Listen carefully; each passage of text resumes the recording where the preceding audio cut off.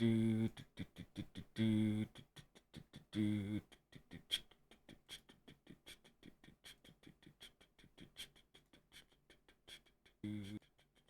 we're back with the have to refresh Twitch in order to see that the stream is on. Okay, cool.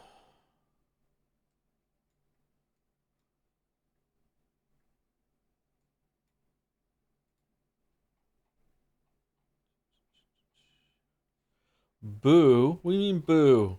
Boo?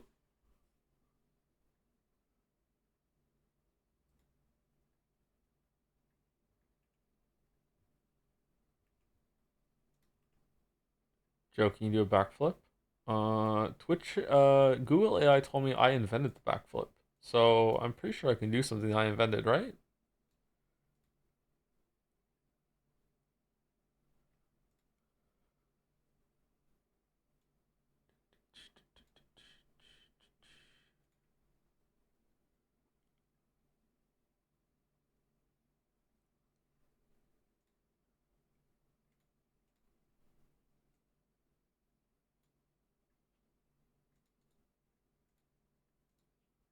Ah, what? Whoa, whoa. Google Lens. I don't want Google Lens. What the fuck is...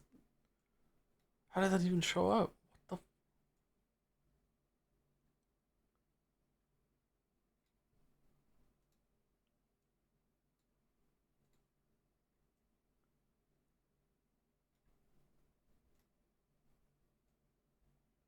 the... Are you a murderer, Joe? Nah, I don't have the balls.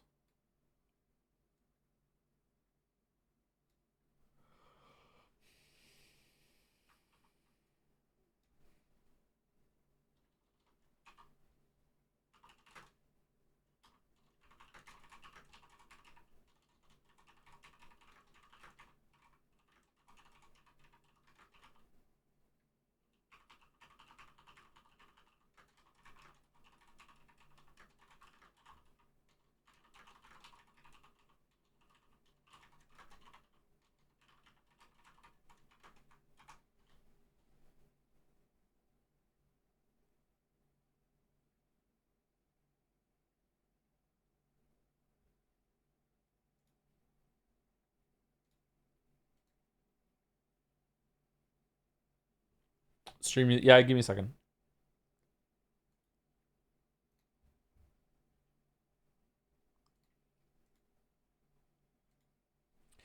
The size of yesterday's VOD is 204 gigabytes. Jelly Raid. Hello, Jelly Raiders.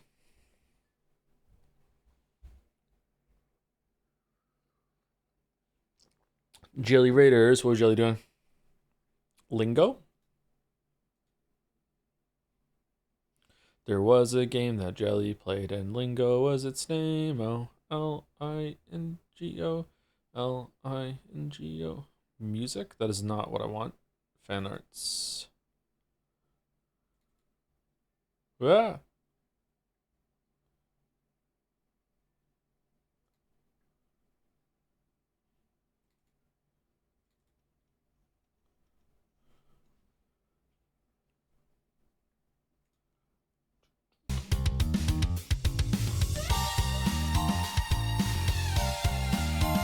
It's only 66 gigs on Twitch's side. Yep, that'll be all the compression and whatever. Pretty good.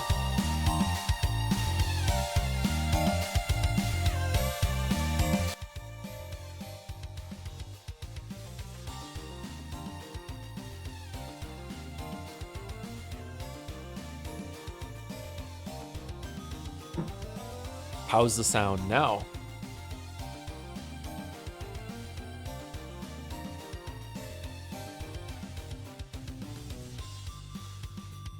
Very good. It's perfect. Okay, so first order of business is, when does the show start?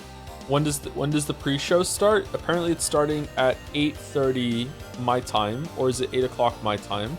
So it's starting in 80 minutes. But is there a pre-show? And is the pre-show Leslie? I can't remember her name. She's pretty good too. I should remember her name. Sydney. Thank you, Sydney. Is Sydney the pre-show, or is Sydney the show that starts at 8:30? Did you pre-game? I've been drinking the coffee already, yeah.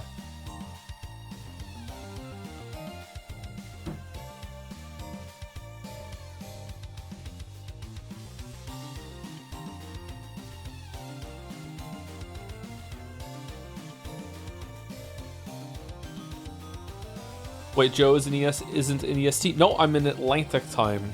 Although it shouldn't be. Further south than me, America is on the time zone EST, but, you know, for whatever reason, we're on Atlantic time. How did you sleep, King? Surprisingly, it took me 4 hours to fall asleep after a stream.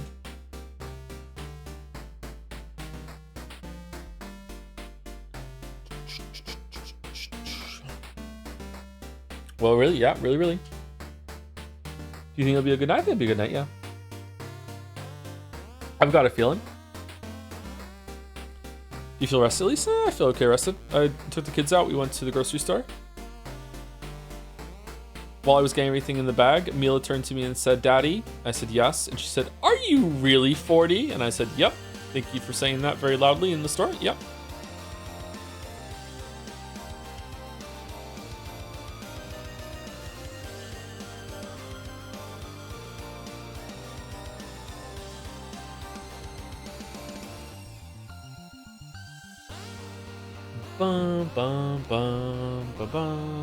Hope this is worth it. Staying up after midnight for this. The stream banter. I could watch the game adverts whenever. I don't know if the stream banter is gonna be worth it. Like you could also just watch the VOD live. Sorry, watch the VOD tomorrow. You know, you don't have to watch the stream live. To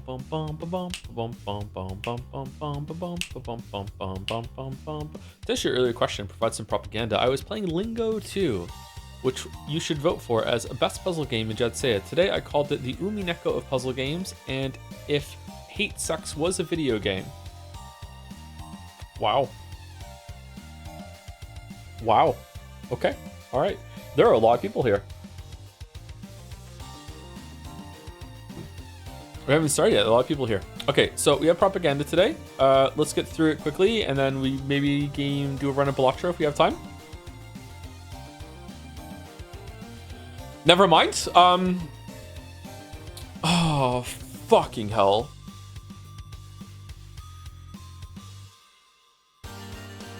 What do you mean? There's 40 propagandas.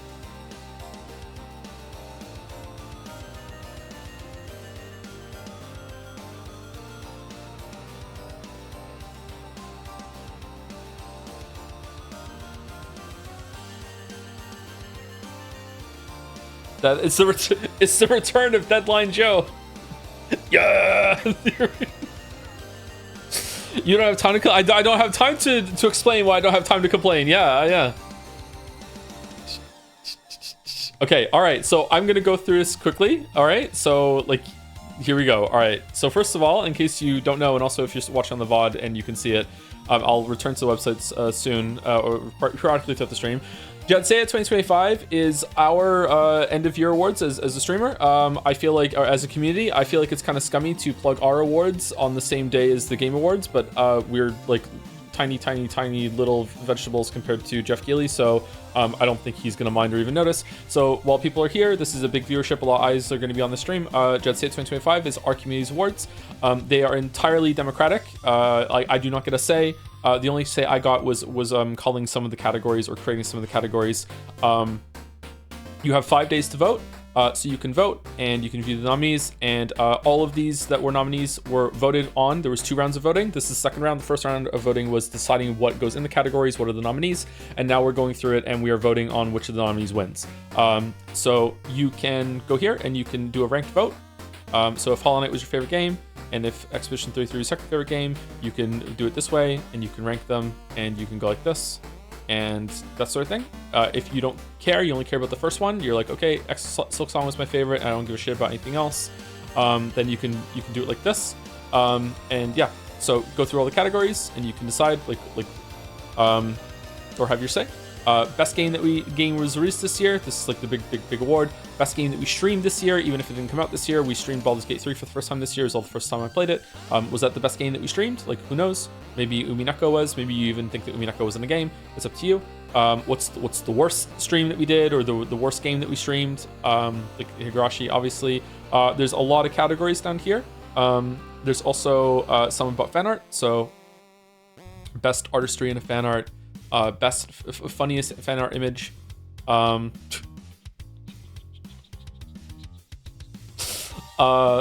Best short video that we did. Best long video that we received. That sort of thing. Best of all time, Chan. Is it Anne French fries year, or will another Chan take home the crown? Like, who knows? Best pinned chat message every single time. Best new stream meme. Ari, wake up! Stuff like that. So it's pretty fun. We're gonna do our own award show at the end of the month. It's not just gonna be, hey, we're gonna vote and then everyone's gonna know. We're gonna do our own award show similar to the award show that's gonna happen tonight. It's gonna take multiple hours. I'm gonna be there with a representation of my physical mass on the screen. That will be maybe moving to when I talk. There's gonna be a background, that sort of thing. There'll be a stage. So yeah.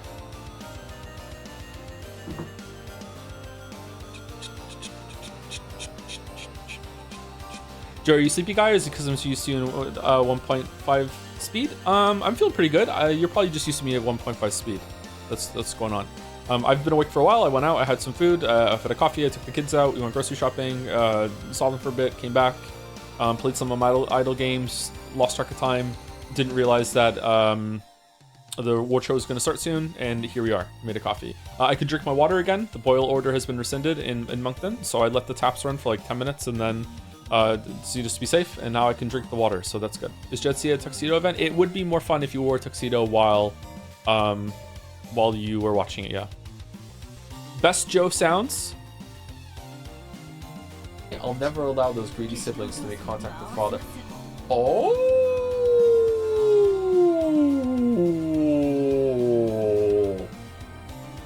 Oh! The time I turned into a bee?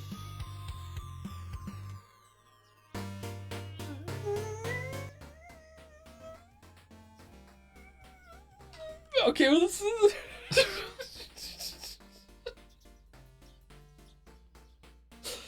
I think that the robot, I think this is actually Florence with the microphone doing crackle E. I think this might not even be me. I don't know what this is.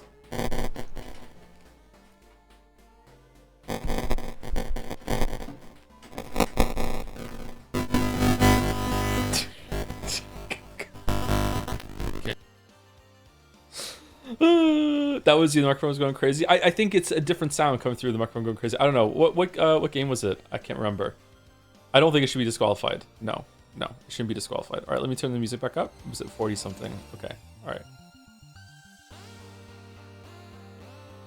Okay, so after showing the website, we are now going to be going into propaganda for the website, propaganda for the awards. Propaganda is encouraged because you can change your vote. You can change your vote from multiple things. There are also propaganda links, so if you click on the link of something that convinced you to change your vote, then that would be quite good because we'll keep track of that and we'll let people know at the end of it, if possible, as long as it works. I don't want to put evil on the team in case it breaks, but like, you know what? I stake my life on it. I promise we will be able to do that. And if we can't, I will just drop dead where I sit at the time. That's what we're gonna do. Okay. It is that sure of a thing that it's gonna happen. Anyway, so this is propaganda for all the awards. Apparently there are 40 of them, and we've already showed 30. So that's a lot of propaganda. Are we going to break 100 pieces of propaganda? I will be showing all of the propaganda again, probably on the last day of voting, maybe. I don't know, or the day before, so people have a chance to watch the VOD and everything. But I think that would be fun to do. I'm going to go through a little faster than usual when it comes to fan art, because otherwise we're fucked. So yeah, should I set my old timer? Stopwatch. All right. So I've a minute per propaganda starting Now, all right, this one is by Alarine. Made some propaganda for Rainworld during stream featuring Slugmouse and Joe Lizard. Vote for Rainworld for the most requested game. There you go. It's done. There are 543 tags for Joseph Anderson, apparently. Vote Rainworld. Graffiti style, mouse in control, apparently. This is the most scorpion arcane tail that a Joe has ever had. Oh, it's because it's a monster in the game. Oh, I understand. Okay, I've seen that. I've seen that before. Oh, these are down here. I've seen a clip in that. That's cool. All right. Thank you very much, Alarin. Thank you very much. Okay. We are 30 seconds ahead of schedule. By Fifi Defi Fessel. Vote Chan smash or pass. Fido says it's a vote for the community. Red Square says it's about our history and says it was lots of fun. This is for best stream moment, I think, or best thing that was longer than the clip. I'm pretty sure best stream segment. I think that's what it was. For vote Chan smash or pass. It's one of two. Hold on. Oh, what's that up here? What does that say? Trolley? What was it? I am once again asking for you to vote Chan smash or pass. It's Trolley? It is Trolley Chan. Ooh, the meme format is still relevant, right? I don't know. I just kind of don't recognize it without a gun. I think I've seen the gun version. I'm no longer asking more than I've seen the real one. Oh, I love Trolley Chan so much. Probably one of the best designs ever. Just so classy. There you go. Thank you, Fifi Diffie Fessel. Rogue Keychain. Almost said Chan. Vote 06 for over 2 hours of loading screens Joe will have to sit through. What? This is Sonic 06 for the game that we are going to play, whichever wins. Which I should have shown when I went to jadseya. It's between 100 Line, Sonic 06, Great Ace Attorney, Rain World, Road to the Empress, and Fear and Hunger. That's what it is. All right. So we have, I don't know what this creature is. Is it Sonic the Hedgehog Chan? Have we channed a? Oh, it's now loading Chan. Oh shit. Now loading Chan. Preemptive channing. That is a red card. I'm sorry for preemptive channing, which also is a Chan. It's preemptive Chan. Okay, I deadline. Thank you very much. I actually quite like this Chan. This is a fetching Chan, as the kids would say. By Dronkov, off the game propaganda inspired by. Is this the fucking fairy again? Vote off the game for most requested game. What do you mean it's not nominated? It's not nominated. It's not nominated. What do you mean? It's not there. What the what? Is this a Jom Shadow? What the fuck is going on? Where is the fairy? Voted anyway? Fucking hell. Thank you, Drunkov. By Knighted Sensei, no cost too great. No cost too great for the Rainworld voters that came before us and those that come after. We must stop the 100 line at all costs. Hashtag hold the 100 line. Vote 100 line last and put Rainworld, Fear and Hunger, and the Great Ace Attorney in your top 3. Huh. Okay. No cost too great. This looks like Hollow Knight. What's going on back here? Vote Rainworld for an Outer Wilds experience. I thought the Rainworld conglomerate was moving away from this comparison. What are you doing? Jom's Cat wants you to vote for Rainworld. I don't know what the fuck is going on here. jadseya 2023.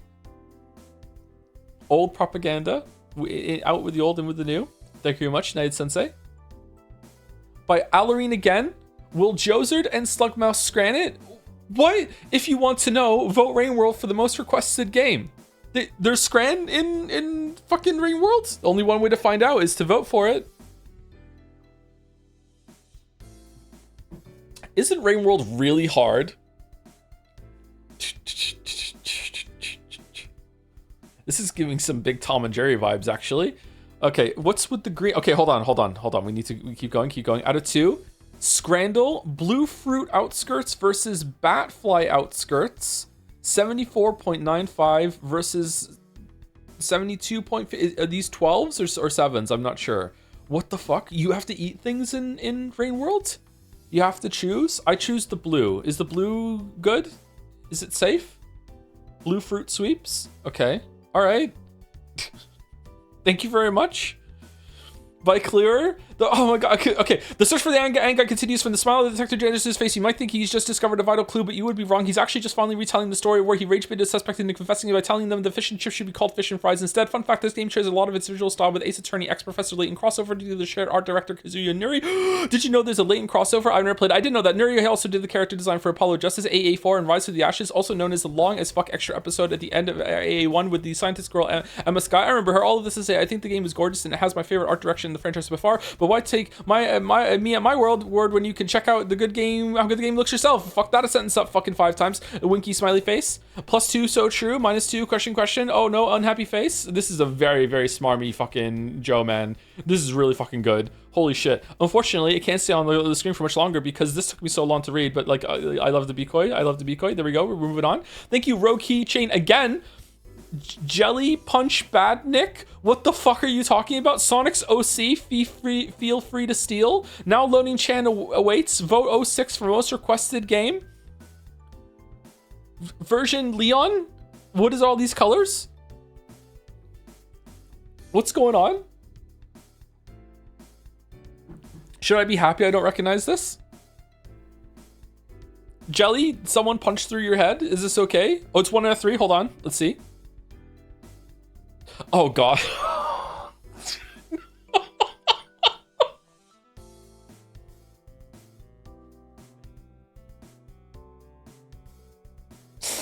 Oh, no, it's mouse. It's mouse.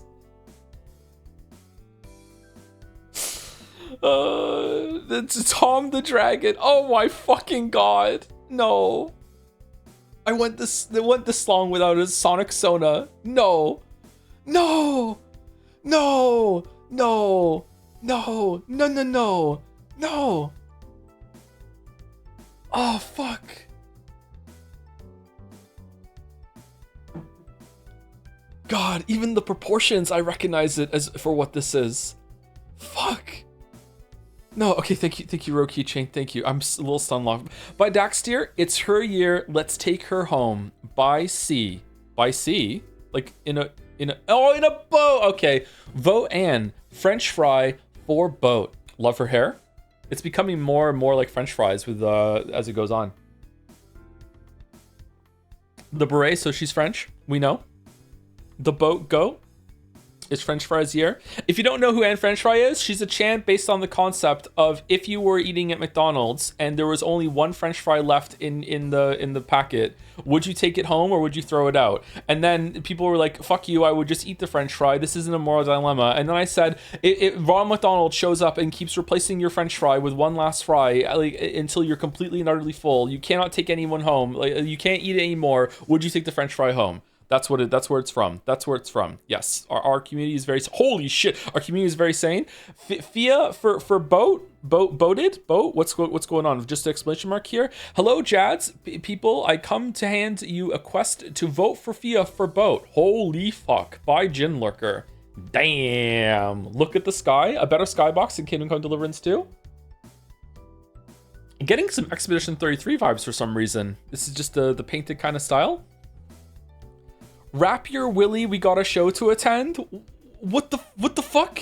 What the fuck are you talking? Okay, all right, damn, just an amazing outfit. Thank you very much, Jin Lurker. We will definitely show this round of art again when we don't have to rush through it. Thank you very much. What does FIA stand for again? FIA stands for forced into accepting every quest. She's the opposite of faffing around in the open world, Chan. By Twog. Oh, so cute. First time doing fan art here because I felt inspired. She's full. Damn. And French Fry living her own dilemma here. Wow. I really like the shading, I think. I don't know if that's right. I just, oh man. That's adorable. That's adorable. Every time in French Fry propaganda follows up someone else's propaganda, I just remember her showing up and just dunking the fucking basketball. Just one of my favorite moments of the year, to be honest. It was so fucking good. Anyway, thank you, Twog. By Knighted Sensei. It's a video. I hope it's shorter than a minute because otherwise we're kind of messed up. All right, hold on. Let me. Can I just play it? Vote. Let's get the show on the road. Vote Rain World. This is a shorter cut of a longer video, which can be found at here. Okay, here we go. Can we hear it? What place is Rain World even in? It's in a place where it rains a lot.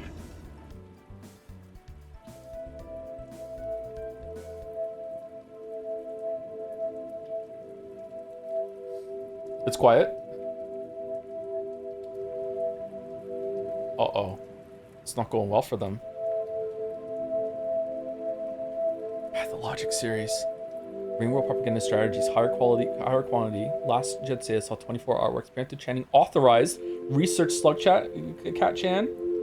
Appeal to Umineko voters.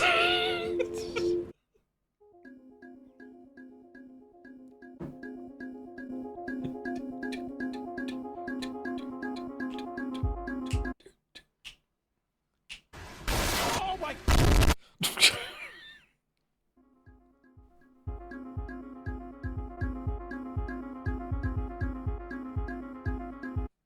PAX? Propaganda Chan? Head of PAX preemptive chanting squad? Mandalore? Is this really how Rain World story ends?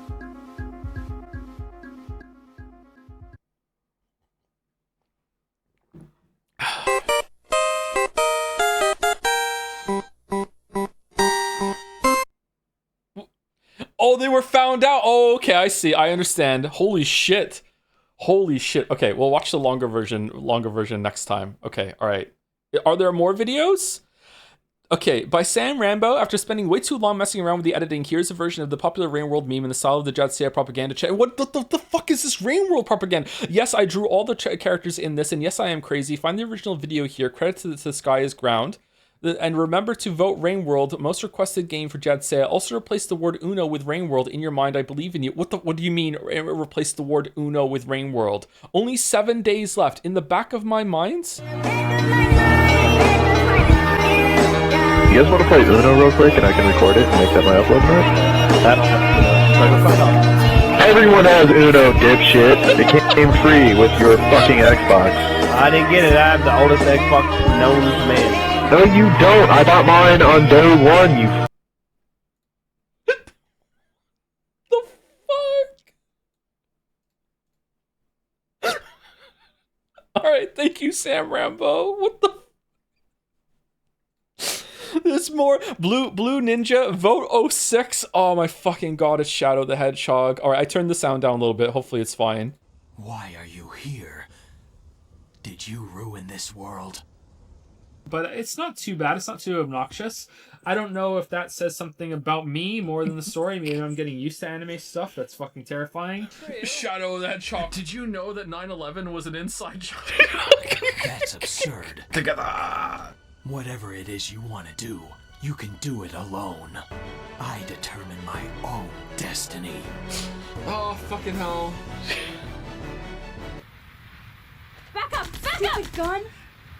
Oh man, it's a three-hole problem. Is this from 06? What the fuck trash fire scene is this? That looked like a Pokemon battle with the way that they were there. Holy shit. All right, thank you, Blue Ninja. But there's more apathetic dev. Too fit, but is this the fucking fairy again? I checked and the address is a building with a Subway, burrito place, and a weed store. What the fuck are you talking about? It's...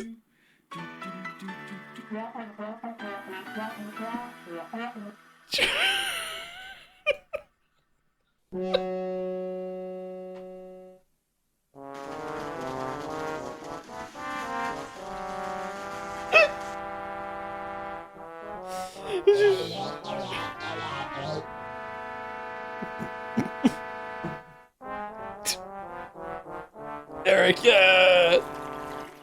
No. Dearest Joe Anderson and chat, if it has come to my attention that I, the Fairy Chan, was not nominated for BOAT. You fuckers.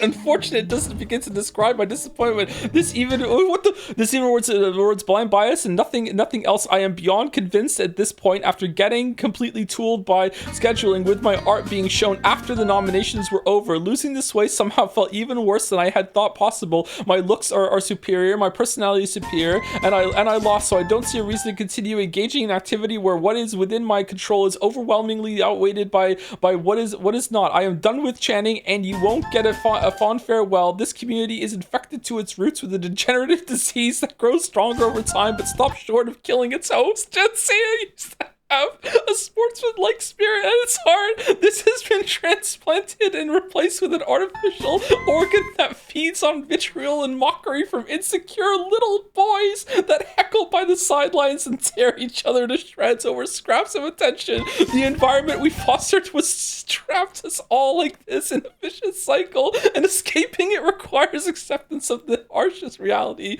We all scramble to explain away that none of the countless straining efforts we put ourselves through here will ever... Oh no, I broke it. Oh shit. No. Oh shit. Okay, hold on.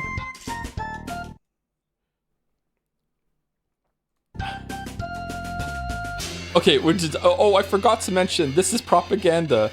That one fairy in the bottle, Chan fans, make your voices heard. Here's how you can vote for me. Step 1, remove your vote for Boat Chan on the Jadseya site. Step 2, go to Jad's to Stream Art Museum, add a baby bottle reaction to this exact video. That is all.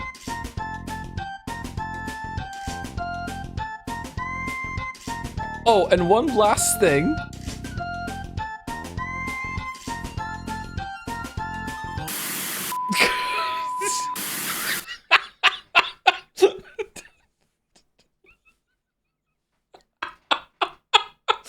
Video by Apathetic Dev, the original Crash Out speech by Lava. Special thanks to Joe for the amazing streams. The vids are okay. Also okay, I got... Okay, fuck it. This Chan is a fucking menace. Huge flowy vibes. Holy shit. Okay, alright, we have to move on.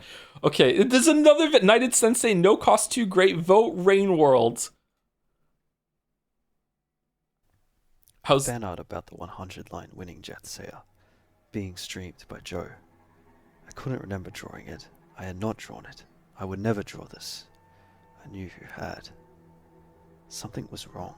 Something's not right. Ugh, my head. 2 years had passed, yet here I was again. This video? It was a loop. It was a cycle. But how could I break it? I understood what I had to do now. There's light and darkness, cause and effect. The scales always need to balance. Everything has a price. That's where the Outer Wilds experience had gone wrong. The Game Awards stream was coming. I was running out of time. No cost too great. I hereby pledge Frame will finish his first or second place. Then for any one singular Chan decided by chat, I will become one of them as in cosplay. Holy fuck! What the pledge? Holy... Okay. Damn. Propaganda and a bribe. All right. Okay. The upset. All right. Thank you, United Sensei. Okay. The sound's okay, right? Thank you, United Sensei. But Calopsia Twilight. To add a little visual flair to my previous audio, here's DJ Destructoid playing his latest sounds live at Jadseya 2025 after party. In case you haven't yet voted for the sonic goodness that is Mr. Destructoid. What do you mean sonic goodness? Oh, Sonic the Sound, not Sonic the Hedge. Okay. Oh, fucking hell. In Jadseya 2025, I am here to convince you that this is the truly sound of the year. It's so rich and wonderful that I made this track entirely out of the sonic material contained within Mr. Destructoid and Joe's voice, and this is the only taste of the possibilities the sound holds. So remember, vote Mr. Destructoid as best Joe sound for Jadseya 2025.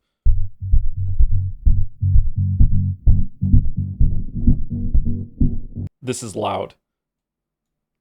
It's broken. Okay, hold on. Do I need to refresh Baldur or what? Is Baldur here? Is it just up here I do refresh? Okay, here we go. Oh, it's still loud. Holy shit. Okay, it's not working. It's not working. Okay, I need to refresh the whole site. Hold on one second. It's fine to us. It's hitting red on my OBS.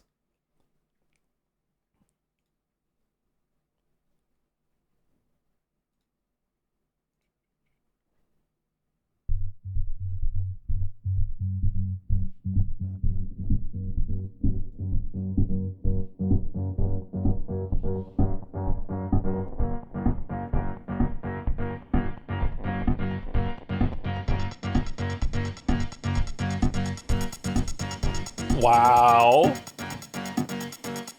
Jads, you have to vote. Mr. Destructoid, best Joe sound for jadseya 2025. Jads, robot one is so good. Oh my god. Best Joe sound for jadseya 2025.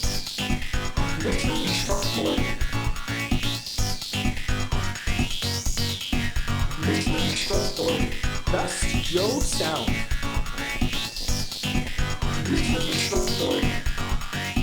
That's it, 2025.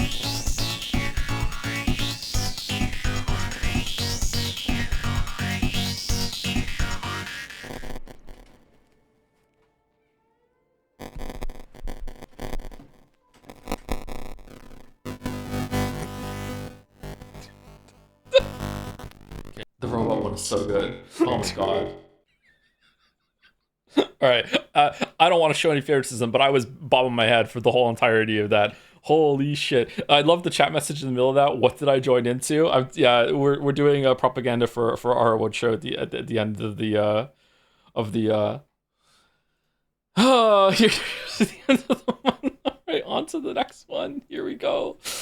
By Tep, one last rendition of the Umineko Truth Chants for the road. Want to do on last big drawing of the three of them in honor of Red Truth Chan getting nominated. This picture of them performing the original song for the VN Umineko, Dream and Discharger.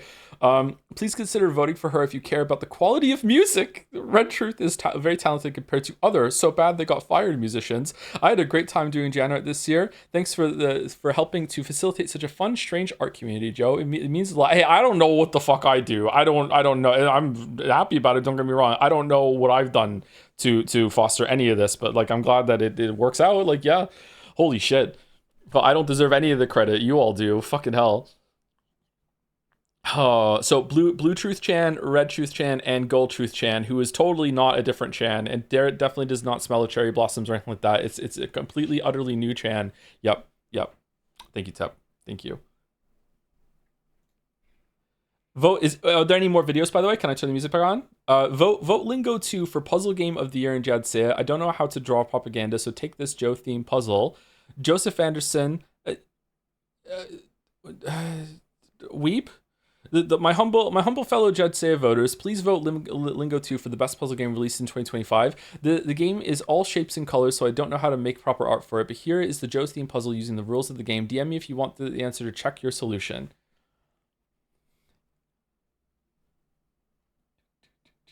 That was the last video? Okay, I can turn music back on then. Okay. We're on timer, we can't solve this. Yeah, I don't think we can.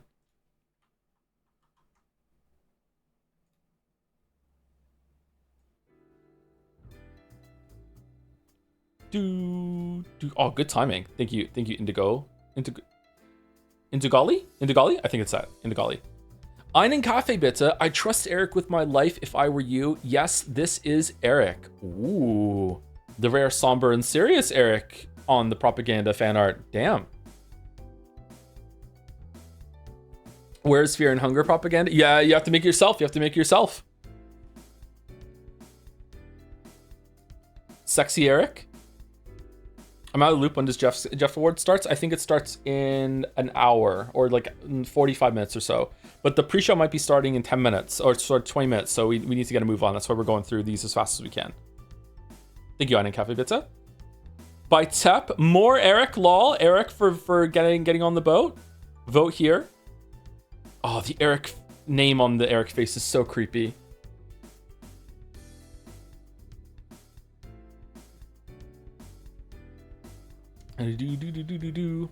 Fear and hunger among them. I am often scared and hungry among them, that's true. Put that twink on the boat. Why did I read that out loud? Thank you, Tep. Thank you.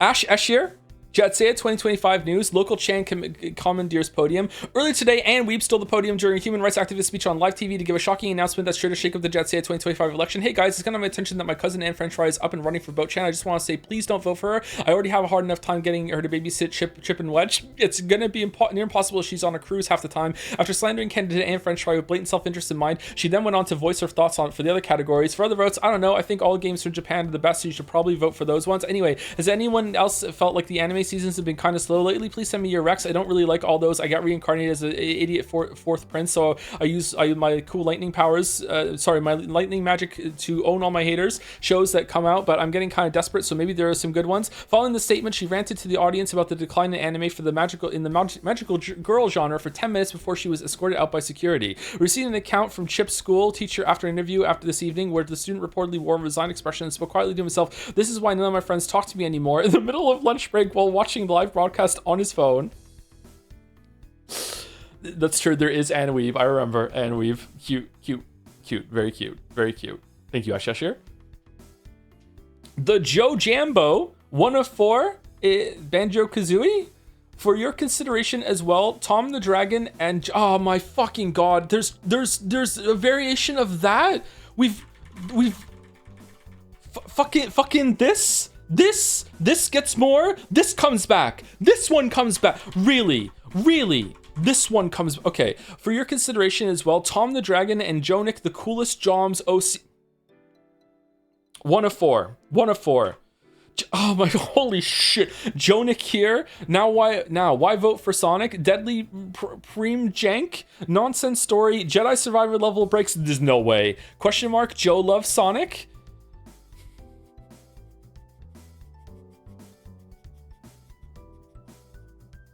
It's so foul. It really is. It really. Oh my. Hello, Chad's Chonik here. These are a couple reasons to pick Sonic the Hedgehog. Joe would adore breaking this game breaking like Jedi. The story is captivating in the best, worst way. Story like Deadly Premonition. Backseat free gaming because no one has played the game. People would be able to jump into the stream at any time. No one cares for spoilers. Joe loves a challenge. Difficulty on par with Half-Life 2 Trolley Dark Souls. It's a video game. It has a not too long length, not like 100 line. Joe doesn't need to tire himself with reading for long periods of time. Champ potential. Imagine the Joe Furry arc. Novelty on trying a new kind of game never before streamed. Hey Jads, it's Jonik for your consideration. Jonik for your consideration. My game.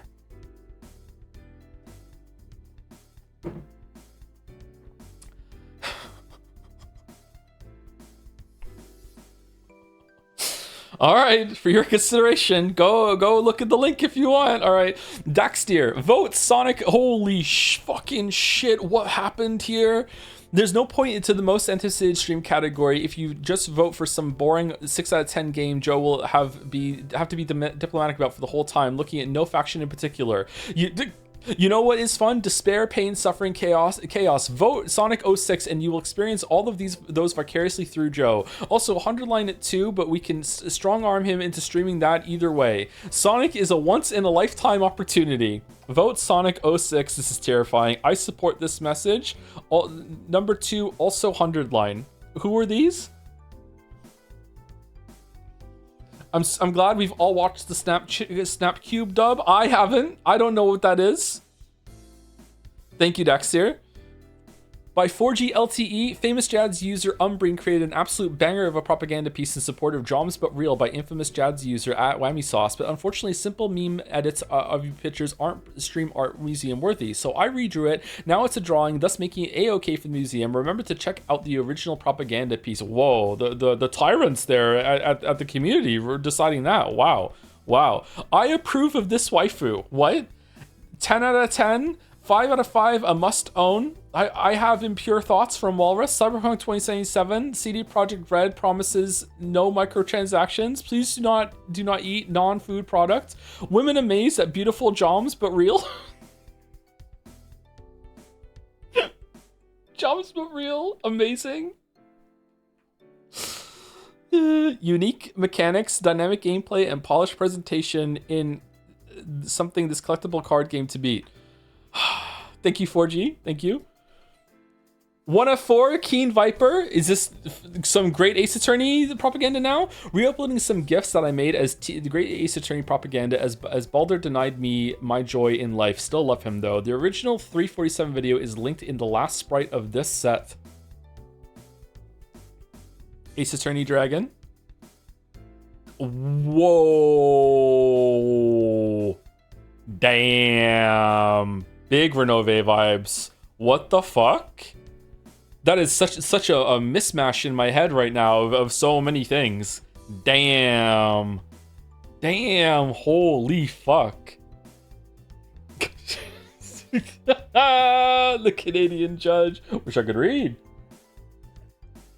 Does the judge come back? I love the judge voice. The judge voice was such a fun thing to do. Oh, I love the judge voice. Decoy Maple Leaf in the background. That's cool. Oh, and tapping the paper. Damn. Link to the original video is Jelly approved? I don't know, man. This poll stuff, I don't know, man. Poll stuff maybe it's quite a bit of reading, so it might be too much to handle for chat. Ho. Okay, all right.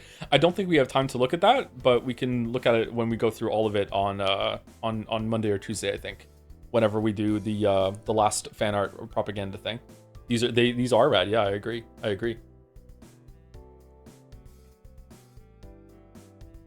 Thank you, Keen Viper. Yo, by Arrow? Holy shit. Look at the voted tickets. We should do voted tickets next year. Tickets next year. Yeah. If only there was unlimited budget. Holy shit. By Arrow, greetings, Joseph. To my considerable regret, the hours lately slipped through my fingers like sand, leaving me precious little leisure time in which to pursue the finer arts. Thus, though I had envisioned a grander exhibition replete with numerous additional characters, I was, alas, unable to finish but a modest portion of my original set. Nevertheless, I ask that you please accept these humble offerings of the visual persuasion to serve as propaganda for most requested game of this year's jadseya Awards. My educated fellow chatters, would you not like to select a favorite lawyer from among this trio and display your voting allegiances with pride and purpose? I can't scroll this down for some reason. Whoa, holy shit, no, holy... There we go. And purpose. Would it not delight you exceedingly to help turn the tide against the misguided souls in our community who persist in upholding their most contemptible little game as an actually serious nominee? Let us band together to #hold the 100 line and instead set sail for the great British Empire, where courtroom drama, shocking mysteries, and non-lethal levels of weeaboo bullshit await our favorite streamer. Consider and else playing this? Consider casting your vote for the great Ace Attorney today. Postscript, black and white and color versions included, just for the fun of it. Hope someone enjoys these. These are amazing. I love these so much. Oh, I like them in color too. Oh, these are really good. I love these. Holy fuck. Very, very good. Thank you, Errol. Thank you. And last two, Stickly, Echo, something about this town is calling to me. I feel like I belong here. What, Piss-chan belongs in Echo? What do you mean? Oh no, the wicked town of Echo has beguiled the beautiful Piss-chan to set foot on its cursed ground. It appears she has some sort of spiritual connection to this place, but Echo is known for its relentless chokehold on those who enter. Can't someone shake her out of this trance? Someone who won't be so easily exploited by the town's suffocating aura? Perhaps someone who isn't into it yet? Oh, fuck. This is my propaganda to write in Echo for the VN suggestion portion of the jadseya survey. No, we're getting propaganda for the survey? No, we weren't supposed to do that. No, okay, we'll allow it, but still, we didn't think anyone was gonna do that. No, in the meeting, fucking like last week, it's low stakes, it's separate from the rest of it. People are gonna understand that it's just, like without temptation or in response to what the community pressure or anything like that, people will just be able to be like, what the fuck are you fucking we have to send Joe to Echo. We have to. A town called Echo. Thank you, Stickly. This is fucking hilarious. Holy shit. And the last propaganda, are we gonna make it? Is sending us home with Glorp. C806256. Super excited for jadseya. Really happy to see Glorp get nominated. No doubt thanks to Joms Chan's enthusiastic support. No propaganda link for this one? Damn. This is voting Glorp for best Best New Chan with Anne French Fry in the background, presumably maybe being accepted onto the boat. Glorp as Best New Chan. A vote for Glorp is a vote for Yuri. That might have been too much propaganda. That might have been putting my finger a little too hard on the scale there. Saying that, I'm sorry. I shouldn't have said that. I need to be impartial and unbiased. I'm sorry. Whoops.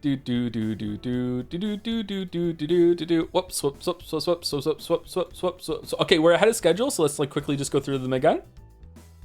Rain World, Smash or Pass, Sonic 06. Off for some reason. Write it in. Rain World. Rain World again. Rain World again. Great Ace Attorney. God.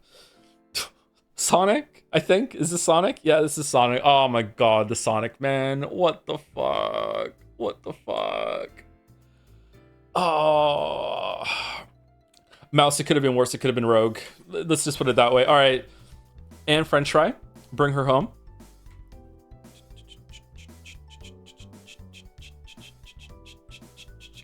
Hey, not to address the elephant in the room, but could we talk about the wave of man-children brigading the Reddit plus Discord who are mad about you enjoying media wrong? They've gotten real bad over the last week, and today was a new low in the middle of propaganda. Have they really? I haven't noticed any propaganda. Oh, sorry, brigading. Twog. I love these. Holy shit. I'm not gonna show the videos again. Sorry. What the fuck was that? Everyone has Uno. Banger black screen.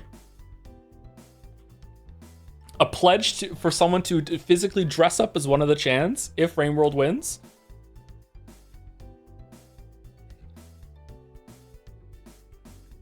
What is this puzzle? Eric.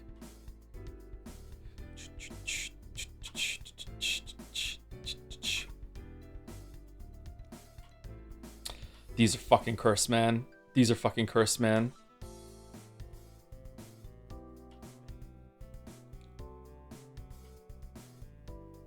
Ace Attorney. New post today. Joe's reductive approach to themes, meaning, and plot. Oh, okay. All right.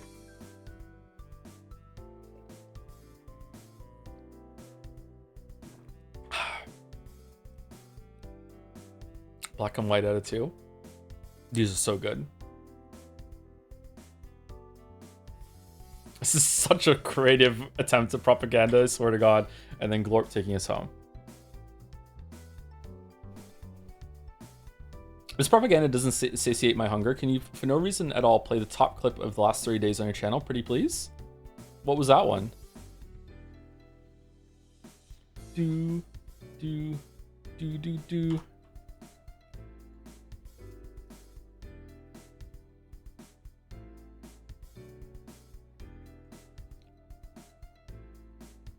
Top clip of the last 30 days. All right. Okay. Vote for Fear and Hunger is most requested game in Jadseya. That's good. Did someone say Jadseya?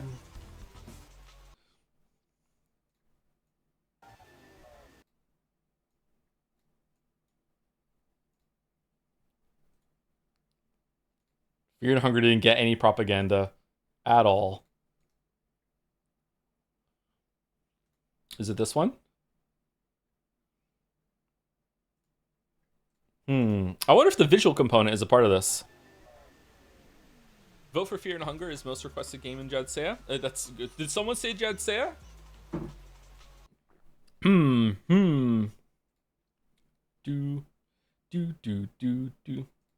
Deadline, Joe.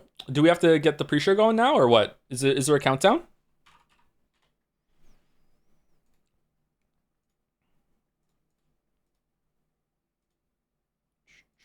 So in case you don't know what this is about, this is Jadseya. This is our website. Again, I'm showing again because there's more people here now. There's like twice as many people here now. Jadseya.com, 2025 vote. You have to link it to his Twitch account and you can go through. And this is our award show. Go through it. That's what all the propaganda has just been about.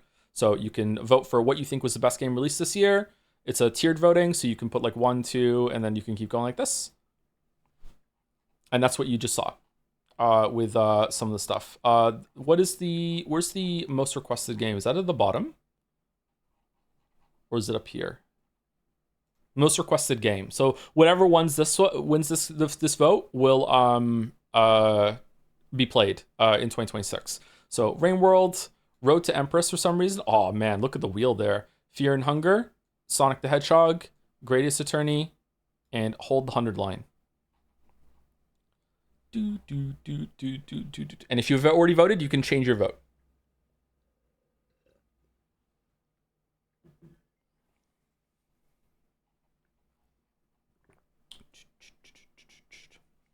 Anime girls, video games, the so-called visual arts, the opiate of the masses. Where's all this enthusiasm for that most fundamental of arts, the cradle of storytelling, that is the written word? Where's best pinned comment, the only category that matters? I will watch your shit anime rec. I will read NEVN. Misery loves company. You will never again find a captive audience to share your brain rot. DM Coruscant Knave on Discord for your vote. I will give myself the brain damage of your choice.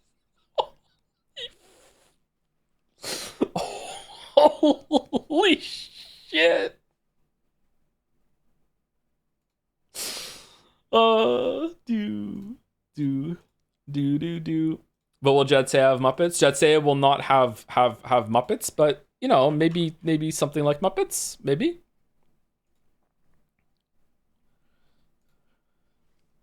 Do.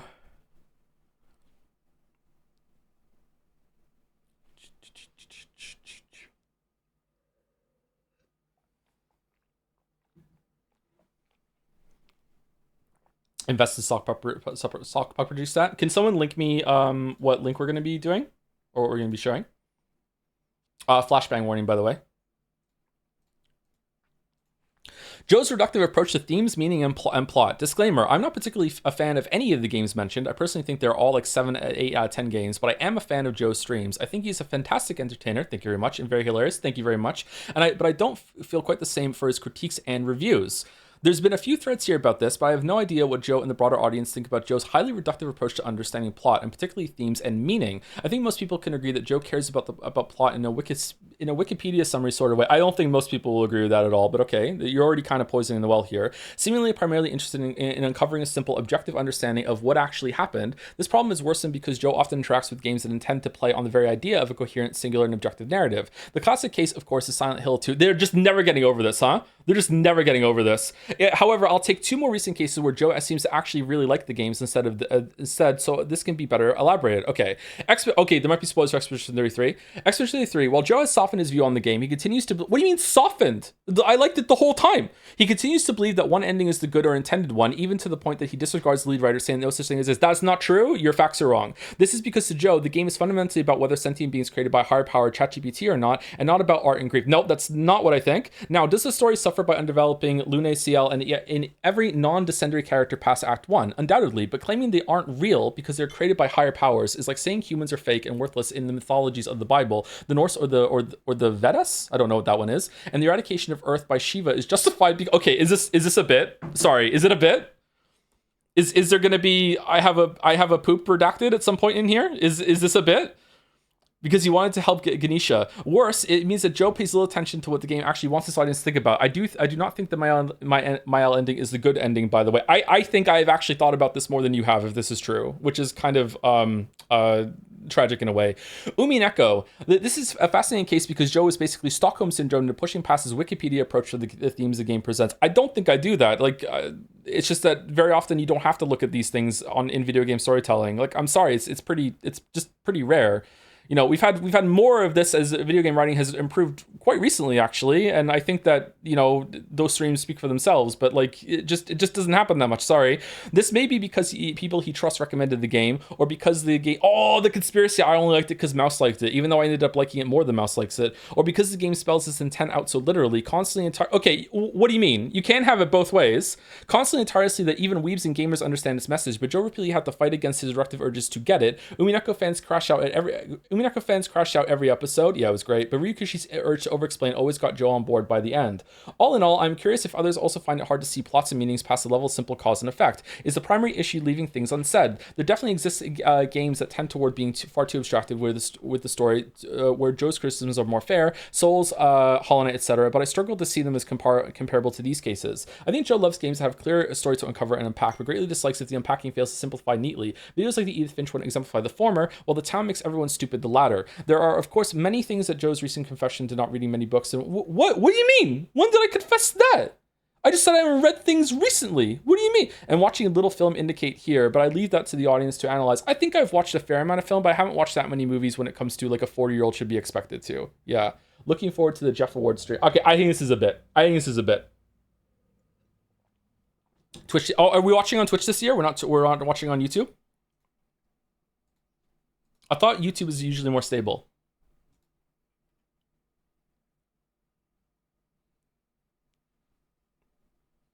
We don't have time actually.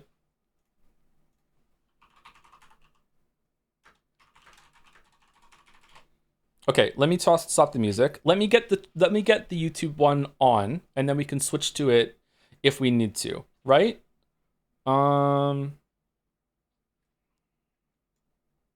I think that's probably a good thing, right? And I have it there. Oh, is this a link to the stream itself, or? Okay, can I pause it? I'm gonna pause the stream, and then I'm gonna go to Twitch, and we'll start on Twitch, and then we'll go to YouTube if Twitch doesn't work. Usually Twitch doesn't work. I'm gonna go to. Oh shit! Now I'm echoing.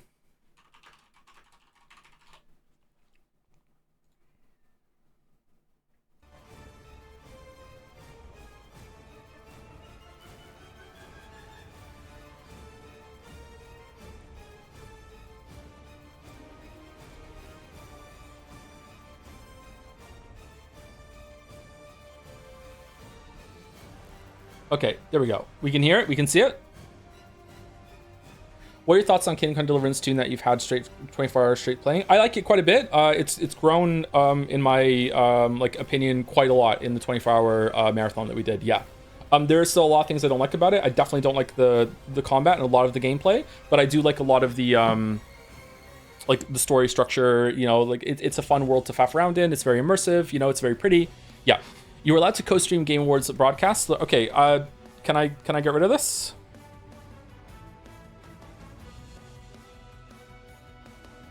Mini player?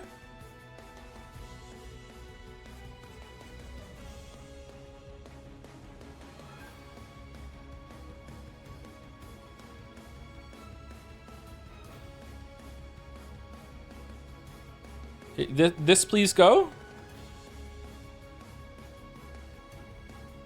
Arrow next to live, that goes away. That's the chat. Twitch predicts the Game Awards. Maybe click the learn more. Hold on.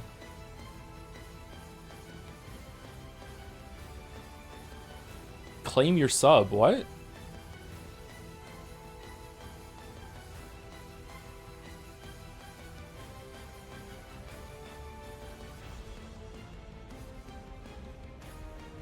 If you mouse off of it, it leaves? I have moused off of it, and it's still there.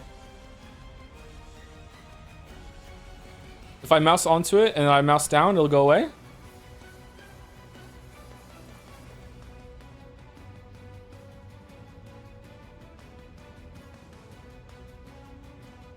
It was gone just now?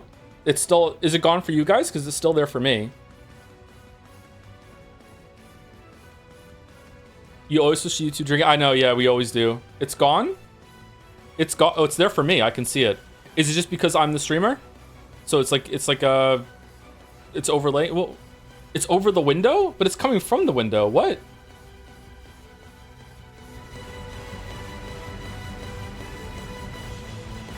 It's gone. It's there. I can see it in OBS. So you guys are just joshing me. Watch it in an incognito tab. Will I get less bitrate if it's in an incognito tab? Hold on, then you'll see my incognito bookmarks.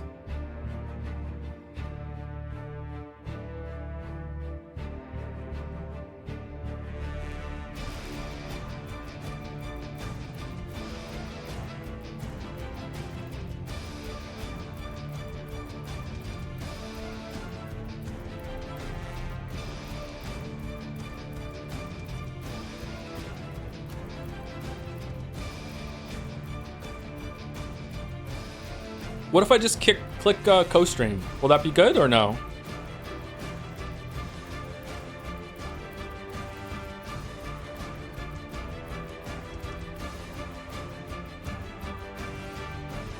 What does co-stream even do? Press F12, press Control Shift C, and press delete on it. Okay, all right, I'm pressing F12. All right, Control Shift C, Control Shift C. Click on it, and then we delete. It didn't work.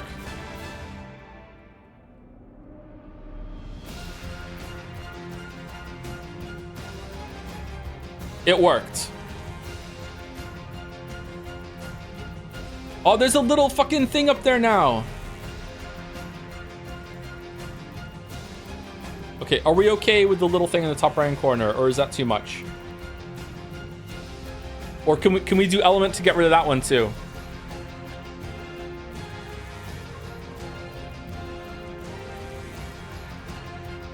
You can delete that one too, can I? All right, give me a second.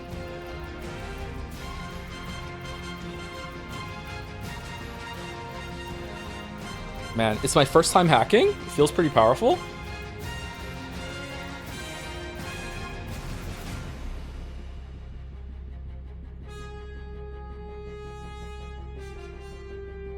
Oh, it's gone.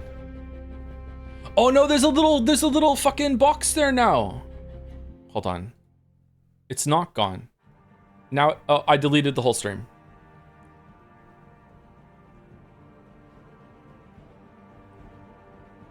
Okay, hold on. Can I bring it back? 1 second.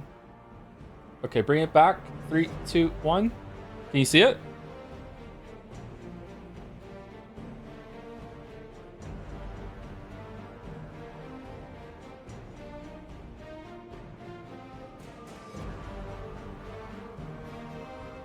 There we go. All right, we're clear. We're clear. All right, good.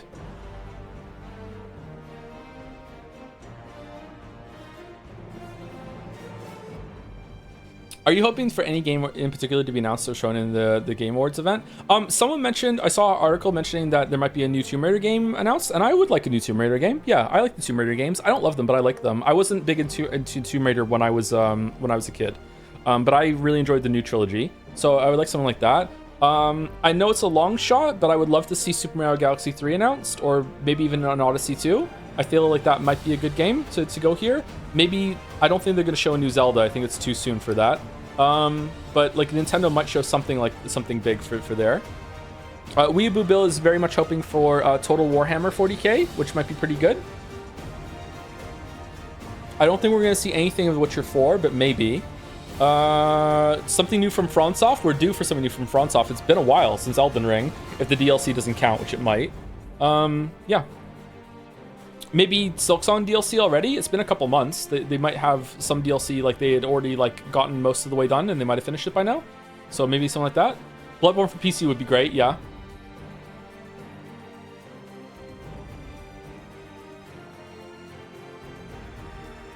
Curious what that statue is going to be about. Are you going to stream tomorrow? I thought you usually don't stream on Fridays. I almost always stream on Fridays. I don't like to start something new on Fridays. Is that what you mean? We'll probably stream Kingdom Come Deliverance 2 tomorrow on Friday. Okay, I'm not going to be able to keep up with thank yous today, and especially I won't be able to read messages, so I'm just going to do some rapid-fire thank yous of people that have given subs and bits since we started. Also, thank you to everyone yesterday who gave like a lot of subs at the end of the 24 marathon that we did. It was really cool. I might end up doing a 24-hour stream maybe like once a month or once every other month with something that we can play. I wonder if we could finish a whole game in one sitting doing something like that. It was a very, very power move. But like I often, some people were surprised at how coherent I was at the end, even though I wasn't like fully coherent. I stay awake like that very often. Usually I just find something kind of to numb myself. Maybe I just watch some things on YouTube, or I play some Punch Showdown, and I try to loop and fix my schedule. So yeah, I do this fairly often, like multiple times a year. I will stay awake for 24 hours. So I'll never force myself to do it for the sake of doing a 24-hour stream, but if I'm going to be looping my schedule anyway, like it's a fun event. I think people like to know that it's on all day and they come in and they drop in, drop out, that sort of thing. Anyway, thank you to, when did we start today? Thank you, Lucas82. These are all, I'm just going to read names. Thank you very much for all the following people that gave bits and subs.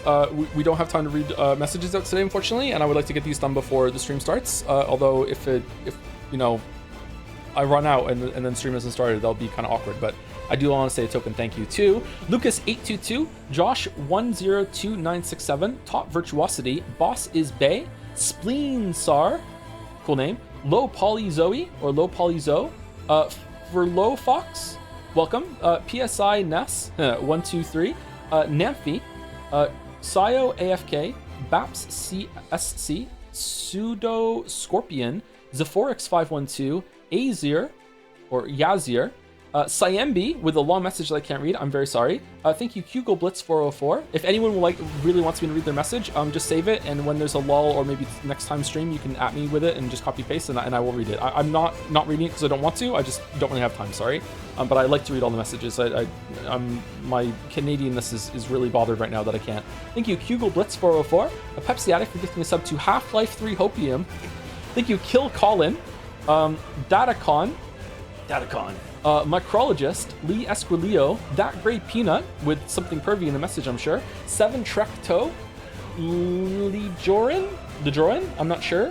Or maybe it's an R, I'm not sure. Lejorin, Jericus, there we go. A Reasonable Horse for 10 gift subs, thank you very much, and so many in the past too. Thank you, Colin Halter, Hyperbole, nice. Punish Liquid Rat, Rowdy Rudy, You Bet Your Queer Ass, Cool Boy 50343 for the new sub, welcome. Zote the Great. Finn told me that Zote is his least favorite fight in Hollow Knight tonight. Dawn to the Dawns for the bits. I'll read this one out for no reason at all. Hashtag hold the 100 line, put 100 line to the bottom, put TGAA to the top. Thank you, Ragin Spood. Thank you, Paus for the bits. Not Really Dawn. Buniculia, or Bunicula for 36. I always say it both for some reason. Thank you, Revrep, Jacob. Oh, Henry, I'm Henry reading subs now. Thank you, WWE Abu. Thank you, Will P1. Thank you, Bauer Bronzy. Thank you, Snitch963.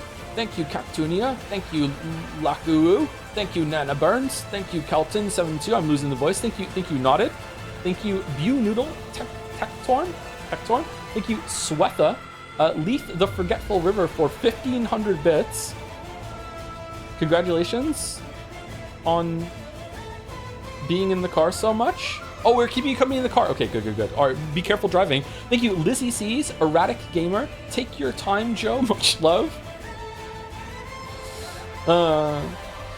Sad upon the beginning of the year. However, won't win the next marathon later. Oh, I'm glad you're feeling better. Thank you, Mitchell256. Dad's Toes. I see Dad's Toes every day. Thank you, The Speaker 96. Stoof Man. Arbitrary Dummy. Queef Keech. No, Cheat. Oh my god. Is that why the name is that? Is that why? Just to fuck with me specifically? Chief Queech for the 5 gift subs. Thank you very much. Thank you, Ryan is missing. Well, I hope we can find them. Thank you, The Only JTS. I'm a dad and I have toes. That was I see. Okay. Thank you, Wenches and Mead. All right. Thank you. That sounds good to me. Half-Life 3 confirmed. Thank you, Angie the Goral. SRF. Sorry, 4FM. Exclusively plastic. That's all of us now. Thank you, Horrentus. Thank you, Humble Verdi, for gifting out a sub. KT9 for the new sub. Welcome. Thank you, The Only GJ. Jamo211 for the bits. Thank you, Star the 1V for the new sub too. Welcome. Thank you, Strand of Lemire. It's an O. Strand of Lemire. Thank you, Necto7788. Oh shit. 12 minutes, 13 minutes. Thank you for the gift sub. Thank you, Peanuts DX for the bits. Chainsaw Man intro kickback for around 1,300 hours this year. Damn, you must love that song. Thank you, The 21st Potato, for the 25 months. Thank you, Maxen, for the new sub 2. Welcome. Thank you, Snake Amur, for the resub 2. Thank you, Nert36. Bedazzling Dazzler, love you too. Thank you, Man of Answers Moa, for the 10 gift subs. Thank you very much. Thank you, Demon T8. 330 M's is beer chug. Holy fuck, I don't know what that's meant to mean. Oh, 330 milliliters beer chug. Okay, all right. Thank you, Mythen665. I got there eventually. Thank you, Void Cat. Thank you, Daddy. You're welcome, Kitten. Thank you very much for the 5 gift subs. Thank you, Henry Wyatt. Thank you, DiGiorno, for the bits. Thank you, Uriology, who is voting for Glorp, apparently. Thank you to Metal Cat Girl. Somehow Sonic is back. Thank you, Kenix Kill, Captain Minette, and Gab FP for the new sub. Thank you very much. We got through it with 12 minutes left, so maybe I could have read messages out, actually. Why are you back on all games? I'm not really. I just have Unnamed Space Idol got an update, so I'm just moving through the update, and I'm just checking it like once in the morning. I ran out of content in it already, like so I'm at the bleeding edge, and I'm seeing how far I can push it with just switching things around. Have you seen the viewer count? Yeah, these streams usually do really, really well. A lot of people show up for the Game Awards. Yeah. Thank you, S2 Kona Lucky. For some reason, I'm not nervous. Usually, I'm nervous when the view count gets a slide, but I'm not today. Don't know why. Thank you, Phoenix Urian, for gifting a sub to Jeff Keeley specifically. Thank you, Jeff, and thank you, S2 Kona Lucky again.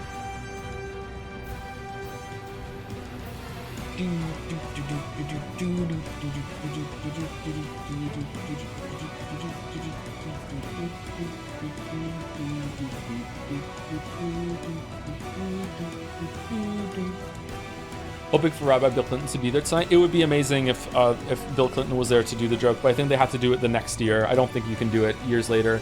And also maybe don't want to associate with Bill Clinton right now. You know, I'm trying not to pay attention to politics, but there's some dark shit going on, right? So like, I don't know.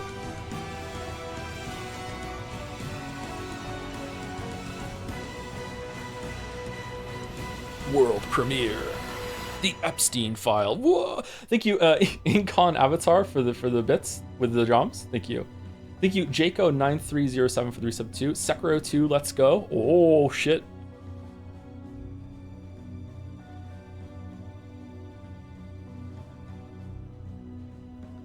Are you excited for the return of Sydney? Is Sydney going to be there? Is it confirmed? I really like Sydney. I think Sydney does a good job. I hope that she shows some more attitude at the bad jokes. That was really good.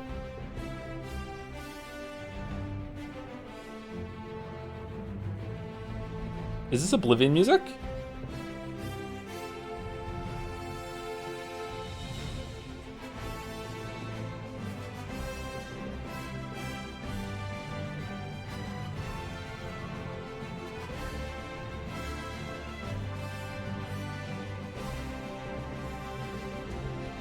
Legally distinct Elder Scrolls, also legally distinct Pirates of the Caribbean. Who's your favorite Muppet? Beaker. Me, me, me, me, me, me, me, me, me, me, me, me, me, me.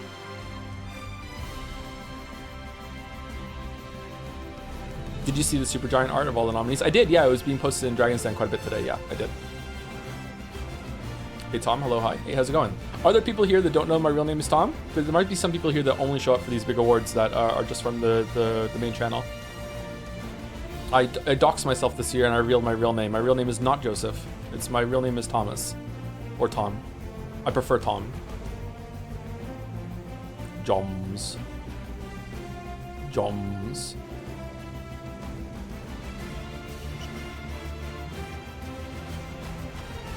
Oh man, it's hot in here. Holy shit.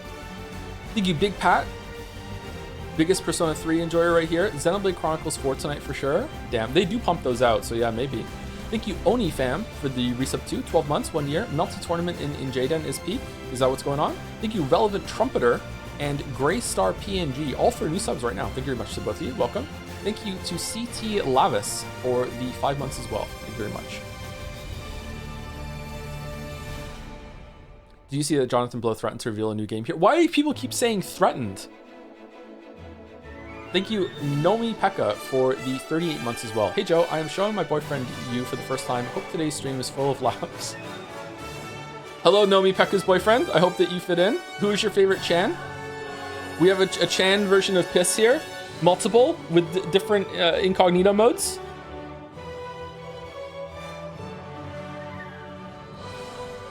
Don't diss the Piss. Oh, I shouldn't say this because it's you know, will cost me money. If you are watching right now and you want an ad-free experience tonight, you do not need to sub to me to not have ads. I don't run mid-roll ads. You'll get an ad when you first join because I can't turn those off. I don't run mid-roll ads, so you're not going to miss anything by not being subbed tonight. If you know, you can save a couple bucks if you're worried about that. Thank you, Dalmac, for gifting a sub to Bill Nye, the cream pie guy. You just got that on lock, huh? Whenever someone's new. All right, thank you very much. Man, it's been so long. Bill. Damn, it's been so long. Hitting us with the OG right there, Bill Nye, the cream pie guy. Thank you, Joe Smith lasagna. Ooh, I could go for some lasagna right now. I've been trying to avoid tomato sauce, but I had some pizza and it was okay. Thank you, Fat Benji, for the resub too. Thank you, Ska Dezuka. I don't know. Ska Dezuka, maybe that for the new sub. Welcome.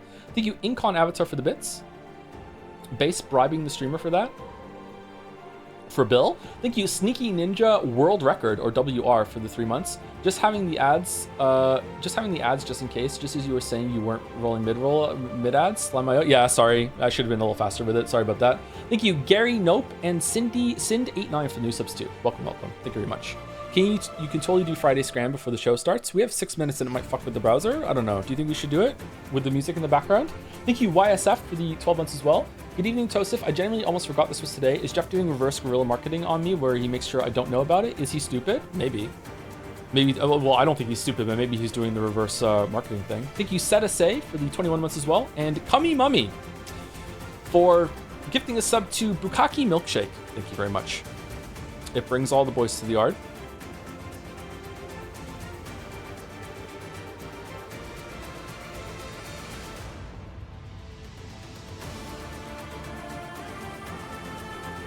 All right, it's Friday Scram.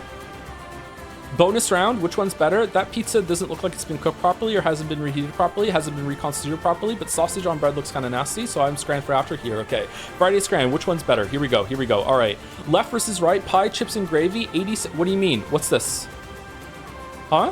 It's just telling me the answers? Or is this, like, it's more expensive than the one? This one looks better to me. This one's better. What? Oh, it's which one's cheaper? Oh, fuck you. Oh, God. The reversal, this one. No, really? Okay, I can't judge prices. Okay, bacon cheeseburger versus chicken gyros. Gyros are kind of expensive burgers. This is probably more of an expensive, but right. It's been left 3 times? Okay, gotta be cheese panini, please. I love the cheese panini. The soul, gourmet fucking cheese on toast, or hold on, cheese. Is this a melt versus lamb doner? It's got to be this one. Yeah. Okay. Okay. Margarita pizza. This is expensive. I remember this being expensive. Yeah, it's expensive. Okay. God, I'm hungry. Fucking hell. Philly cheesesteak sub, that's going to be expensive too, versus double bacon cheeseburger, got to be right. Okay. Okay, chicken bites and chips with curry sauce, 650/30 versus shish kebab. All right, that's got to be high because the only reason it's high is because it's cheap, because it doesn't look that great. Got to be left. Yeah. Oh, wow, it's a little bit pricier than I thought. Okay. All right. Sweet chili lime shredded chicken flatbread, 92.30% versus loaded fries. The loaded fries have to be cheaper, right? Yeah, okay. Okay, last time. Philly cheesesteak versus double cheeseburger. It's got to be left. Left has to be cheaper. All right, once I recalibrated, it's green the whole time. I had to recalibrate, all right?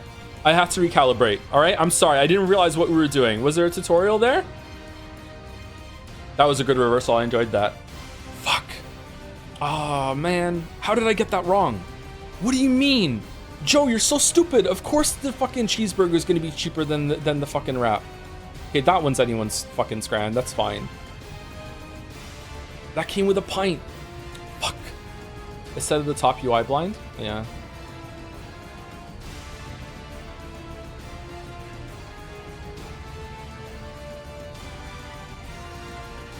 What did I do to be known as Persona 3's biggest fan? Just constantly saying good things about Persona.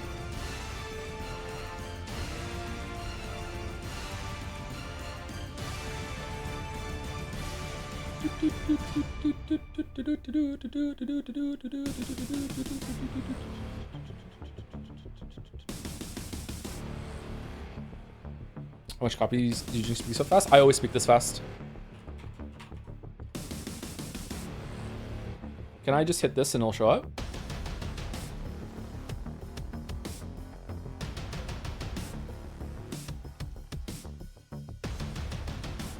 Okay, right before we're at the end, we have like a minute left. There's 4,000 people here right now. We're doing our own award show. If you would like to go vote on it, jadseya, Joseph Anderson Discord, end year awards. If you want to go vote, you can see this, or you can just bookmark it, or just put it in the back of your browser, and you can look at it at the end of the show. We did a bunch of propaganda at the beginning of today's stream. Yep. So we're doing our own show at the end of the year. Feels a little scummy to do this right before this award show, but you know, like it's okay. I think it's okay. We're not in competition, so it's okay. So best game released, best game that we streamed. There's some stream stuff here down too. Best fan art, biggest ownage of Joe, my best crash out, most memorable Joe VA. Senpai, we're alone in your house. If you're thinking something naughty right now, raise your hand. Oh, just me? Only if you're quick. Anyway, so if you would like to take part in that, then go for it. Yeah.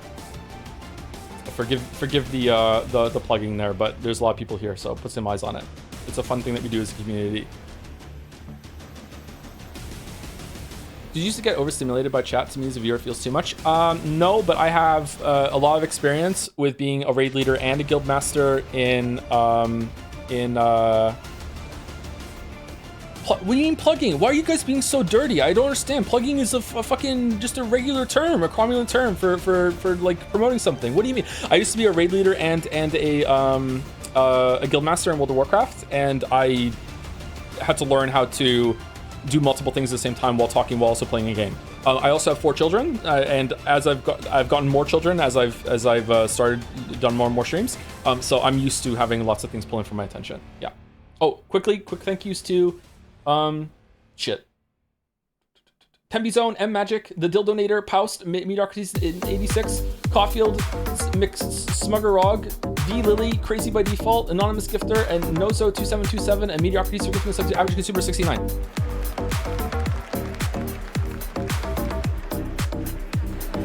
Yeah, Sydney! To the 2025 Game Awards opening act. I'm Sydney Goodman, here to start us off on gaming's biggest night, streaming all around the world. We are coming to you live from the Peacock Theater in Los Angeles to celebrate the year. Wait, they're not in Sydney? With special performances. What's this on the screen? From the Game Awards Orchestra and Evanescence, surprise guests, and world premieres like Resident Evil Requiem, Phantom Blade Zero, Lego Batman Legacy of the Dark Knight, and many more. Plus, over 20 brand new games you haven't heard about yet. It will make you believe the universe is conspiring for you. And you know what? I don't think I can wait any longer. Sound okay? Let's just get started right now. Wake me up inside. Zoomers don't. Tonight No, is a not very the. special Game Awards because Okay, how do I? Can I turn it off? The Year nominees are from indie studios. So we're going to start things off with the announcement of a beautiful new game from the Burlington, Vermont-based Frame Interactive Studios. This is the Free Shepherd. Rodney, explain.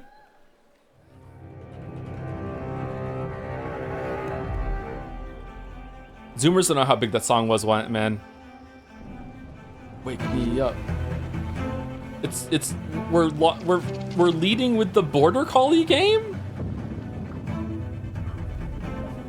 Oh man, this has more gameplay than Breath of the Wild. Look at this shit. Holy fuck. I had a Border Collie. Oh man, I love that dog.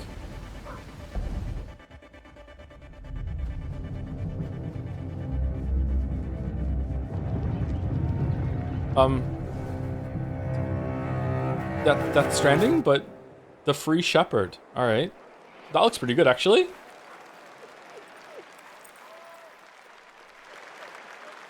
Okay, I'll say it. The protagonist is not only powerful, but I'm proud to also confirm it is adorable. And now it's time to give out our very first Game Award. Here are the nominees for Best Family Game. Donkey Kong Bonanza. Lego Party. Oh, that's a lot of Lego cheers for Donkey Kong. What are you talking Mario about? Kart World. Uh-oh. Sonic Racing Crossworlds. And What? Split Fiction. Fucking weebs in the audience? And the game award goes to Split Fiction. Donkey Kong Bonanza. Oh, God. Oh, no.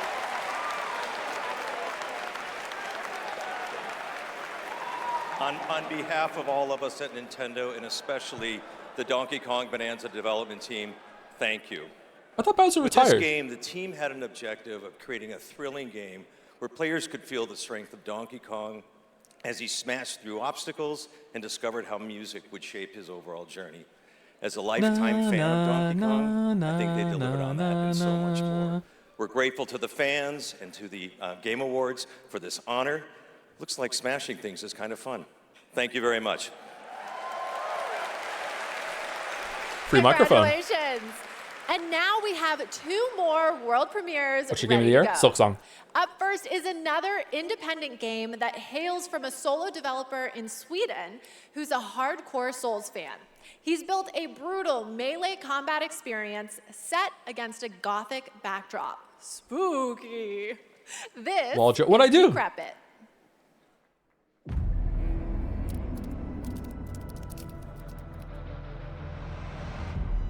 Three friends? I thought it was a solo dev.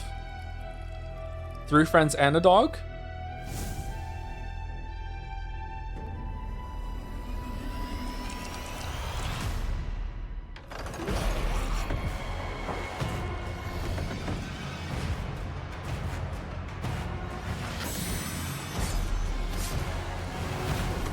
This looks like Grimrock, but without the grid.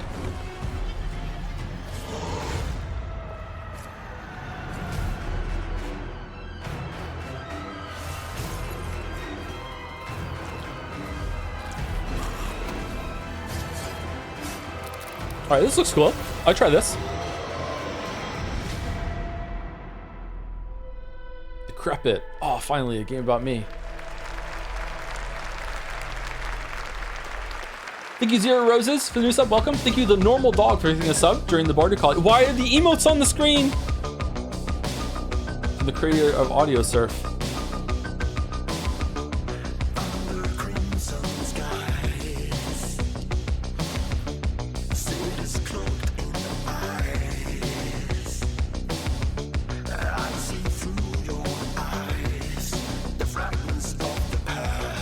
You know what's fucked up? I'm surprised it's not happening more if that's still turned on. Is there like a huge threshold for it? Uh-oh.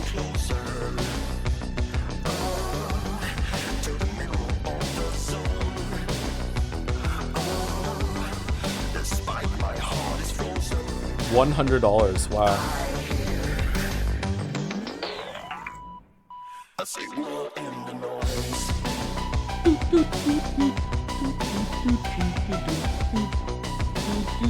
You can turn it off in chat settings under chat appearance celebrations. Chat settings. I don't see it. Do I have to get chat on in the window? That's stream settings? Okay, hold on. That was Audio Mech, the new game from Dylan So Fitter, here, the creator of chat Audio settings. Surf. And starting tomorrow, you can play Chat an appearance. Audio Mech demo available on Steam. And then If you want to emote check out that demo, celebrations. other There we go. Game Awards demos, and wish list games showcased tonight, There we go. we made it easy for you. Thank you, Check Rodney. out the Game Awards page on Steam. We'd like to take a moment to remind everyone that tonight's Game Awards broadcast is available on YouTube with dedicated ASL and descriptive audio feeds. Oh, that's cool. And in that spirit, it's now time for our next award, Innovation in Accessibility. This year's nominees have all demonstrated their commitment to making games that are as playable as possible by as many players as possible, and they are. Assassin's Creed Shadows, Atomfall, Doom: The Dark Ages, EA Sports FC 26, and South of Midnight. No idea and what the Game takes Award this. goes to Doom: The Dark Ages.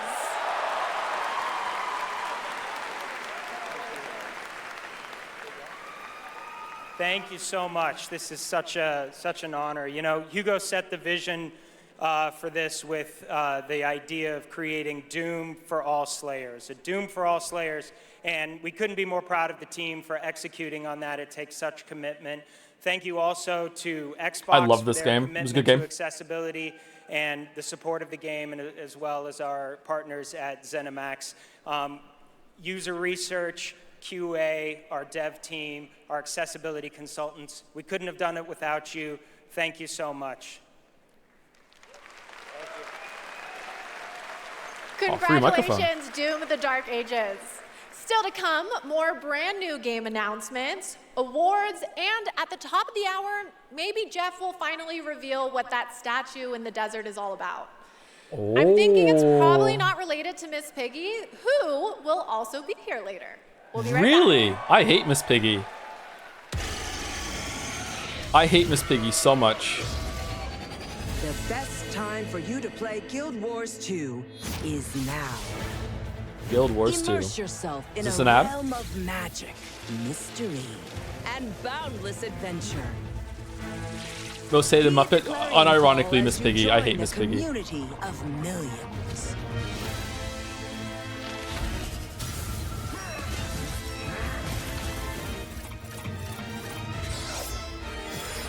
Thank you, DukeRhyme69 for giving us up. Thank you, Cannot Collide for the resub 2, 11 months. Thank you, A Tiny Rat for 26. Stormhail for 10. Cryer for 2, I think. Thank you, Awful Farful, hard for me to say, for 43. Hopefully you guys can hear me while I'm saying this. Thank you, Kill Catholicism for Tomb the Dark Ages new sub. Thank you. Thank you, Almighty Kramer for the new sub, for giving out a sub. Play now. Thank you, Excarlinix as well for 6 months. Unit of Inductance for 12, 1 year. Sanguine Memory for a gift sub. And Jack Lockjaw for 16 months too. Thank you. Are these minions? Oh, it's Duckov. Oh, I want to try this game. Is this game fun?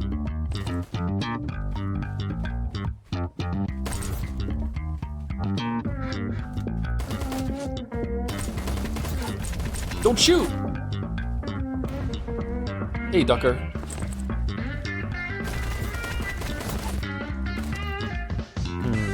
I'm not a big fan of like cone visions in this game that you can't in these kind of games that you can't see behind you unless you're looking. I don't know, that kind of irritates me.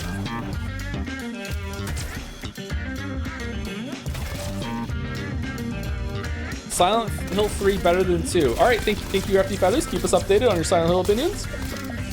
Is there one that's better than 3?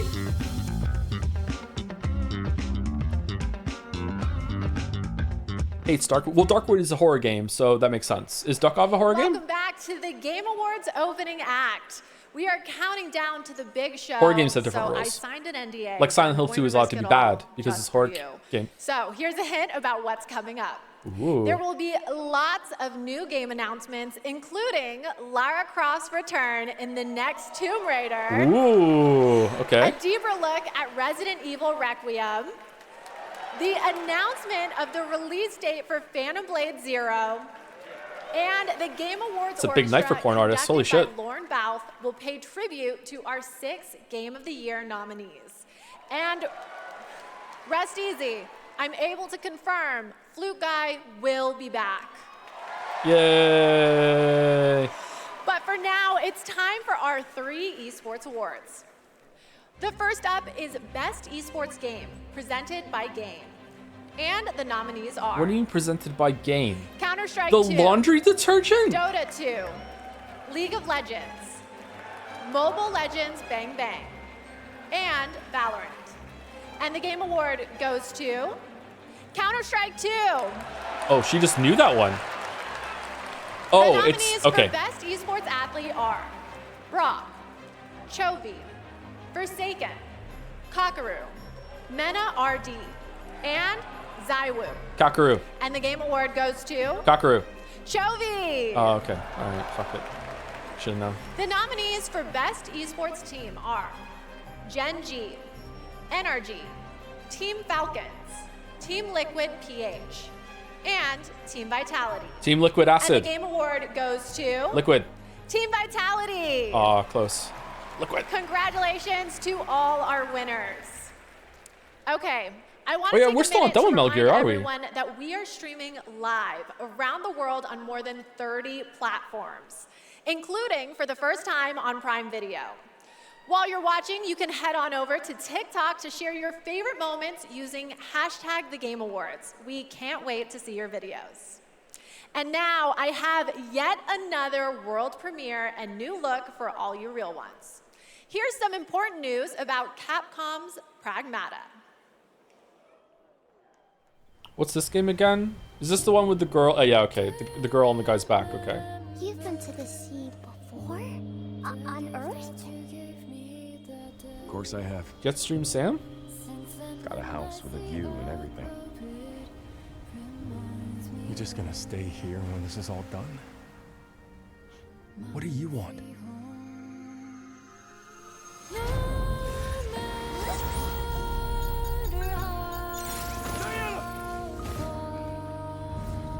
That doesn't look fun to do over and over and over again. Okay, cool environment. Man, eat us again. The girl's not real, right?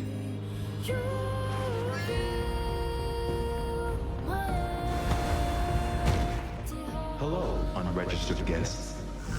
Your presence here is a violation of cradle security protocol.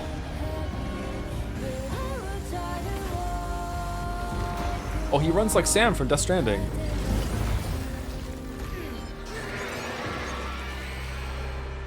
Pragmata. I know it could be good. It's very hard to judge this game. I'm feeling a 7 out of 10, but maybe. Oh, it's finally coming out. This has been like, oh, that's not going to look good on Switch too. Gameplay demo available today. Wow. Okay, maybe they're feeling confident about it then. All right. Stunning. I have the same beach in my research station back home. And surprise, you can play a demo of Pragmata on Steam right now. See, we're giving you lots of goodies tonight, and trust me, there's more to come. And now I have another award. These nominees are games that never leave you because they're on your phone. Here are the nominees for Best Mobile Game. Destiny Rising. Oh, God. Persona 5, The Phantom X. Sonic Rumble. Takes over. Umamasume, Pretty Derby. Woo! And Wuthering Waves. And the game award goes to... Uzamazume Pretty Derby. Umamasume, Pretty Is NL there to take it?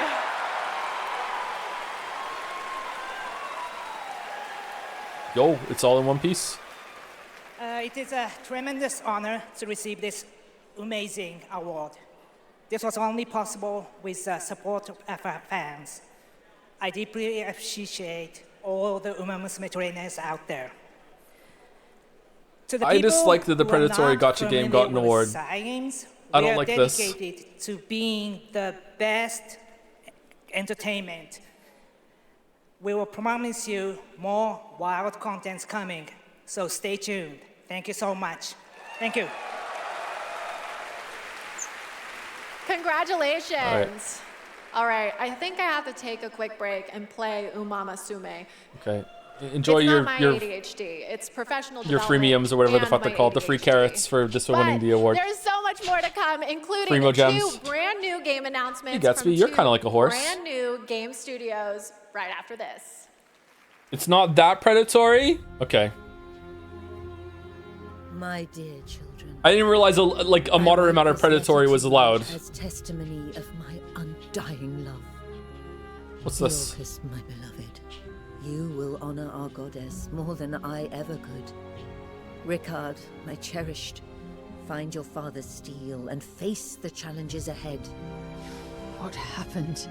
She knew Maraike was coming. I smell. Why do I smell? Never forget. The bonds that tie the 6 of you will be your strength. Turn up the sound. Is it actually low? Should I turn it up?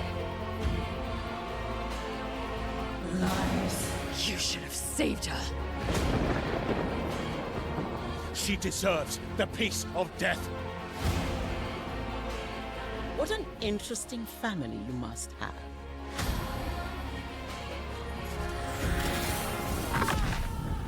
Is that fear I sense?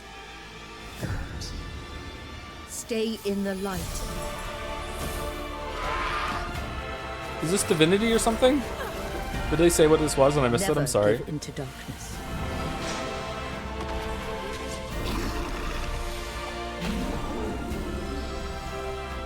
your loving mother. Mahin. So Lasta 2. Okay, that actually looks pretty good for what it is. Not my kind of game. Give me some Baldur's Gate 3 vibes actually, but yeah. All right.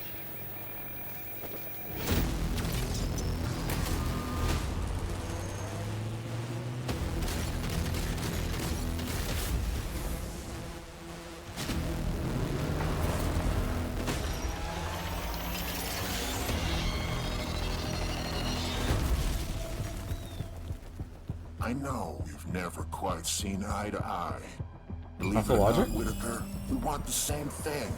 It's all out there in the zone. You never know what you might find. Tank Rat. Okay, this kind of slaps actually. I like this trailer.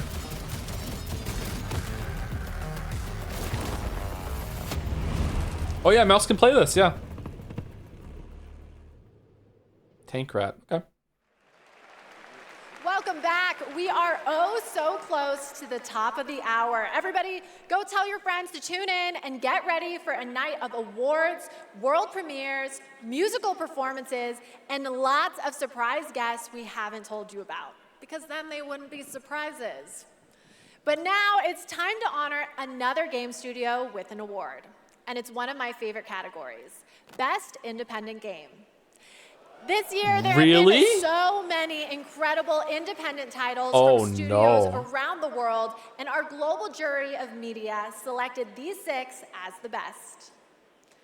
Absolum, Ball Pit, Blueprints, Claire Obscure Expedition 33. Where's Donkey Kong? Hades 2, and Hollow Knight Silk Song. Woo! And the game award goes to Claire Obscure Expedition 33. Thank you. I remember Sunfall beginnings in early 21. Just 4 of us painting the walls of the small office we had. Wait, the just devs are rented. French? We wanted to make a small game then, but with big ambition and creative independence. It was challenging every day. For most of our team, present here tonight, Expedition 33 I like the is outfits, the they're good. first game we've ever shipped. We couldn't be prouder of what this team has achieved, and we dedicate this award to all the indie teams around the world, to those who put creativity first, to those who push forward with limited resources, also to those who never make it to the release, and also to those who bring extraordinary games to life every year. You make our art form richer, and you continue to Team inspire Cherry, Piss Team Cherry doesn't give a generations shit. of creators and players. Thank you. Team Cherry doesn't give a shit about it. They said in an interview recently that they were busy, so they might not even go. They don't give a fuck. Speaking of independent teams, this next game is a special one from a brand new independent studio. It comes from Day for Night, a new studio from the lead designer of Red Dead Redemption and the creative director of Mario plus Rabbids. We're excited to share this global announcement with you for this action-adventure game that blends exploration with mind-bending free-form puzzles. Day 4 Night. Pre-alpha in-game footage. I love the new game. Okay, sunshine, check. Map, check. Time for a new platforming advance. Panda Kazooie? My village was gone. All I wanted was to go back home. Badgerborn. Bad? Tried exploring. What? Did some jumping around. You know. So it's not going to be on PC? Alright. Everywhere I went looked strange and weirdly unfinished. And that's when I found it. And everything changed. Literally. Oh yeah! Make your own platform game, baby! Now we're talking! I had a new grasp on things. I learned tricks that blew my mind. I really transformed myself. Are they all going to be based on unfinished games? Made a bunch of new friends. Picked up new wheels. Figured out how to think big. In this one, they forgot to finish the story. So yeah, okay, that's I interesting. had it all. And then the code broke down. Do Starfield next. Wait, what? Huh? Is this a Devolver Digital bit? Where are they?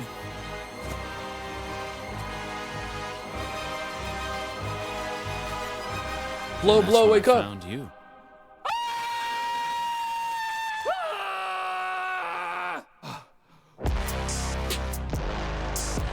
Bradley the okay, that looks funny. I like that. All right. So far, all the trailers have been pretty good so far. Okay, so I always expected it to be the AI chatbots that achieve sentience first, but I'm down for an animated Badger Singularity. Crackly? And yes, that is actor Evan Peters playing the role of Bradley the Badger. I have one more world. Joe thinks Quickstop is funny. I don't think Quickstop is funny. I think that the concept of like going through unfinished games and doing them up is funny. Yeah. This is a the gameplay looked good. original new world coming in 2026. And we're excited to share the announcement and the first look at gameplay with you. Ooh, okay.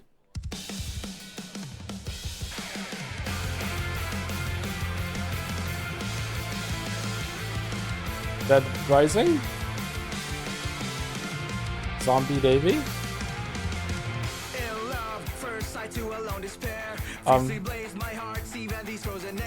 Dark and cold, the place that's on your face, I fell in love. Don't even know I got your name, girl. I don't mind even carried you illusions. Shattered dreams, now it's seen, no salvation, boy.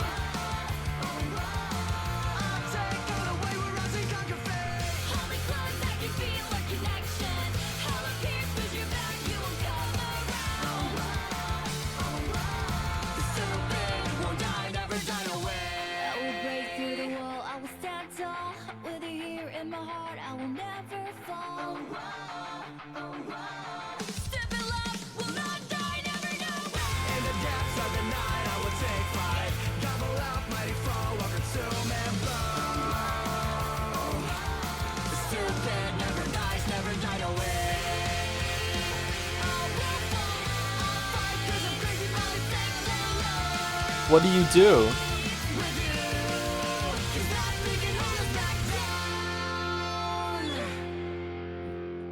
Twilight but zombie? What? Stupid never dies. Okay. All right. Gameplay. Well, it's a Devil May Cry like.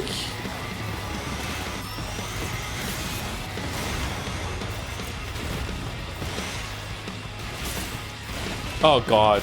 Zombie furry audience.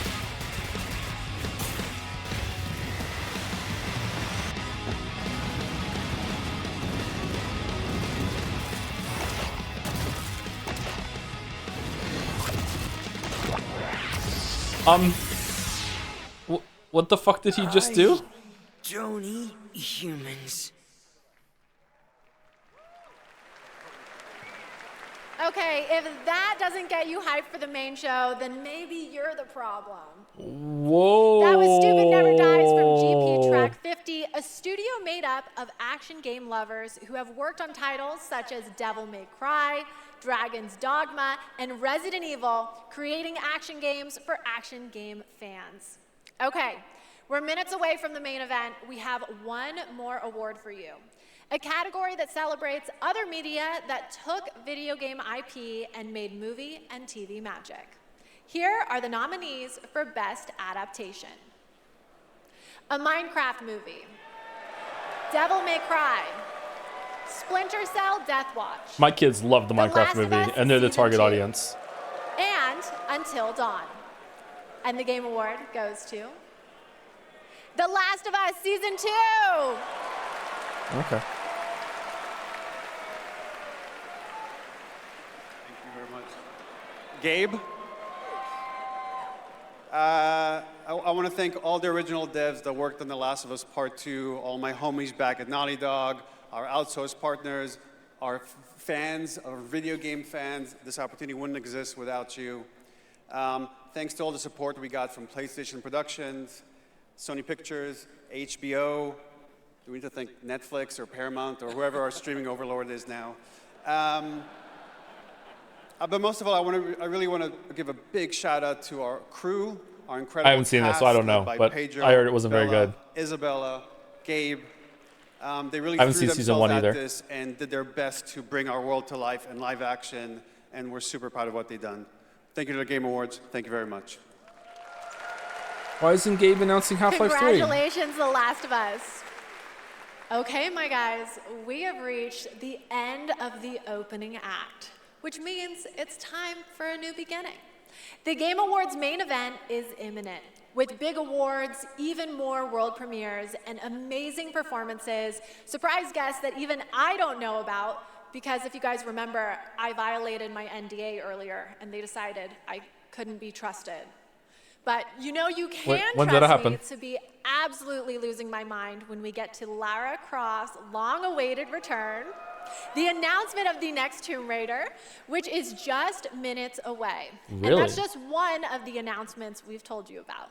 There are a lot of other ones that are so secret, all I get to see are a long list Oh, of she leaked posters. Miss Piggy. I'm being Oh, no. completely serious. Anyway, thank you for going on this journey with me, and congratulations again to all the winners so far. Trust me, the fun is just beginning, so buckle up. The 2025 Game Awards starts now. It's pronounced Laura. It's Lada. Okay, that was a very short pre-show. Quick thank you to Grimbles, Patience, Dr. Double Cup Donald, Rogerson Raj, Josh 102967, Charlie 4, Stealing Mass 109, Dalek Orsino, Dream Mobile for the 5 guest subs, Squeezins 554, Sergeant Snuggle 18, Dashaway, and Horath Mail. Thank you very much.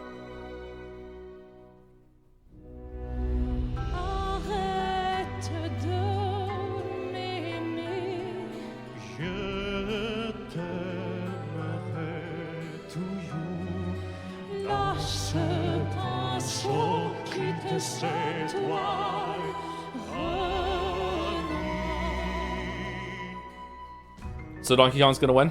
Okay.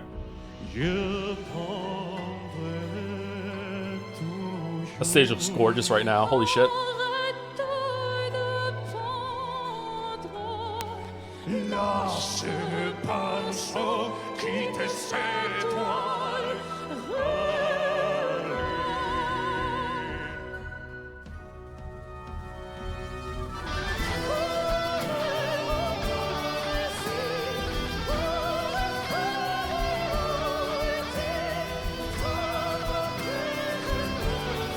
I don't remember this song from the game.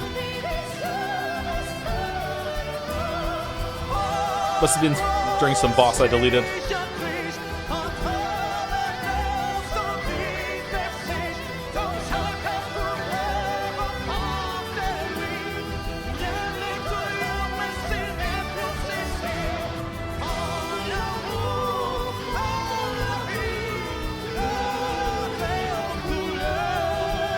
Why isn't it water from the ground? Are they stupid?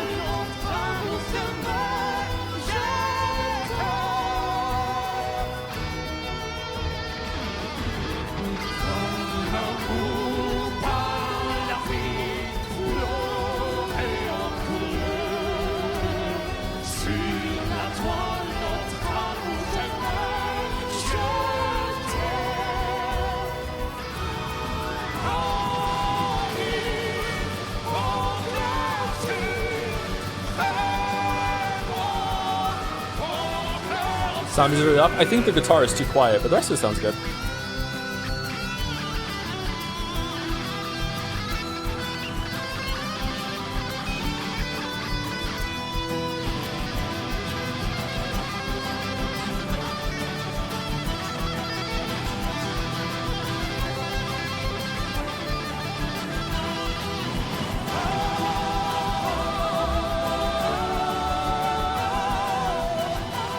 Oh, someone just died? Holy shit.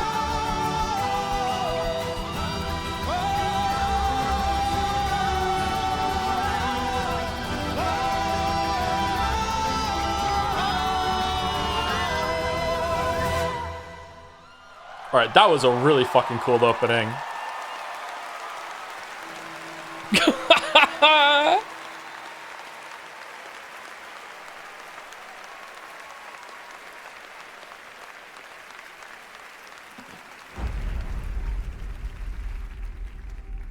Perfection is not unattainable or affordable. Okay, all right. Living things can't help but change, you see. They can't stay the same forever. That's what living is. To change and to embrace change. Spoilers. Henry! Henry! Sometimes we paint the bars of our own prison.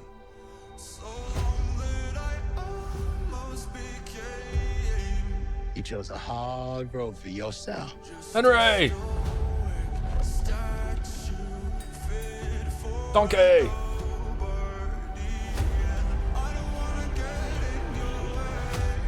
7 people changed the world. Whoa, what part from Hades 2 is that from? Say the thing you're afraid to say.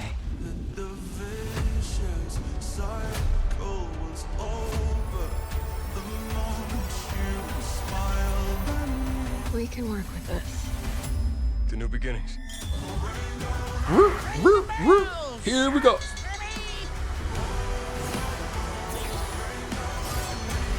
You want to get nuts? Let's get nuts. You know me, headmistress.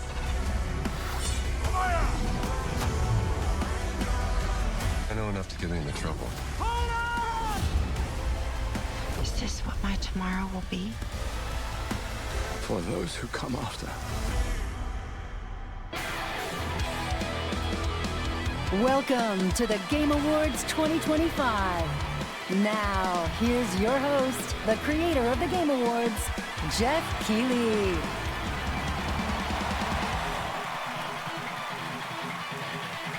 Wait, is he wearing real shoes?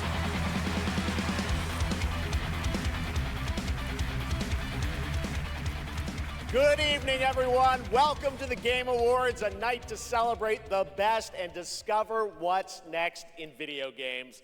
Tonight, we are connected through our love of games. Thousands of us here at Peacock Theater and millions more watching around the world in places like China, India, Brazil, in the middle of the night in Europe. I know it's late. I see you guys. Thank you for showing up for this show. And first of all, thank you to Elise Duport-Percier, Lorient Testard, and the music of Claire Obscure. Expedition 33 kicked off the show in amazing It really is Anne performance. French fries here. And of course, that is the most the voice of Mael, right? nominated Jennifer game English? in the history of the Game Awards.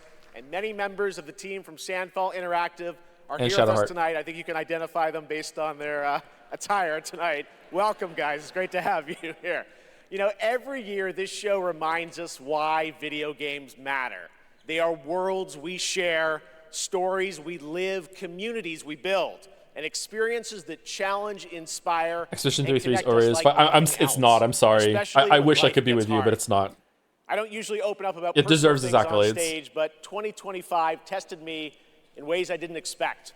In January, my home burned down to nothing but ashes here in the Los Angeles fires. Brazilian Just a drums. few months ago, I lost my dad, who quietly sat in this audience every single year, proud, supportive, always cheering us on. My mom's here tonight, and we've left an empty seat beside her in his honor. Miss you, Dad. But in the middle of all that loss and rebuilding, this show and all of you became a source of strength for me. I think about this night, this moment, and this community, and it gave me something to look forward to. It reminded me how important it is to celebrate games. Games have this incredible ability to hold us when we're hurting, to lift us up when we feel small, to give us somewhere to go when the real world feels unsteady. I know I'm not alone in knowing that. All of you watching tonight, you've felt that power too, and that's why we're all connected in this moment. We're here to celebrate the artists, technicians, and storytellers who help this medium soar to new heights.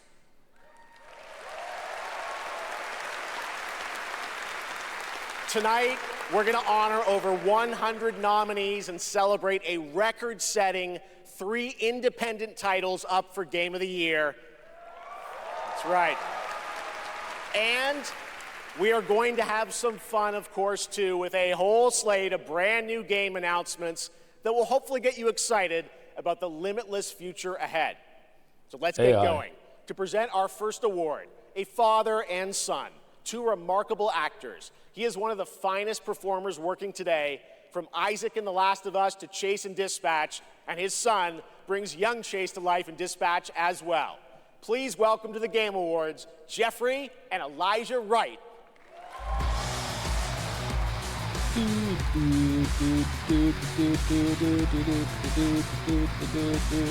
You said Interstellar, right?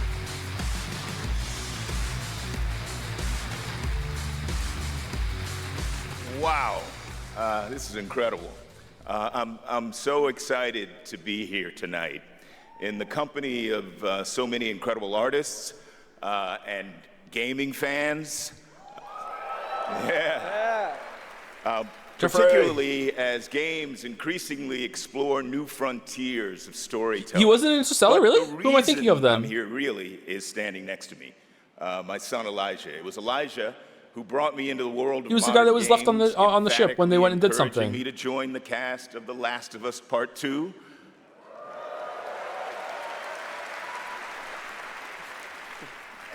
And now he's joined me in voicing Chase and Trackstar in Dispatch. He's in Westworld? I haven't seen Westworld. Some Dispatch fans out there, I think. Yeah, cool.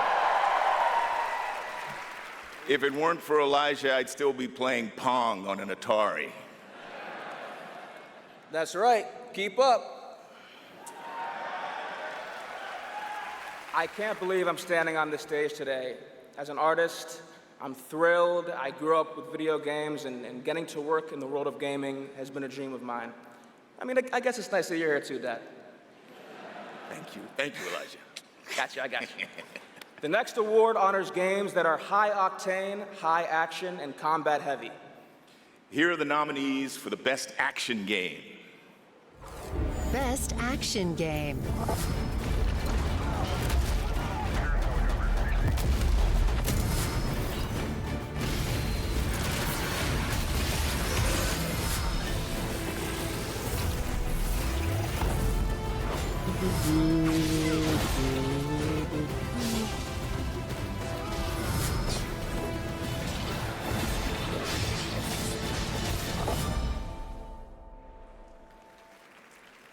And the winner is... Hades 2. Hades 2.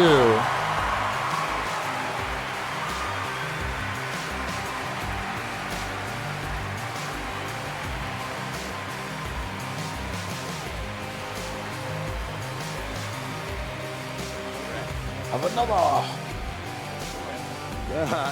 Thank you. The 7 of us who worked on our first action game, Bastion, all still work together at Supergiant Games. We've That's been cool. joined by so many people who helped make Hades 2 and the original Hades what it is. On behalf of the entire group of us who worked on the game, we just want to express our gratitude to the other teams who make such incredible work in this industry and inspire us. And we want to say thank you to our players who literally helped make this game what it is through its early access. Thank you so much. Thank you.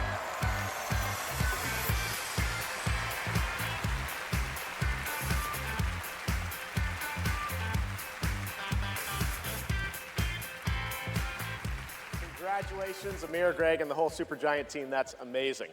All right, now we move into one of my favorite and, yes, sometimes very dangerous parts of the evening. The moment where we look ahead at what's coming next from some of the world's most talented game creators. All year long, there's speculation online about what may or may not appear on that screen tonight. And as always, my only advice is enjoy the journey. Maybe you'll witness the birth of a brand new universe or the long-awaited return of a legend. That's the magic of this show. Anything can happen. So, let's get started. It's time for our very first world premiere. Something truly special that we're honored to debut here at the Game Awards. Oh, he's excited. Apparently that guy isn't in that movie. Who the fuck am I thinking of then? I thought for sure.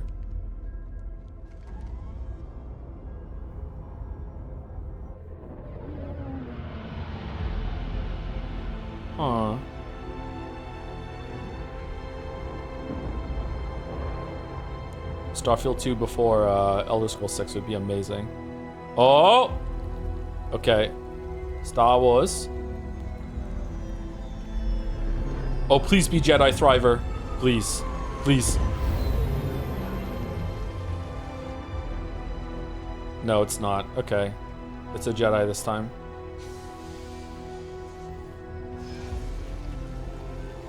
Wait, Cal is a Jedi.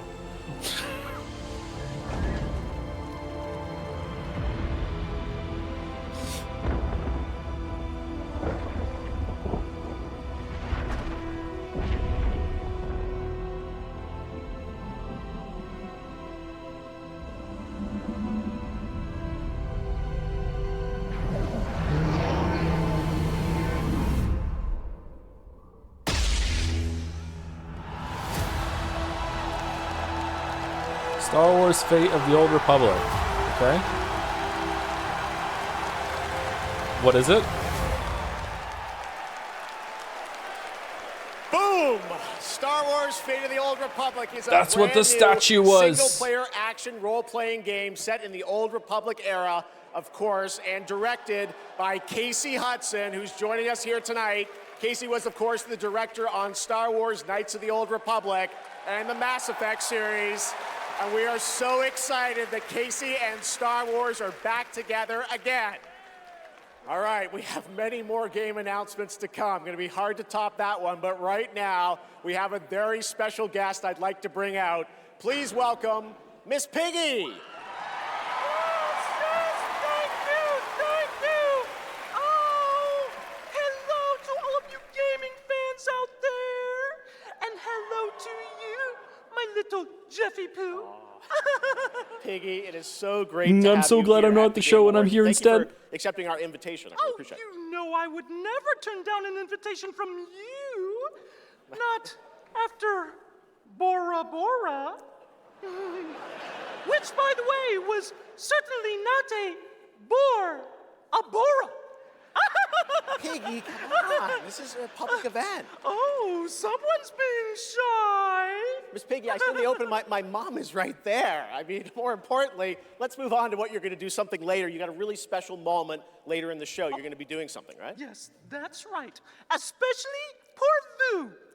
And Vu, Jeffy Poo. Okay, well, I can't wait, Miss Piggy. We'll see you later. I am so excited. Yes, gotta run. Want to make Okay. sure this performance is just perfect. Kissy, kissy, everybody. Miss Piggy, everybody. We'll see her a little bit later. I hate You Miss guys Piggy. are going to love it. All right, we have so much Game Awards ahead. The surprises do keep coming, I promise you. More awards, and later, Evanescence rocks the stage. Here for survival training? Of course you are. Pathetic! Now, we've compiled some valuable training materials, so you can stand a chance against the hungry undead. That's Susie? We can just run around those, right? Silence, both of you. Out there, you'll need more than your foolish instincts to escape the monster's claws. Or to pick a fight with a martial arts master. Well, I do love a good fight. But do you like winning them? Dude. You'll face samurai and demons and viruses. I'd like to talk more about the samurai and demons. Well, this is survival training, not survival talking. And lucky for all you helpless half-wits, we've cut the price on some top-notch materials. So study up, fools. Oh, she was there for the Resident Evil thing last time. Okay, I recognize her. It's Okay. Red Sec. It's a lot of fun. Yeah, and it's free. Free red sex? Do you think anyone here said sex? He said sex, you said free. Redacted Sector. Really? Is that the name? It is. We gotta jump! Am I supposed to have a big gun? No, you're gonna find big guns down there, and we might even get a tank, noob. Oh, a tank? We're not getting a tank if we don't jump! Oh, we need to jump. Yes! Go, go, go! Yeah, red sex! It's Red Sec! Red Sec, okay. Think is she Santa Claus, the Kendro, Z, KZ's, Drew Babe, Hallie Karnak, Phoenix Gem, Mob Null, Matt is locked out, Doom Bacon, Sharper Needle, I'm talking over it, I'm bad. Sally's Face, Avant 132, Luke plays whatever, Viking Death 1, The Endless Bitch. Thank you very much.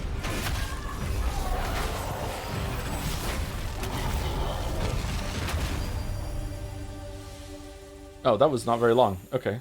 Shit. I've got bad news for you. Yeah, of course you do. Zombies are real. And I need new pants. Famous last words in a zombie apocalypse. They can't hurt us if they can't catch us. We gotta get out of here right now! Let's go, Commando!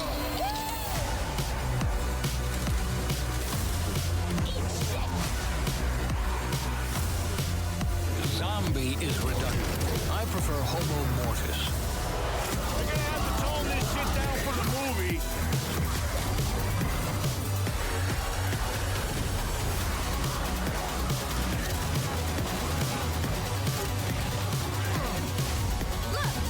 More sludge shit! It's a zombie apocalypse!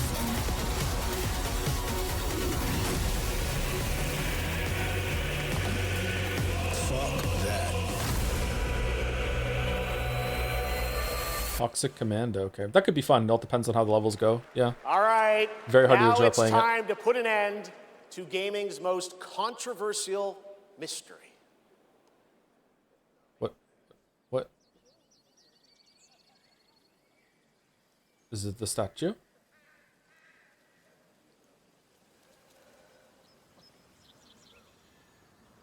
Which ending is the good one? Expedition 33?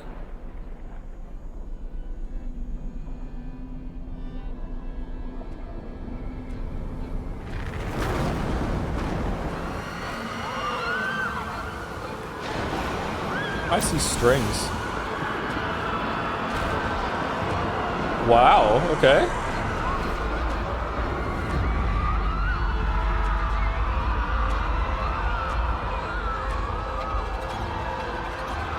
Man, I love it when they do this shit at the Oscars.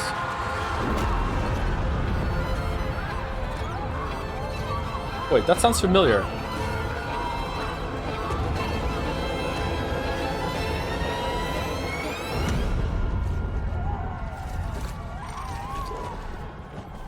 Why does the music sound so familiar?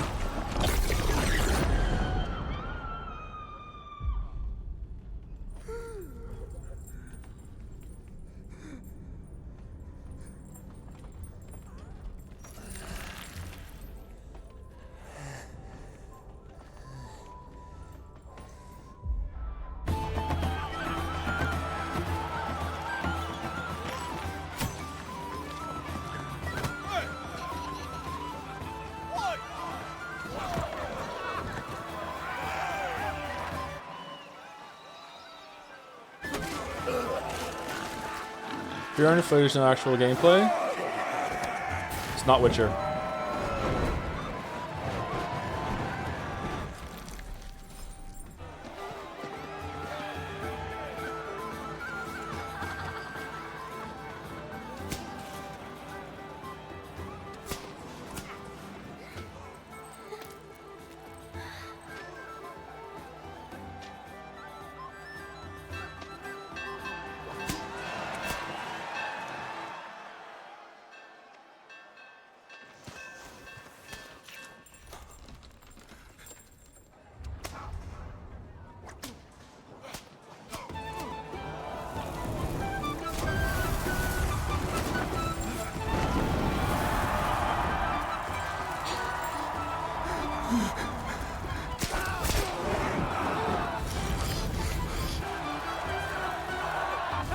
Is that an Argonian?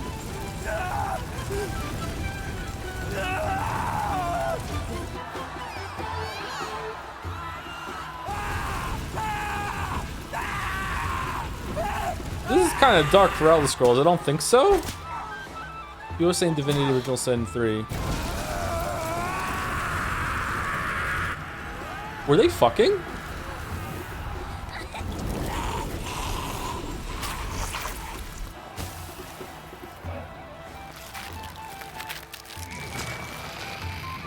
Whoa.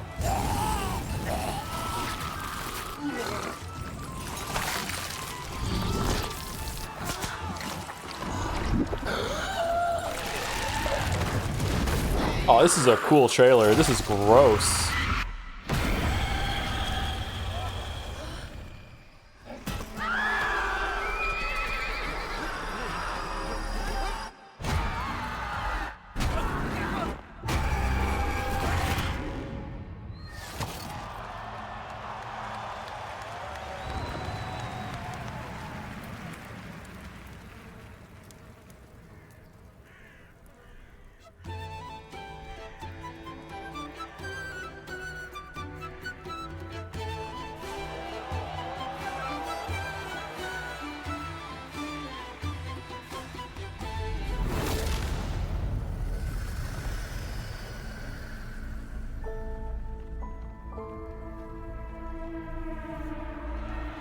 Baldur's Gate 4.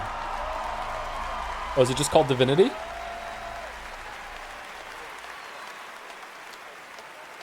What a moment. That statue or monument that has fascinated the internet now has a name, the Hellstone. And yes, Larian, winners of Game of the Year in 2023 for Baldur's Gate 3, are hard at work on their next role-playing game, a continuation of the Divinity saga. Divinity is their biggest game ever. That's right, even larger than Baldur's Gate 3, promising more breadth and depth than ever before, and we cannot wait to tell you more in the future.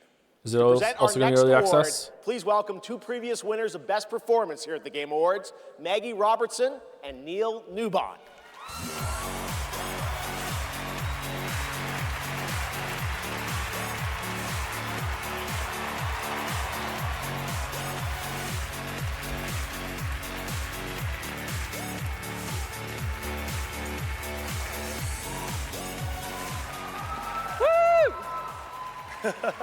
For the record, Neil said that he was wearing the dress this year, so I wash my hands of this. Anyway. I just don't know why they keep pairing us up. All right. Right. Acting. They say acting is the art of pretending. Well, actually, Mags, I personally think it's the highly disciplined craft of being dramatically truthful on purpose. Convincing strangers you're someone else and then winning Wait, awards. he's the guy that we fought in the ship in Lies of P Overture. I remember. Career on this, we really need to have a chat. Neil, it's called comedy. Lock in.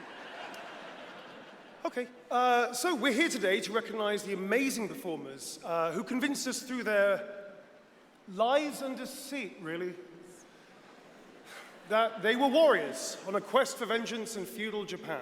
Dashing archaeologists with a penchant for fedoras and whips. Pseudo-French revolutionaries holding baguettes for some reason. And teenage girls forced to survive extraordinary psychological and physical terror. The point is, acting is serious business, and we are serious actors here to talk about acting seriously, really. Just do the thing. Okay. Here are the nominees for Best Actor. Best Performance. I didn't make the rules between you two.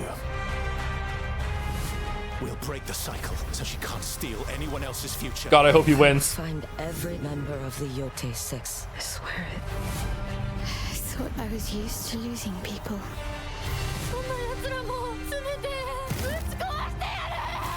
These relics hold a force that could change the course of history. Troy Baker should win this, but it's going to be Jennifer And the English. Game Award goes to... Jennifer English!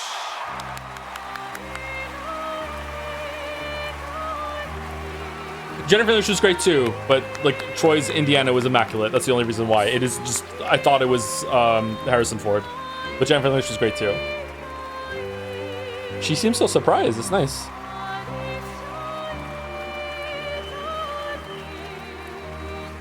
I preferred her performance as Mayella than I did for Shadowheart.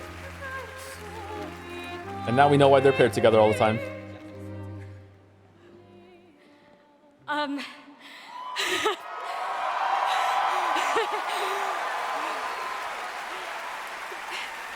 Thank you to everyone who voted. Wow, this is loud. This is not just my award. This takes a village. And oh my God, I love my passionate, beautiful souled, artistic, clever, beret-wearing village. Every single one of you. Guillaume, Jen, special shout out to Charlotte and Adeline, and of course, my wonderful Ben, who has been my ride or die throughout all of this, my big brother. Thank you. Thank you to my beautiful girlfriend. And I just want to say to every neurodivergent person watching this in this room, because I know there's probably quite a lot of you, and at home, to all of you that feel like life is stuck on hard mode, this one is for you, and thank you so much to the games community and industry for giving us, so many of us, a home. For those who come after, thank you. Aww. Good speech, I liked it.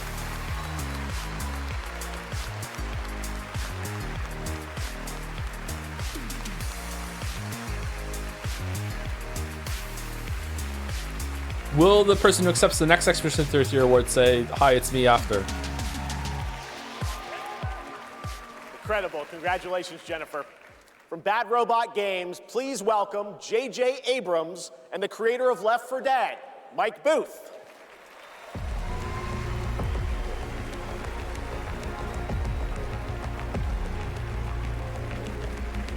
J.J. Abrams has done untold damage to our culture. He seems like a cool guy, though. We've been so lucky at Bad Robot to get to work with some incredible artists to tell stories on stage, TV, and film. And it's been an absolute thrill and honor to have spent the last few years working with a brilliant Mike Booth on an original universe that brings our passion for great storytelling to the PlayStation and PC. Thank you, JJ. At our Bad Robot Game studio, working with our friends at PlayStation, we've been creating a new kind of co-op game that builds upon what I learned making Left 4 Dead. The result is something entirely different, an unpredictable, challenging combat sandbox where you succeed through cooperation and improvisation. And now I am excited to share a glimpse into what we've been working on. In fact, we're also inviting all of you to sign up for early playtesting and check it out for yourselves. But first, welcome to 4 Loop. 4 Loop. Welcome back, team. Now, I need you to brace yourselves. For Birger? Earth was invaded. Oh no. Lost in less than a minute. All of this was our fault. We're the only ones left who can fix it. And you must use our machine, the same machine that broke the world, to unbreak it. Now, I know what you're thinking. This bloke's gone insane. This plan sounds impossible, and we're probably going to die. But that's where you're wrong. You're definitely going to die. Reprinting. It's all part of my new plan. Every time you fail, I will use our machine to bring you back. Reprinting. Reprinting. If you can relentlessly experiment. Reprinting. Reprinting. Reprinting. Reprinting. Test strategies. Learn from your failures. You will become the world-saving team humanity needs you to be. Trust me. The voice in my head hasn't been wrong yet. Okay, I feel like the tone of this is all over the place. Is impossible. But gameplay could be cool. Now get out there and fail to save the world.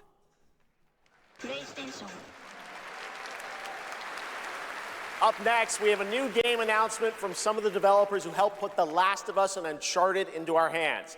This new, small, independent studio is charting its own course, focused on crafting uniquely styled, artful games that are pushing the evolution of companion characters. Enjoy. Thank you, Naughty Thank you, Physic. Thank you, Incon Avatar. Thank you, Jin Hitsugaya. Sorry. Thank you, Erden Oken, Matty Braps, Gladiator99, Anonymous Gifter, Digital Said, and Rin Plays Games. Thank you, Clive. Thank you, Jill.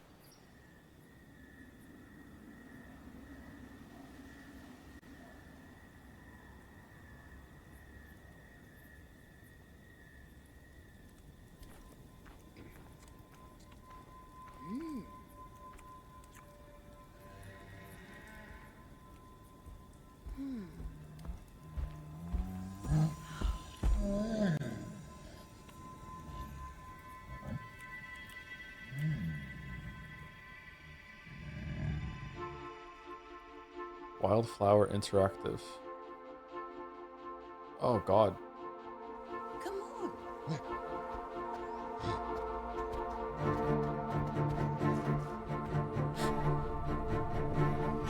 Finally, a protagonist the same age as me. Oh, is she Baba Yaga?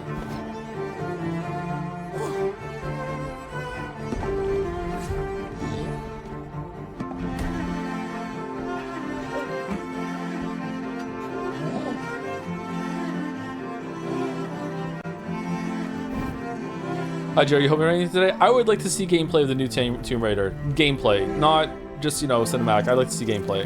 Something from Software would be good too.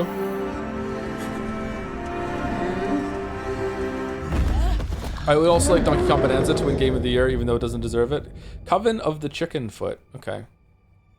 Last Guardian, like, yeah, and that game sucked, but this might be better.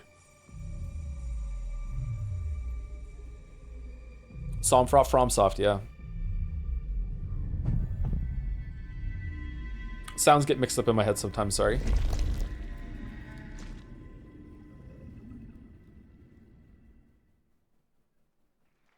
Trailer for Neo is Oz game? That's not gonna happen, but that would be fantastic. I think it's too soon.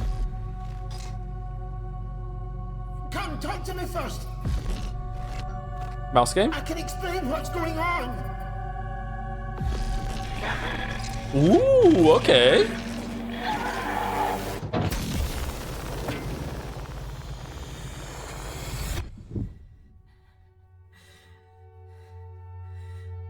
What is existence, really? Surely a question without an answer. Your father thought he knew. Some Bioshock But it vibes for some inspired reason. him to grant wishes. Who's there? Nightmare. That's why all of us are here. You want to understand, to know.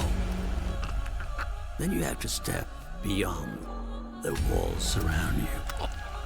Play your father's game. Push the very limits. Until even reality itself breaks. This looks cool. Ontos? Ontos? What? Maybe this is what happened to the simulated world. If you know, you know. That would be cool. That was Ontos from Fractional Ontos. Games, a sci-fi mystery and spiritual successor to Soma, set on a repurposed hotel on the moon. And yes, the unmistakable Stellan Skarsgård will star in the game. All right, there's more Game Awards ahead, but right now it's time to reveal a new forceful Void Hunter in Hoyoverse's Someone hit was urban really good. fantasy ARPG, Zenless Zone Zero. Meet Ye Shuangguan, the first ever dual form agent. What does that mean? Every chosen heir of the Qingming sword is expected to become a hero. Tread carefully. One step further and you may shed your mortal sins. But the gate to the final domain does not open without refinement. The strongest bond between people is always value, isn't it? I give you what you want, and Looney you Tunes give me running? what I want.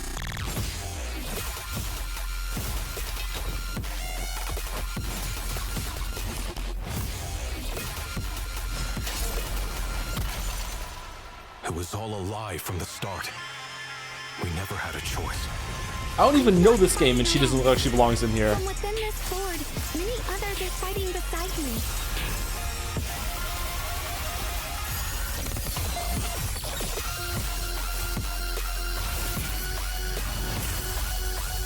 The more noble the excuse, the uglier the truth behind it. One instant, 1,000 visions!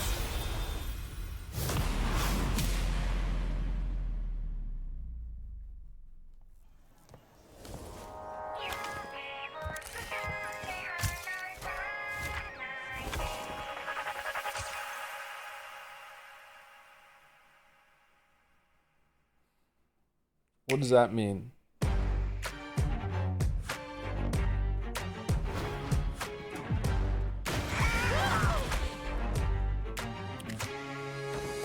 Oh, cool. Thank you, Charitable Coffee Maker, 2Gem, Shaggy Shooter, Jansoft88, Ryu Hydra, Anonymous Gifter, Some Jabroni, DV and Ellie, Kopakar, and Stink Stonk, all for the resubs and new subs. Welcome, everybody.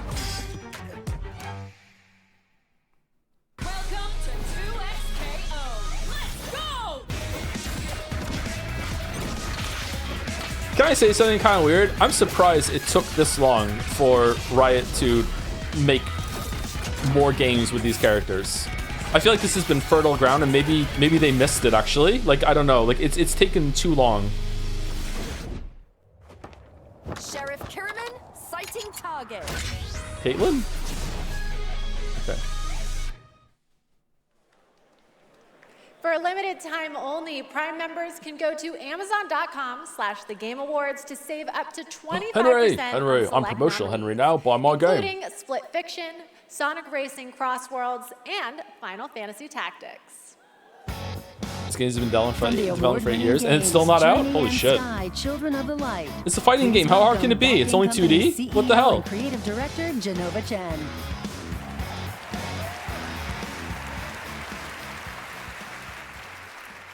At that game company, our mission has always been about creating the experiences that will inspire human connection. And tonight's Game for Impact nominees embody that spirit. Through stories of nostalgic childhood memories, diverse culture and identity, and grief and healings, these games remind us how interactive art brings us closer together. Here are the nominees. Why are there two mics? Yeah.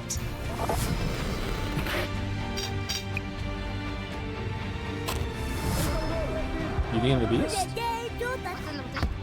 Julian! I've never had any friends like you. We forgot for a reason. It's not safe out there, Hazel. If I was the one missing, she wouldn't stop looking.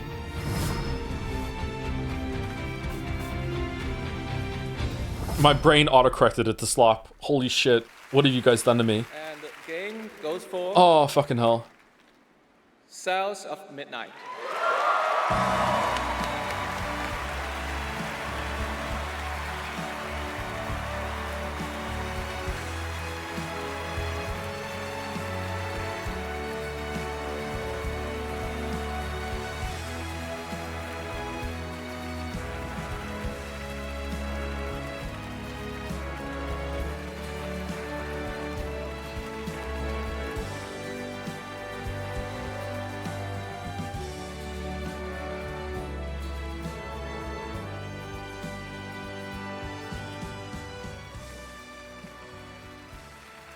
Thank you so much to all the nominees.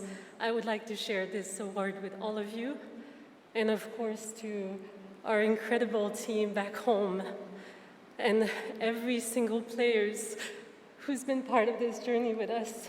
And from the start, we listened to stories passed down porch to porch, kitchen to kitchen, to build a world that would feel as warm and as rich as the South. A world that would be filled with compassion, kindness, and courage. So we're incredibly excited to launch this spring South of Midnight on PlayStation 5 and Switch 2. Thank you so much. Have a great night. Merci.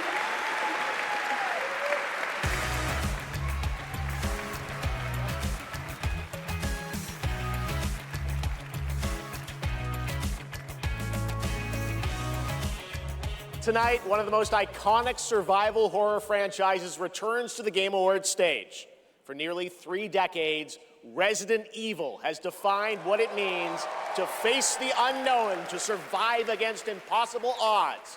This next installment, Resident Evil Requiem, is a nominee for Most Anticipated Game, and tonight, we're excited to dive deeper into the game and some of the surprises that await. Isn't this out soon? You plan on playing Resident Evil Village DLC? I'd like to, but I have no plans.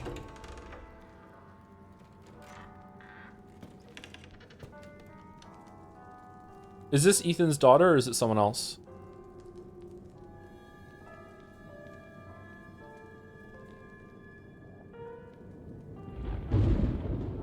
It's someone else? Okay. Hello? It hasn't been easy. Talking zombies now? But after much effort, here we finally are. Who are you? I know now that you're the one that I've been searching for. The special one. The chosen one. Miss Ashcroft.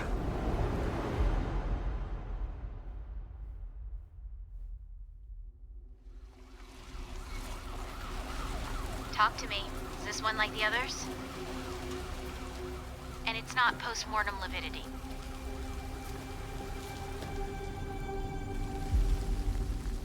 Hey, I just got a report of a missing police officer. It might be unrelated, but he disappeared. John Cena? Where the fifth body was found. Oh. Through you, Elpis can finally be set free. Shoot, what are you waiting for? Settled Shoot. on a person of interest. Just shoot. Someone with ties to Umbrella. Man, why are we even watching this? We know we're gonna play it. Oh, he's the nemesis this time? Okay. Grace! Grace! Victor purchased a building after Umbrella went under. I'll send you the address.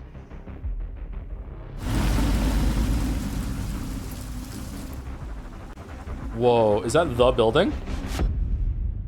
Welcome. Dr. Gideon has been expecting you.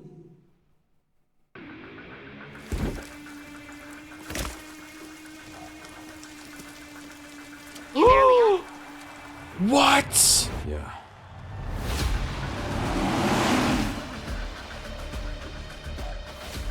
Bingo time? Hey, over here. FBI. What are you doing here? Would you like to see what's hidden under the hood? I thought Raccoon City got nuked. Me? Never. Oh, it did. Okay. It got better? Okay. Think I want a second opinion. Oh, it's gonna be like Yo, I'm so excited. All right, I'm glad we did watch it. I take it back. Damn. Yo. Okay. Yes, the internet was right. Leon Kennedy, one of gaming's most iconic characters, is back for Resident Evil Requiem. The story in Requiem will intertwine the fate of two playable characters. Grace's storyline takes players through a unique survival horror experience, while Leon delivers explosive action to the game. So the good part and the bad part. Okay, got it. February. All right. This year has been an incredible one for independent games, as we've been talking about all night. Bold, original titles created outside the traditional big publisher system. Ashley too. So we felt it was important to spotlight those visionary projects tonight, right alongside the big franchises. This next game is a good example. It comes from a legendary name in the independent scene, someone I first met back in 2007, and it's a project that has been 10 years in the making. We already saw Riot's fighting game. What? Oh God. Begin. Template 4 Combiner. North. A world of heroes. Can you charm that goblin? It's too far. I'll swap him out. East. The Mirror Isles. Will the mirrors repair my soul? Will I pass the test? West. Endless caverns. Beams of light. Nobody else could get this old mine suit working, so all the rewards go to me. Skipping stones to lonely homes. Close to the treasure. Just a few more minutes. If you don't get back before that storm hits, we're both dead. Fuse and grow. We will it so. Who are you, and what are these? Beams. They're very useful. Watch this. Can you push a stone back across the water? That's water?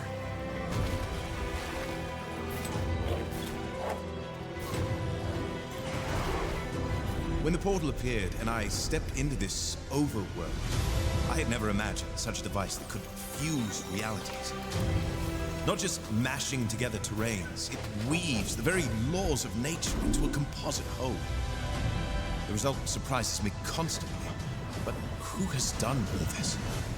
Okay. Sorry, Blow, I know you're watching. I don't think this looks very good, but maybe it plays better than it looks. Order of the Sinking Star. Okay.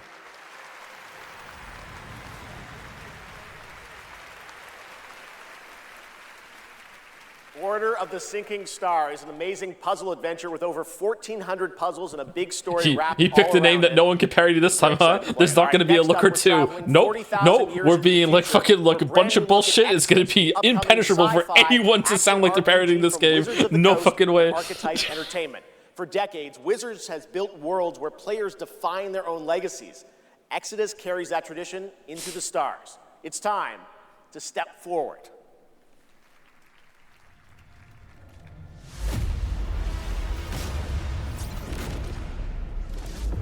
I feel like I'm seeing a lot of games like this today.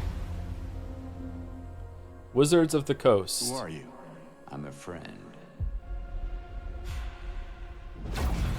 Celestials are the enemy of humanity. A relentless threat to our very survival. I can't do this anymore. Salvaging scraps just to get by. It's a big dog. Why are people obsessed with space games? Because Earth sucks. We want to go somewhere else. Fulfill the purpose for which you were crafted. And But the tragedy is that we're the reason why Earth sucks, so we just bring the suck with us. Oh, it's okay. World is dying. You are the only one. Oh, it's a cuff game. Find a Yes, it's been so long. Well, that's fucking terrifying. Cuff slap.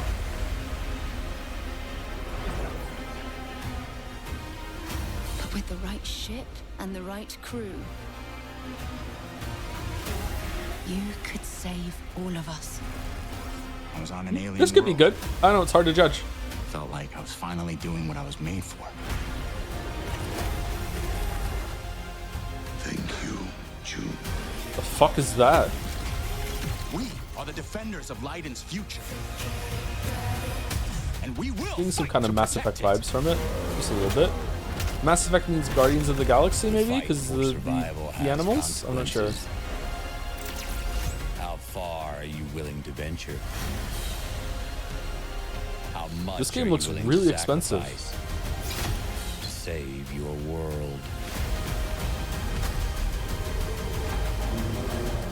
Damn, kid. No pressure there. I hate the quips, man. Exodus. Oh, it's a cool word game. Okay. All right. Okay.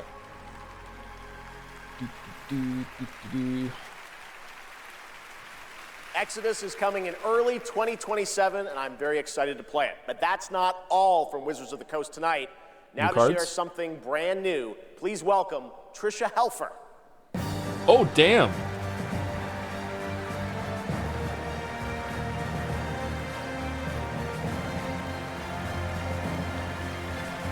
Who? What do you mean, who? Hello, everyone, and thank you, Jeff. It's great to be here celebrating gaming's biggest night with everyone.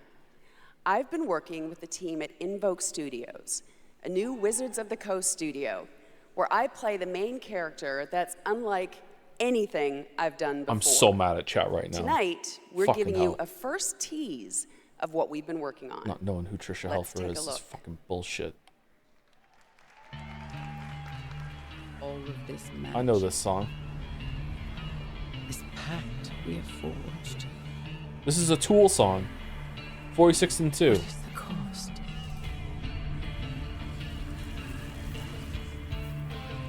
Fucking hell.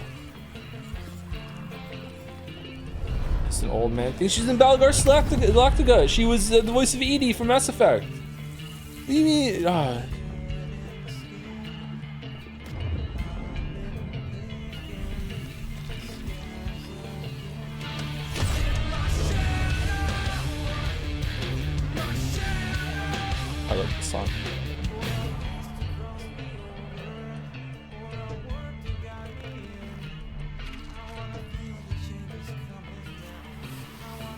Neverwinter Nights 3. That would be surprising, huh? I always want to go back and finish 2. 2 is really good. 1 was not good, but 2 was really good.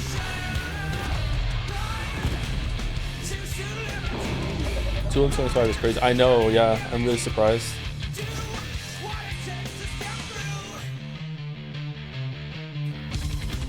Warlock. Warlock 3 or Warlock? Okay. Launch in 2027 and there's no gameplay? Alright, I would like to see some gameplay. Okay, no gameplay, no hype. Might be good. More on Warlock coming in summer 2026. All right, still to come tonight, the return of Tomb Raider, Phantom Blade Zero, and a performance by Evanescence, who are also releasing a new version of their hit song Afterlife. Tomb Raider today on colon Spotify, Phantom Blade Zero? Alongside new video game inspired singles from Labyrinth with Sonic the Hedgehog and Bill Murray, not that Bill Murray, different one, with Cyberpunk Edge Runners. Here's your first listen. Did Bill Murray die? Thank you, Anonymous Gifter, for giving us up to Anonymous Gifter. Thank you, Punyesh Kumar. Thank you, Bantering RTS. Thank you, Wolfie Wobbs. Thank you, Yuri1. Thank you, ZZZ Bite You. And thank you, Mellow Rush GG for the subs and resubs. No, he didn't? Okay. Who am I thinking of that died then? Was it Chevy Chase? Did Chevy Chase die?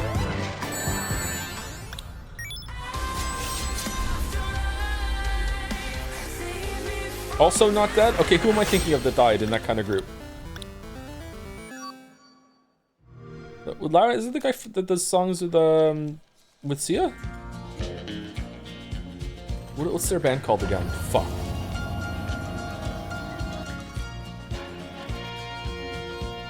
An old cowboy went riding Outer Worlds 2. Up on a ridge he rested as he went along. It looked like Control there for a second, but it's not. It's Obsidian. Halo. What? Oh no, it's just all games. Okay. And up a cloudy draw. Their brands were still on fire and their hoods were made of steel. Right. Their horns were black and shiny. I don't see any sparks. You're doing it wrong. A bolt of fear went through him as they thundered through the sky. For he saw the riders coming hard, and he heard their mournful cry. Alright, that's funny.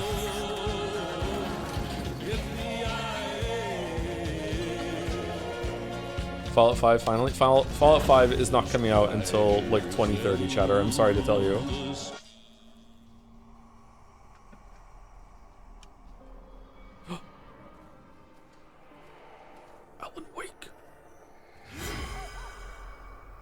Hi, Susan. State of Decay?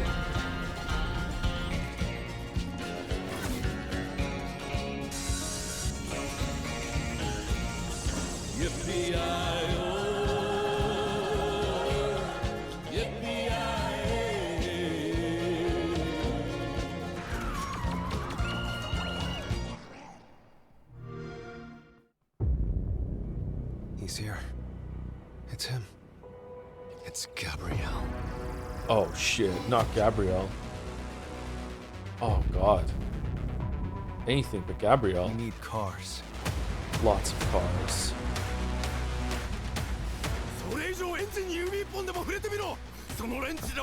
Behold, the echo.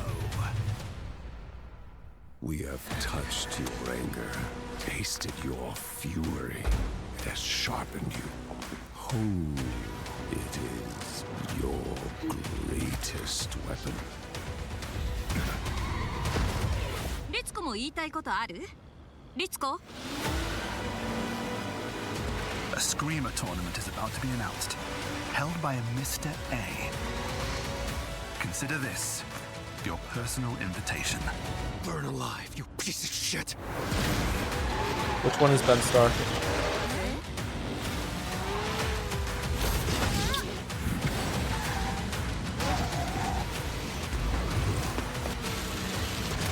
Is it an anime game or not? Screamer. Okay, so it's anime in the story, but it's 3D. Is it even stylized? It looked kind of realistic to me. Is it a little bit stylized? Welcome back to the Game Awards, and now it's time for a game announcement from a studio that continually pushes the limits of storytelling. They captivate us with worlds that bend reality and stories that blur the line between ordinary and the impossible. Remedy? They're one of the most distinct voices in our industry, and whenever they show up, you know you're about to see something unlike anything else. It's gotta be Remedy, right? It's gotta be Remedy.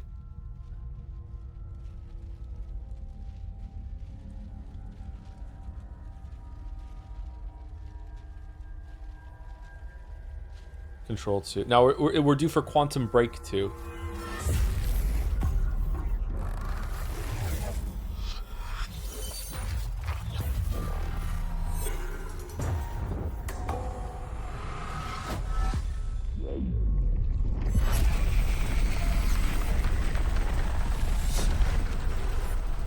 Jesse Faden.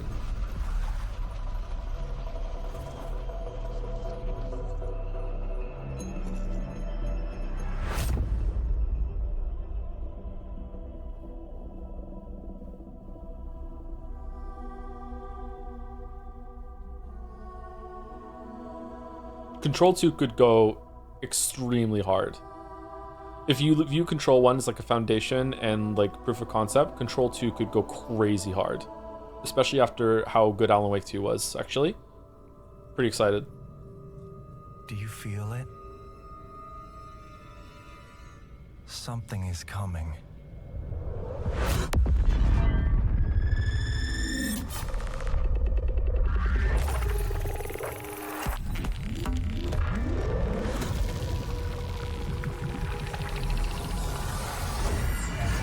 Actually, Foundation is a DLC. Thank you. I set that up for you, Balder. I really did. I'm not kidding.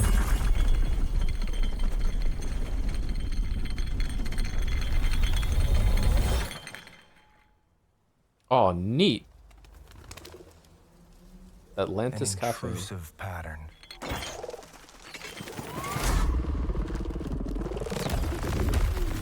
Of staggering power.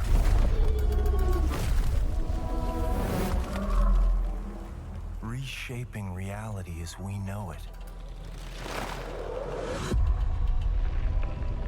Everything we tried to keep inside eventually worms its way out. Oh. Oldest house was breached? Uh-oh.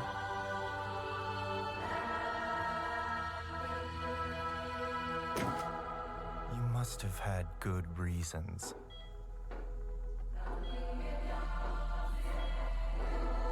But we were not prepared.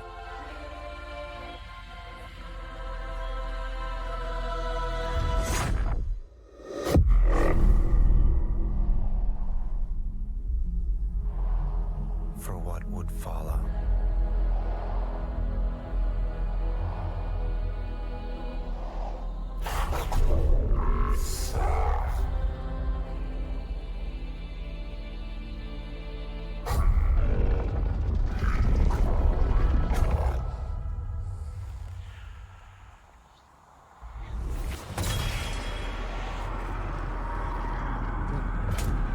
Wait, what? You're up.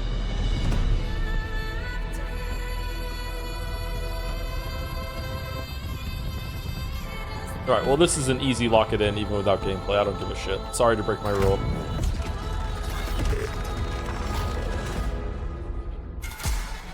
Oh!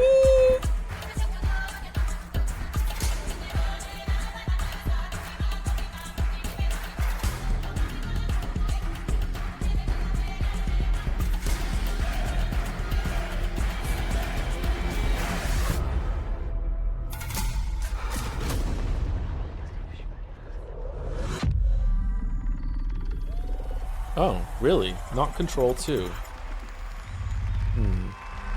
Pace yourself. It's gonna get weirder.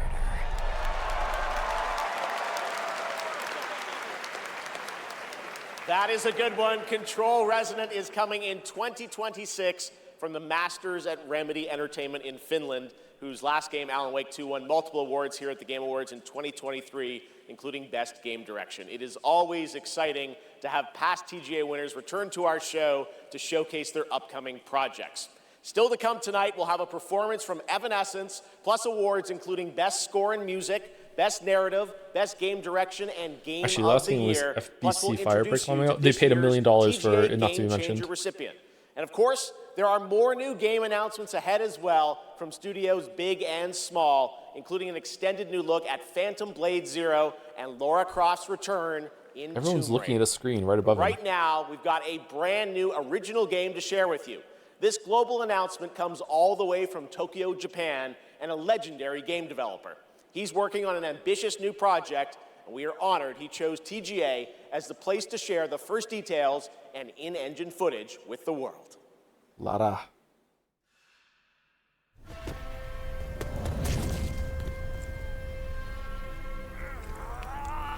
Oh, he's dead.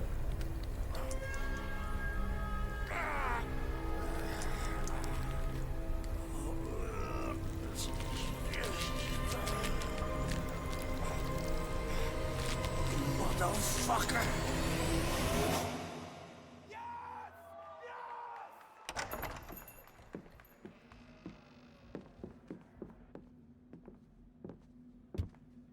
Shinji-san, yeah?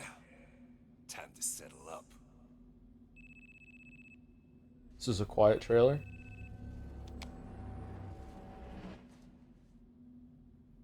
Hey, Daiki, when'd you make it back? Excuse me, sir. Shut your mouth. All right, talk soon.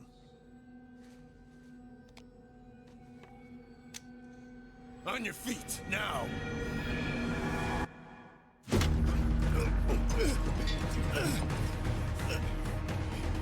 Son of a... Fuck it! Just kill him! Is this the guy from Train to Busan?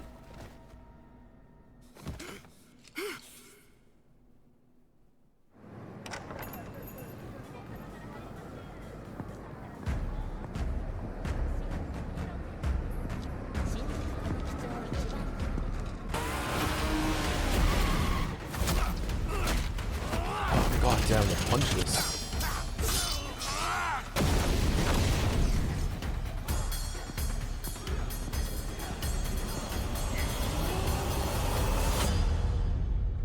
Gang of Dragon, a Yakuza prequel. Gang of Dragon is deep into development. Nagoshi-san, thank That's you what for we that are. announcement. All right, next up is something very cool and very unexpected. Get your quarters ready because one of the most iconic game series of all time is coming to the big screen. We're taking it back to the 90s when the ultimate rivalries were settled in the arcade. Right now, we have a special sneak peek of Street Fighter. Let's take a look. Street Fighter movie again?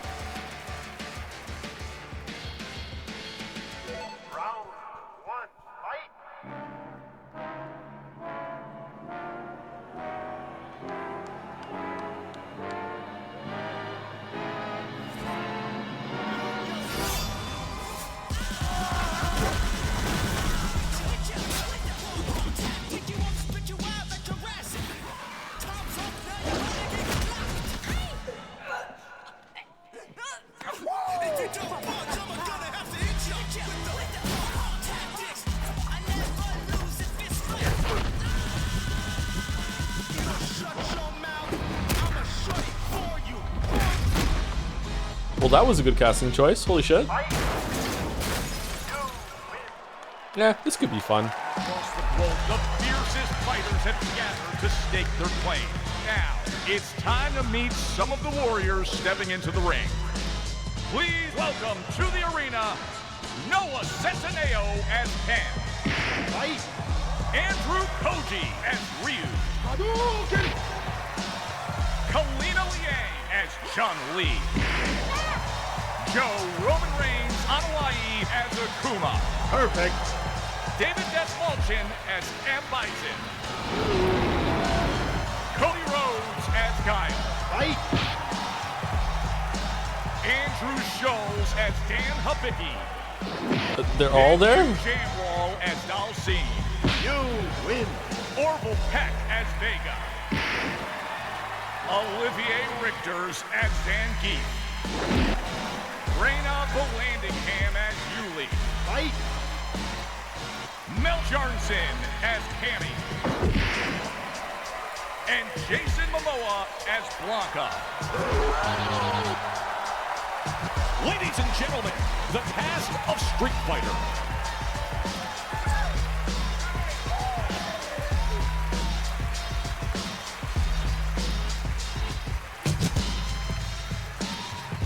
Where's Eric Andre?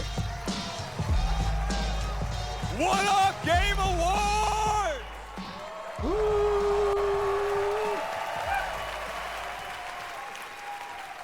Now, I know our movie comes out like a year from now, but there was no way we were showing up without a sneak peek. We just wrapped a few weeks ago, and fortunately for me, I had the distinct pleasure of kicking half of these guys in the face. Legally, on camera. I kind of miss that, guys. We miss it too. As a lifelong Momoa really Street that much Fighter bigger than the fan, others? like Momoa is legitimately huge. obsessed. It's the only time in my career where I threatened to kill Kale if he didn't hire me to play Blanca. True story, words matter. Fucking believe it. Tell him, Ryu. It's Ryu! It's Ryu! Not Ryu, Ryu! Ryu. Okay, we're also here tonight to present the award for Best Ongoing Game. It's Ryu.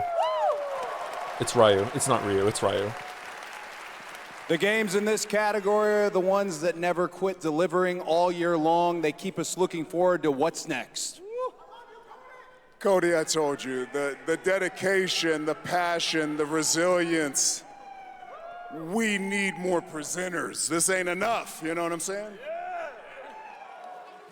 David, guys, it's so important that we appreciate you all here for being great patrons of Street Fighter, okay? If you play the game, make some noise in your life. Come on!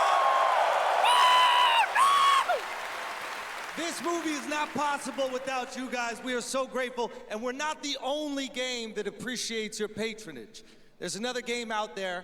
They also flew from around the world to be here because they appreciate you. So give it up for the whole cast of Mortal Kombat 2! Yeah! Come on out! Yes! Wait, what? Yeah. I'm just kidding. They didn't come. They don't care about you. They only care about money. Okay? We care about money and you. Street Fighter forever! Schultz cannot be Forever, joking with baby, forever! Kidding. He's joking. All right, okay, so these are the nominees for Best Ongoing Game. Best Ongoing Game. I'll protect my people's happiness to the last. I think some people still don't understand how big the game industry is. Oh god. Okay. All right.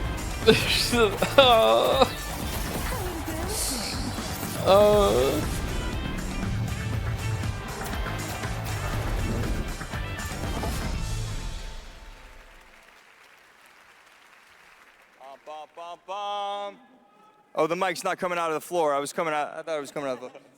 And the game award goes to No Man's Sky!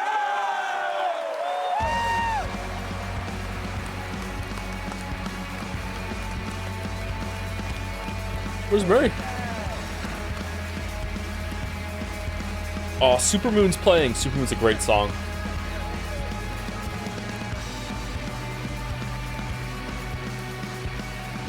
Murray's hanging out with Ari and William right now. Hey, well, this is wild. I guess, so thank you. I would say a massive thank you on behalf of the whole team at Hello Games who have poured so much into No Man's Sky. I also want to especially say thank you from Sean. What if you did it again, but just with one big planet and it was fantasy and you overpromised again? You could do it. This in whatever time zone it is where he is. I'm slightly jet-lagged myself. And you'd be very sorry. Wait, what was the category? Best ongoing game. I'm also slightly sorry he's not here because this is way more nerve-wracking than he makes it look when he gets up. But, you know, just that our tiny, massive, impossible space game still means something to so many people, that we get to keep on making a game that we love, That is a real Finishing. privilege. You know, that we are able to be here on a stage surrounded by so many incredible games. Like, that is really special. And, you know, the whole team is so grateful. It means the world to our team. So thank you so much.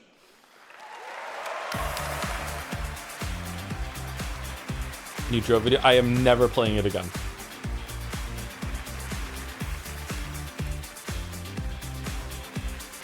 I'm glad it's better. I'm glad they keep oh damn. I'm glad they keep improving it. Like, respect, etc., etc. I'm never playing it again. I'm done. I'm done. A lot of handshakes. Congratulations, No Man's Sky. And how about the Street Fighter cast? That was absolutely wild. All right. There's lots more Game Awards ahead, including a very special announcement. Wow, okay. Well, we'll pick it up, I guess. Hello? Hello? Oh, live from the Batcave, all the way from Gotham City, Batman, welcome to the show. How you doing, buddy? It's great to see you tonight. You having a good time? Commissioner Keeley, sorry I couldn't make it in person.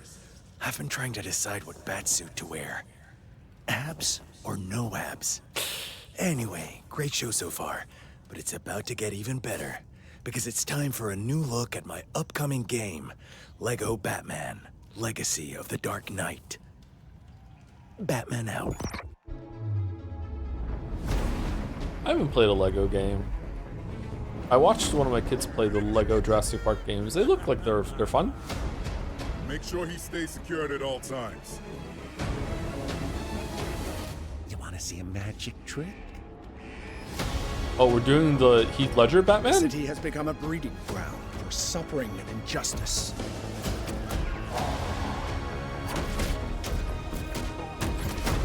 It must be destroyed. Doctor Strange?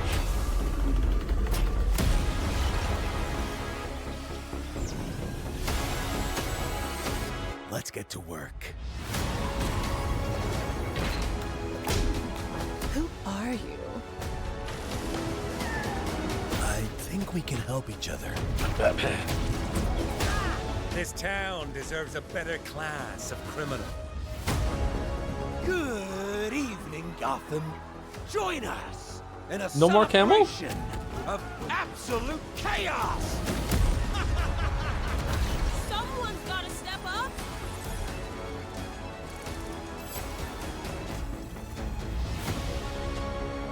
Let's get to the root of the problem. We don't do that. Sorry.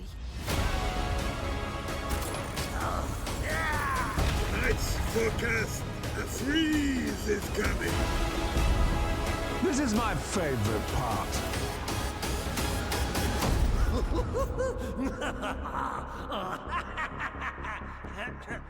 Hamill's not doing it without Conrad. Oh, okay. I can respect that. Yeah. Thank you, Lord Daniel Lego Neal. Batman Legacy of the Dark Knight That great launches peanut. on May 29th, 2026. Phosphony Now it and is time to Maximum recognize a number Steiner. of teams Steiner. across the industry with the announcement of the winners in a few categories. Here are the nominees for Best Audio Design: Battlefield 6, Claire Obscure, Expedition 33, Death Stranding 2 On the Beach, Ghost Notice of how Arc Yotei, Raiders isn't and here? Please Silent rest Hill assured that they F. were not snubbed. This year, the Game Award goes to Battlefield 6. Really? Congratulations. Okay. Here are the nominees for Content Creator of the Year: Cadril, Kai Sanat, Moist Critical, Sakura Miko, and The Burnt Peanut. And the Game Award goes to Moist Critical. Yo, baby! All right. Here are the nominees for Best Fighting Game: 2XKO, Capcom Fighting Collection 2, Fatal Fury City of the Wolves, Mortal Kombat Legacy Collection, and Virtua Fighter 5 Revo World Stage. The Game Award goes to Fatal Fury City of the Wolves. Now, the Deserved. nominees for Most Anticipated Game: 007 First Light, Grand Theft Auto 6, Marvel's Wolverine, Resident Evil Requiem, and The Witcher 4. Witcher 4. The Game Award goes to Grand Theft Auto 6. Oh shit, yeah, that's on there. Okay. Stick around for more of the Game Awards. Some Of of course. tonight's biggest surprises are still ahead. And of course, later, the Game Awards Orchestra and Lauren Belf pay tribute to our Game of the Year nominees. Oh, Maximus Turner was a gift sub to Zach Rar. Thank you very much. Thank you, Aim Accordion, for the resub as well. Good old team. Now that's power. Come on, Wet. We cannot be stopped. Feel true power.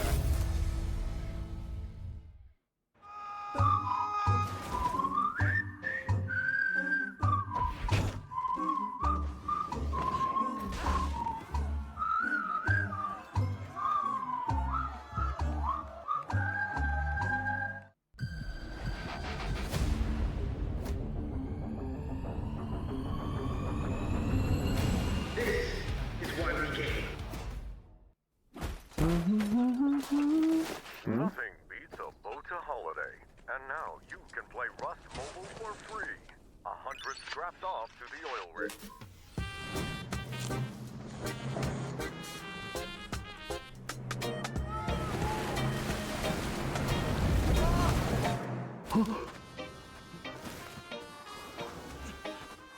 Take it! Don't look back! Why does this look so weird? Looks like a YouTube ad. Here's my loot!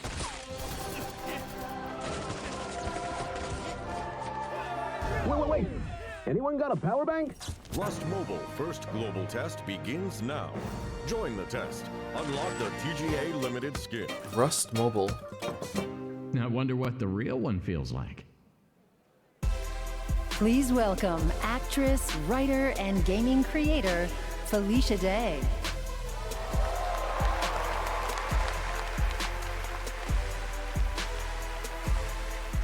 Hi friends. I'm thrilled to be here tonight to present the TGA Game Changer Award, an award that recognizes an individual or organization that has demonstrated positive social progress in the gaming industry. And I'm even more thrilled that tonight's honoree is one of the most impactful organizations uplifting girls today, and one that I'm honored to represent as an ambassador, Girls Make Games. Woo! Over the past 12 years, Girls Make Games has empowered over 8,000 girls aged 8 to 18 from all around the world to create and share their own video games through summer camps, workshops, and game jams. In 2022, GMG established a college scholarship to bridge the gap for young women as they entered college and careers in the games industry. True to their mission statement, the founders of this incredible organization chose 2 inspiring members of their community to accept the award on behalf of Girls Make Games. And I'd like to invite them to the stage and hear how GMG truly has been a game changer in their lives. Please welcome Ellie Freeman and Monica Paredes. I really liked the episode Felicia Day on House. I thought that was a pretty good episode, and it was a very different role for her. I liked it.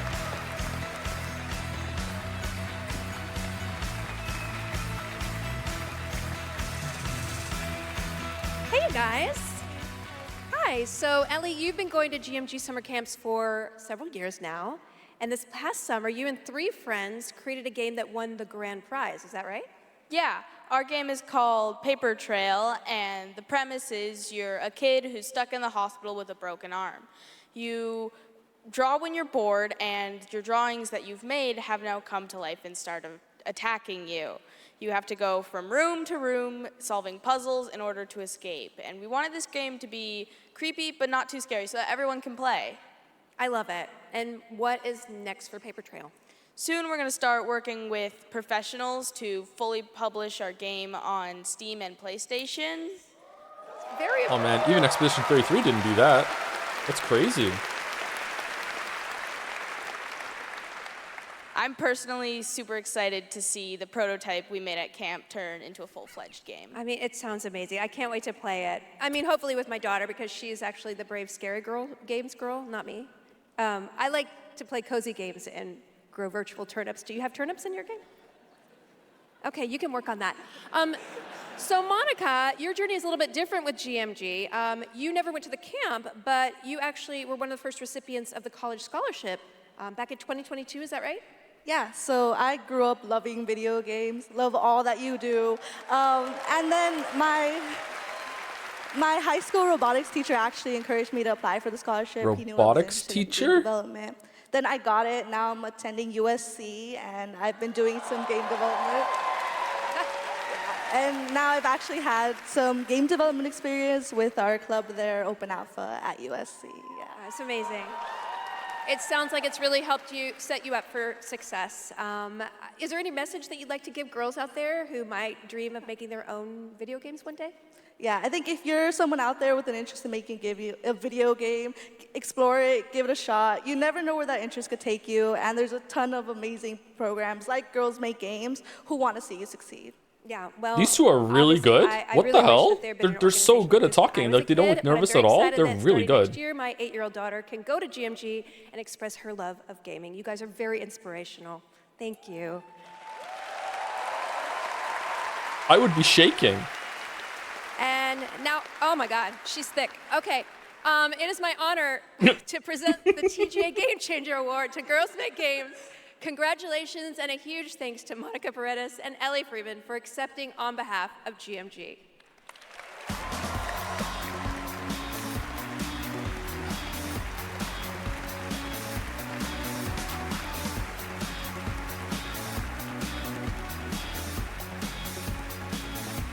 Thank you so much, Felicia, and congratulations to Girls Make Games. It's an incredible program. I've had the chance to visit their summer camps in the past, and it is truly inspiring to see the passion and the creativity that these young developers bring to the medium. Initiatives like that don't just open doors, they shape the future of our industry in a positive way. And I have no doubt that some of the girls in that program today will be on this stage in the years ahead accepting awards for the games they helped create. Now, it's time to move on to our next announcement here at Game Awards. Not actual gameplay. All right, not actual hype. The entire world knows your legend. You survived the Dragon's Triangle. All right, Tomb Raider. Okay. Crossed the threshold to Atlantis. I've heard a dozen tall tales that say you're unstoppable. Reboot or continuation? What do we think? I think reboot. But I say, all legends must come to an end.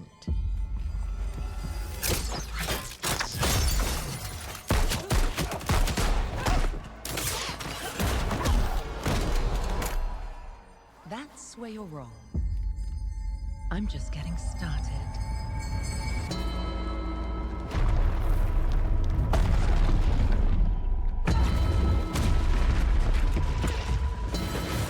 Oh, she's tall again. Okay.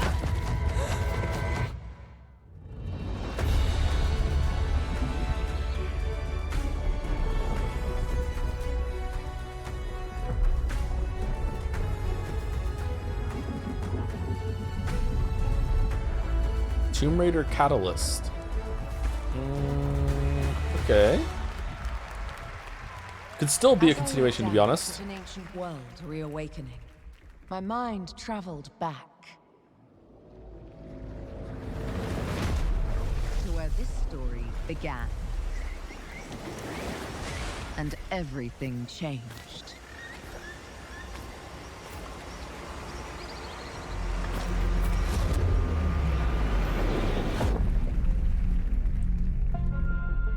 It's been years. Well, okay.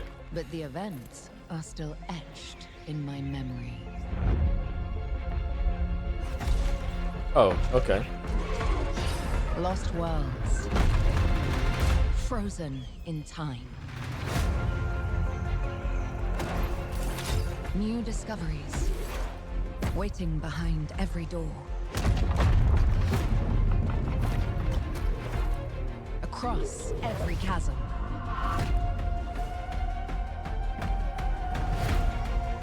Yeah. Okay, so definitely going back to the original. All right. The path this adventure would send me on.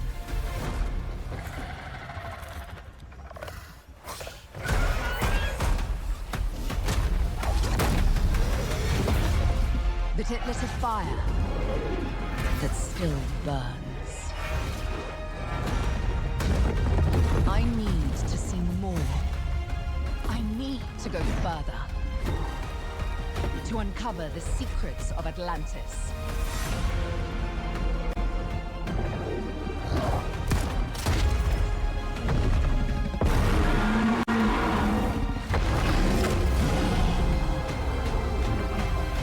Some legends are destined to be retold.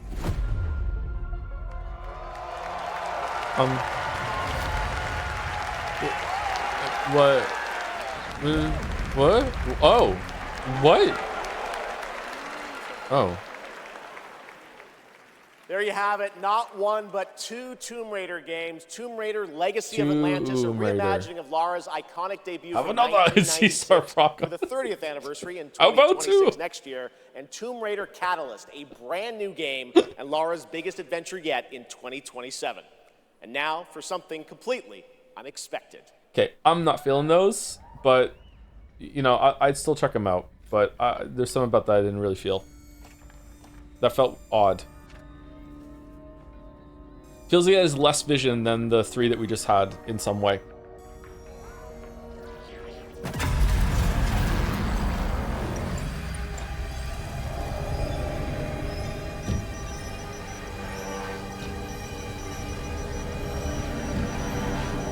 It could be good.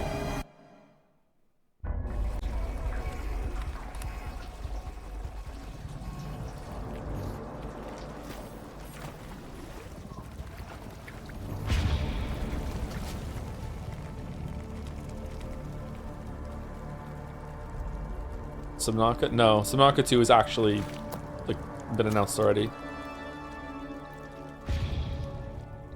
Could be like Subnautica though. Is the claw just gonna be hanging over your head the whole time like that? That's distracting. Hello?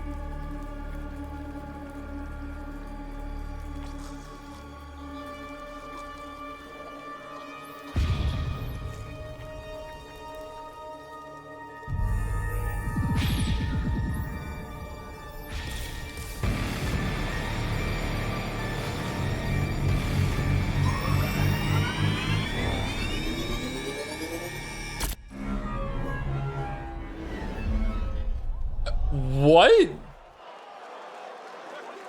Hi, I'm Robert Kirkman, co-creator of Invincible, and I'm here to introduce a brand new character to... Hey, Game Awards! Oh, it's not the Sorry, same Robbie thing. K. Okay. I got this. I see you, Keeley. Love what you've done with the place. Rex, I was just here to introduce a world premiere. Look, I am the world premiere. Cue the lights, cue the orchestra, cue the seething jealousy, and meet the second best character in our 3v3 fighter, Invincible Versus. Roll it, Kirky. What the f? I said roll it, Kirkman. Roll it.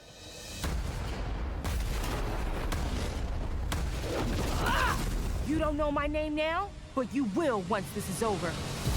I never been to jail. Tell niggas that I'm in here with jail. Who is she? She may be some minor Earth hero. My name is Elemental. Elemental. You seem pretty cool. Hold on. But that won't stop me from kicking your Are they all like that in Invincible? You call this minor?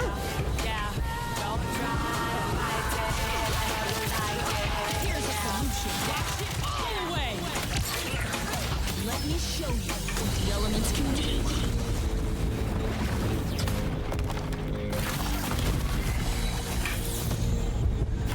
You want to escape?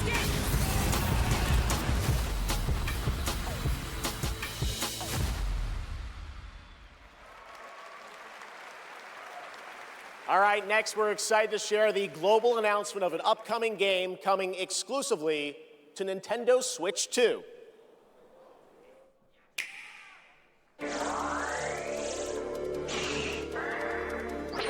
So it's gonna run well, right? Because if it's exclusively for the console, then there's no reason it shouldn't.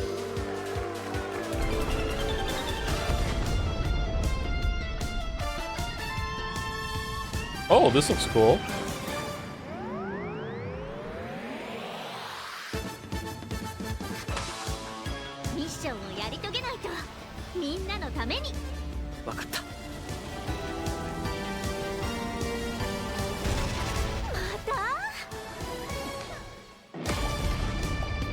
Oh, this is back when anime was good. This looks neat.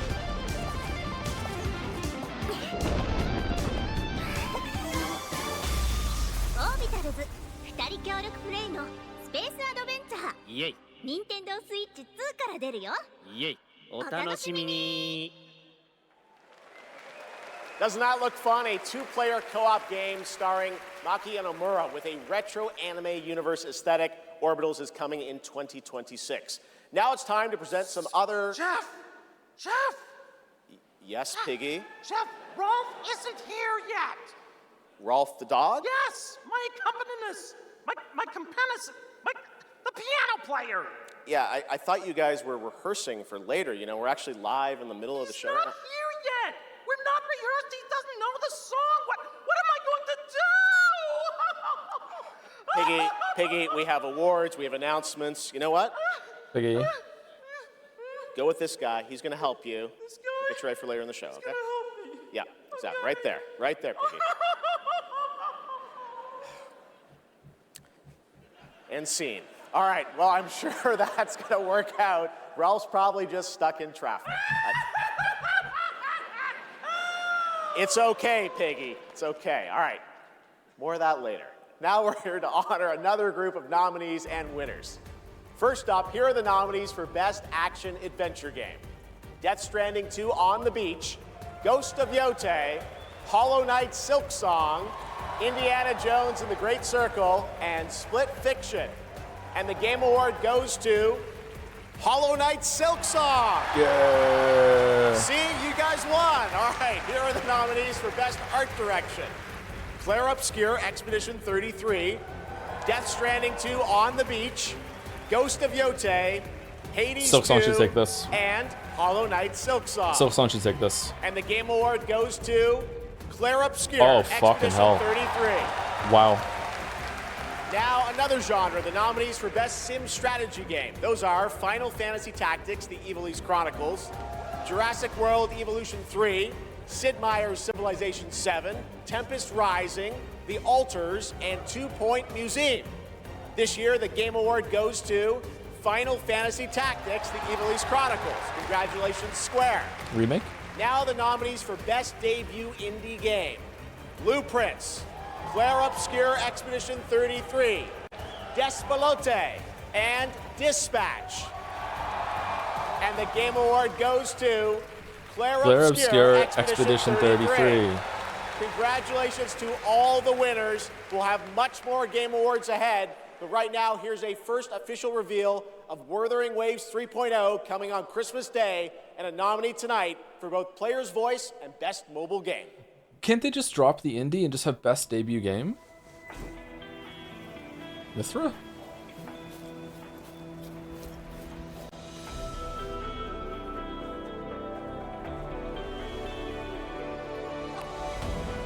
All I did was add a turbocharger, tweak the suspension, and upgrade the brakes. Hardly a violation, wouldn't you say? So, this trip's theme is back to school, huh? Welcome to Star Torch Academy. We did promise to witness it together. Say what? I want you there to witness it. The rise of the new sun. Initiating Miss Piggy criticality poll ended? protocol. Don't blink. This is about all these awards don't get a trophy speech. The way to the Little bit. highway is open. It's time for you to return. Journey well. Thank you, Bippy Bongus, for the 41 months. Thank you, Abby Snaley, for the 8 months. Thank you, Misconceptual, for 18 months, or Misconceptual. And thank you, Dolph 2000, for the 4 months as well. The Sex Queen returns. Miss Piggy?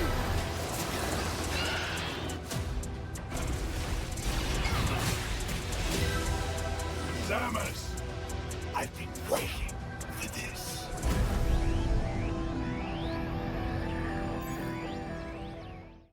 Three, two, one. 'Cause no one can do it like we do it, like we do it, like we do it. 'Cause no one Are you streaming Prime 4 eventually? I'd like to, but we have too much to do right now.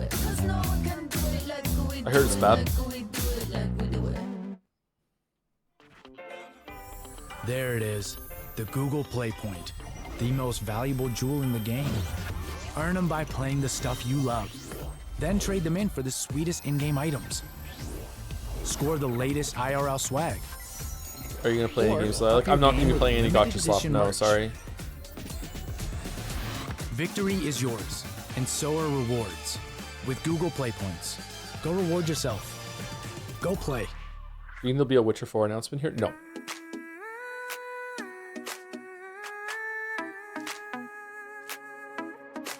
They're in the middle, they're in between the announcement phase and the actually coming out, build up the hype phase right now. We're still like a few years out from Witcher 4. So it's probably gonna be not much until a year out, I guess.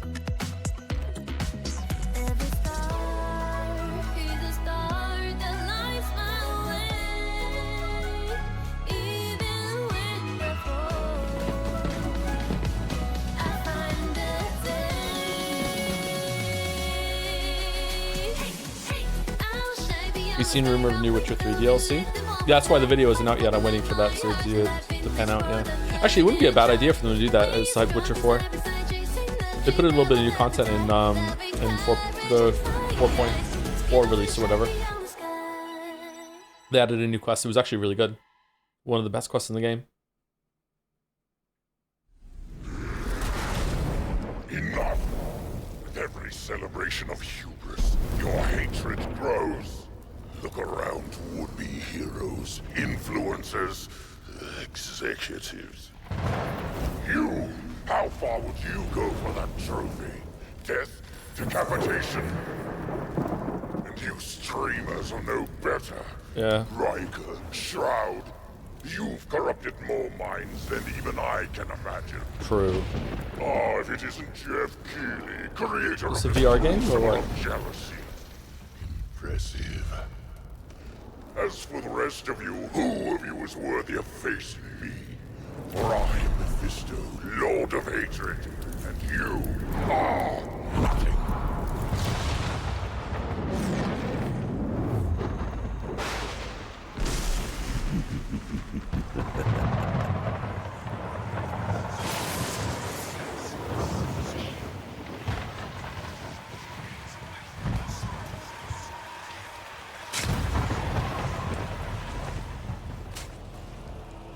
Really?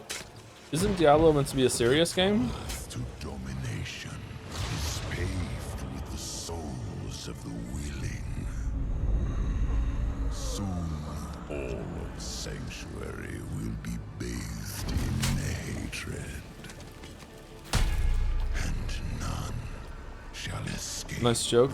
Joke. No, I'm serious. Like, Diablo 4 was actually a return to being like dark and serious. It feels like it will have jokes in it, don't get me wrong, like, of course, but like overall, when it comes to the big thing, it seems weird to have a joke thing like that. Still is? Well, that lead into this wasn't.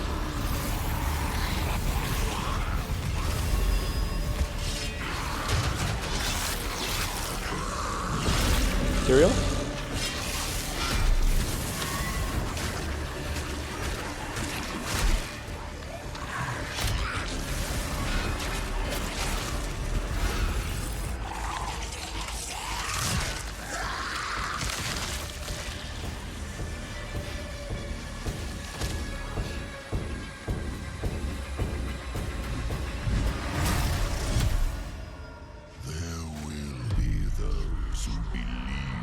Owned. They alone can stand against the inevitable.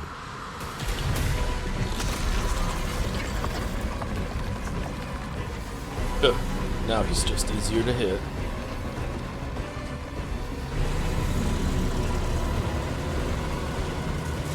And I invite them to try.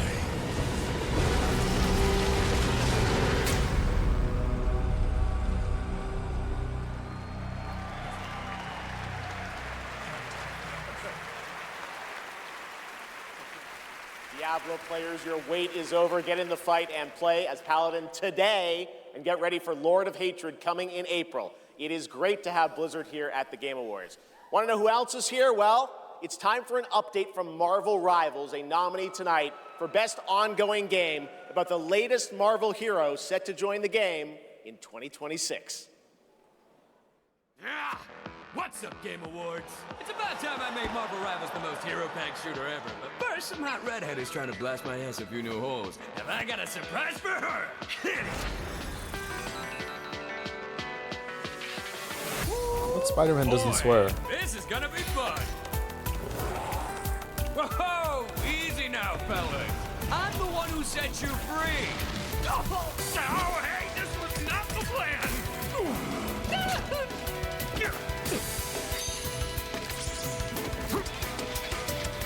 All right, you rejects. Get Tyrannosaurus Roar!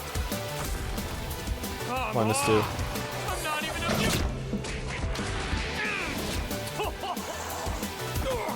What's this game's tagline? Ignite the battle!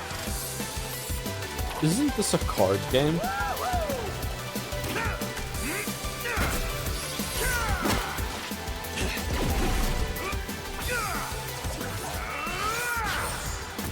No?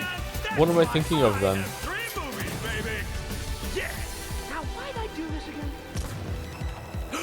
Marvel Snap? Oh. Okay. Oh, right. She's my rival.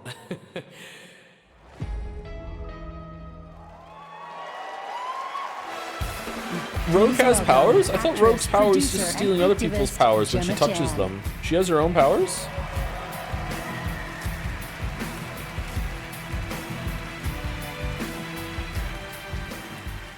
Hello, Game Awards. I have the pleasure of playing Dr. Selena Tan, head of the tactical simulations for QLab in 007 First Light. James Bond has long had the fortuitous, some might say daring habit, of crossing paths with rather dashing antagonists. And this one is undoubtedly unforgettable. Take a look. She has the same powers in comics, apparently. Okay, like my question is, like, how does she have powers in like a game like that? Does she always have to like touch another character to gain powers? I thought it was like a very, very short-lived thing. Or does she have her own powers apart from that? This looks good, by the way. I'm kind of excited for this. This could be a good game. Me? Never. I am sometimes asked, Bafma, how is it that you hear every whisper in every corner of Aleph? And I answer, I built Aleph with my will, my blood, my whole self. This city is an extension of my being. Lenny Kravitz? My body. Really? Today, it became infected. That's kind of on brand for 007, actually. Easy, girls. Plenty of meat for everyone. Girls. Of course. James Bond looks like Eric to me. Please welcome Obama himself, 4-time Grammy winner, Lenny Kravitz.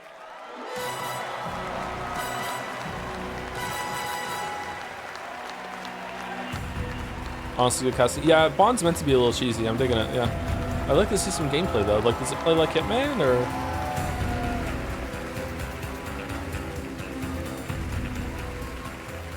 Good evening. It was a great honor to be asked to join 007 First Light for my first voyage into the world of video games. The jawline on this man, holy fuck. Invited me to play Bavma, a wild, unpredictable pirate ruler of Africa's biggest black market hub, I knew I was stepping into something special. Where others see chaos, Bavma sees freedom. He rose from nothing, broke free, and built his own kingdom of Aleph, and his story is just beginning. Every world we build needs the power of rhythm through music. These musicians can turn violence into beauty and silence into tension. Here are the nominees for Best Score and Music. Best Score in Music, leveled up by Spotify. Awesome. Cool.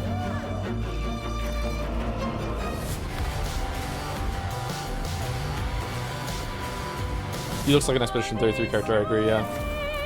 This should win. Expedition 33 should win this. Although I don't know Yotai's OST, so I don't know.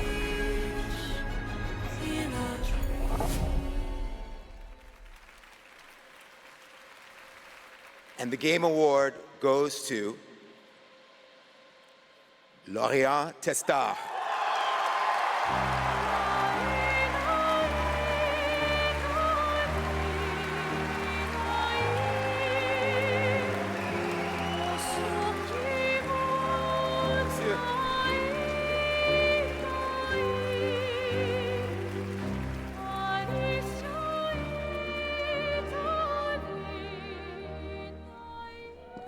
Thank you so much.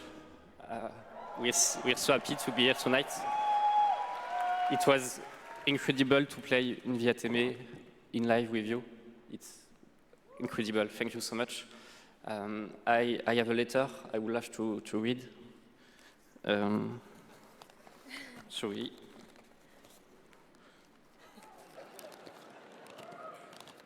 Looks pretty long. I would really love to start by thanking all the musicians who work on the soundtrack with us, who give their soul and their hand and their voice to the sound of the music. I also want to thank you, Alice, to standing by my side. It's an immense gift to share this journey with you. Thank you for carrying each note within you. Please don't play him off. Please just let him finish the letter. Resonate in the world of Clarobscur. Thank you, Guillaume, for lingering on one of my songs on that night, when our story was aligned. And thank you to all my loved ones for their love and their support during all these years. And to all our players, thank you for letting Clarobscur and our music find a place inside you. You are the lumière that makes us want to keep painting, keep loving, and keep dreaming. Thank you for reaching out your hands to us. We don't know the colors of tomorrow, but we are ready to paint them with you. Thank you. To the Enchanted Tomorrows. Oh, thank you, God. Oh my God. I was like, squeezing myself, waiting for the music to play out of just preemptive cringe. All right, good. Glad. I'm glad. Okay. I would like to say something too. We are so grateful to receive this award tonight. It's a wonderful recognition of our work over the past 5 years. A hug thank you to Lorient, who made this world adventure possible. And a big thank you to Central Studio for their trust and unwavering support. Thank you, everyone. Tomorrow comes.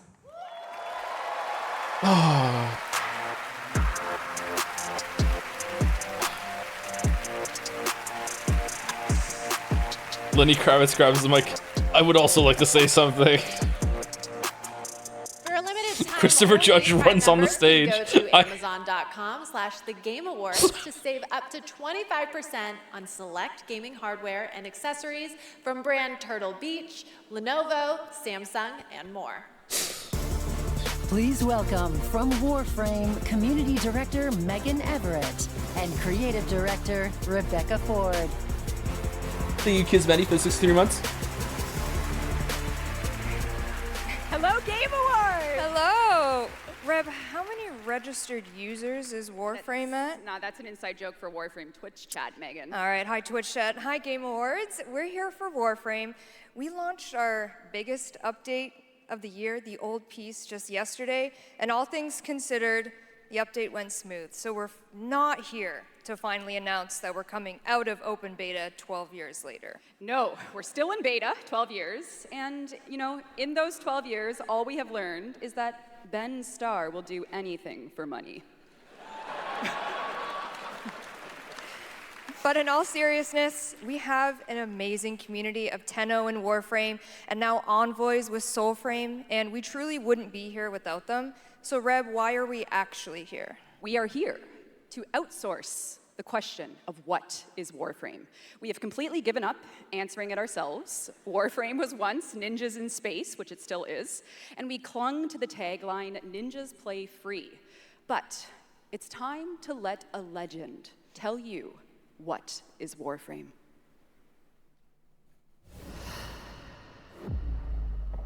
What is Warframe? Cursed to walk through this senseless universe in living metal. Haunted by dreams. Excalibur. Alright. Actually funny. Names that echo an ancient purpose, now lost to them. The war they were created to fight is long forgotten. And yet, they wake. They stir. What drives them? Their residual instinct or some separate conscious force? We may not know, but there's one who does. They hear her voice, a blanket against the horror. They insist blindly upon humanity and its worth, even in the face of ultimate indifference, but with so little understanding of what they have taken, what they still owe to me.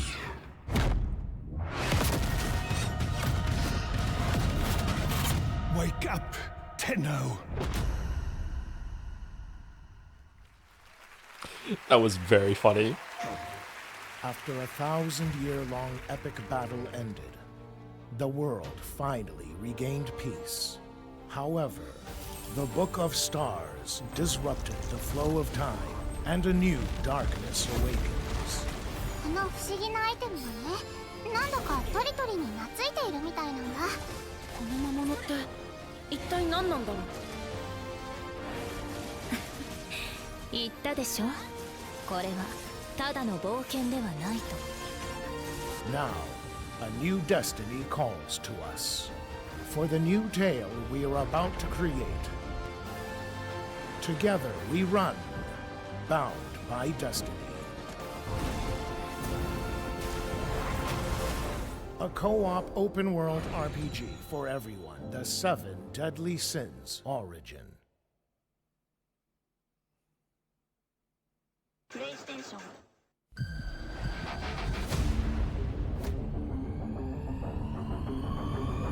Dear Reeves in chat, I can't tell if this is just another anime.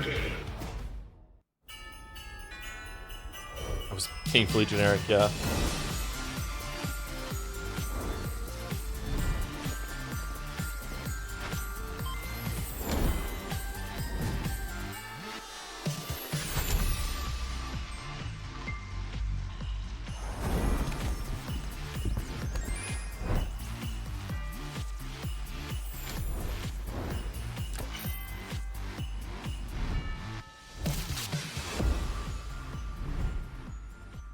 His face looked at AI right at the end. It did, yeah, I agree.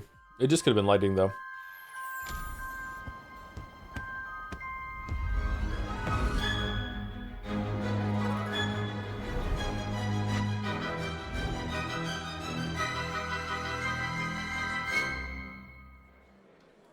That game sells really well. That's a pretty big deal. Hogwarts Legacy is free on the Epic Games Store right now, and there's even more Harry Potter fun coming later this month to Fortnite with customizable Hogwarts house outfits. Play Hogwarts Legacy on EGS before December 18th and unlock a Harry Potter chocolate frog back bling in Fortnite. It's the world we live in, guys. All right, back in 2023, Lords of the Fallen surprised and impressed players with its brutal combat, dark fantasy world building, and stunning dual realm design. Tonight we have your first ever look at the gameplay of the sequel. Sequel what? Lamp bearer. One must travel many paths on the road to salvation. Paths. Oh, Lords of the Fallen. Oh, okay. Is this being announced right now, or? Through shadow. I feel like this game just came out, the first one. With you,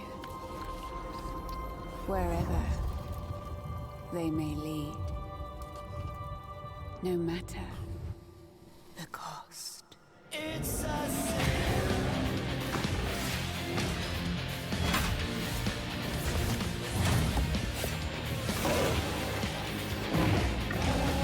This looks cool.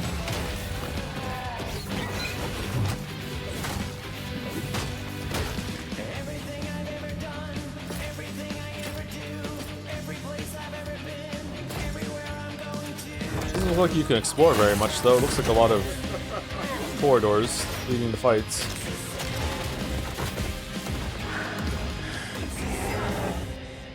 Father, forgive me.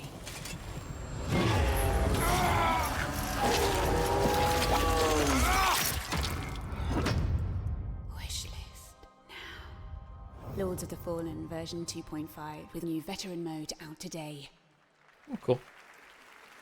This next Should set play that of at some awards point. recognizes a diverse set of games across a variety of genres. Here are the nominees for Best Sports Racing Game: EA Sports FC 26, F1 25, Mario Kart World, Rematch, and Sonic Racing Cross Worlds. And the Game Award goes to Mario Kart World. Congratulations, Nintendo. Thank you, Scoreface, for the new sub. Thank you very much. Community support. Scoreface. Baldur's Gate 3, Final Fantasy XIV, Fortnite, Helldivers 2, and No Man's Sky. This year, the Game Award goes to No Baldur's Man's Gate Sky. 3. What? They won that last year. All right, here are the nominees for Best VR AR Game: Alien Rogue Incursion. Wait, there was more than Arcane two? Age, Ghost Town, Marvel's Deadpool VR, and The Midnight Walk. The Game Award goes to The Midnight Walk. Congratulations. Now, the nominees for Best Role-Playing Game: Avowed, Claire Obscure Expedition 33, Kingdom Come Deliverance 2, Monster Hunter Wilds, and The Outer Worlds 2. This year, the Game Award for RPG goes to Claire Obscure Expedition 33. And finally, here are the final 5 nominees for Player's Voice, a 100% fan-voted award: Claire Obscure Expedition 33, Dispatch, Genshin Impact, Hollow Knight Silksong, and Wuthering Waves. This year, the fans selected Wuthering Waves as the winner. Oh, enjoy your Freemo gems. All right, and now we've got something great for you. Please welcome actor Rahul Kohli.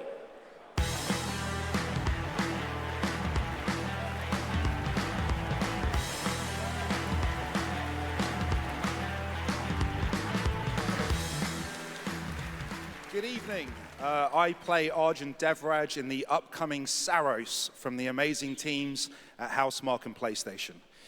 For the last 30 years, the Housemarque name has been synonymous with thrilling action, satisfying gameplay, and of course, bullet hell. It's been an honor working with them, not just as an I have no actor, idea who this guy is, as but a he is fan of styling. Holy shit. Stardust, Returnal, and literally everything in between. We cannot wait for you all to play when Saros lands next year. And here's the debut of our new story trailer.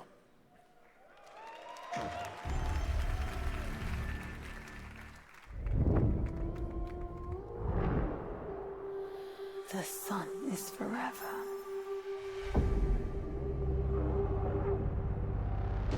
We promised we'd never be apart.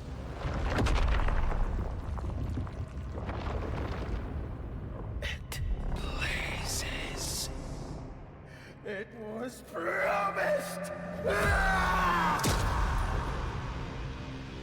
I need to know that I just made the right decision. It's me, boss. Wait, how long? Since the last time the sun died, mate. You left us here. We've lost people. There's no way to get home, and you... Lies! This is what it does. It gets in our heads, and it twists, and it turns. Whoa, wait, hold on, what? I won't break our promise. This time a group land on the Returnal planet? I will make everything perfect again. Returnal was pretty good. I know you're here, and I will find you. Joe, you already knew this? I forgot. Alright, I'll play that. Lock it in.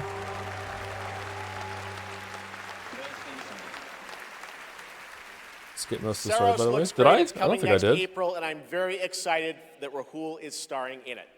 To present our next award, I am honored to welcome a previous TGA winner. He's the writer and director of some of the biggest and most critically acclaimed video games of all time. Grand Theft Auto 3, 4, 5, Vice City, San Andreas, Red Dead Redemption 1 and 2, and Bully.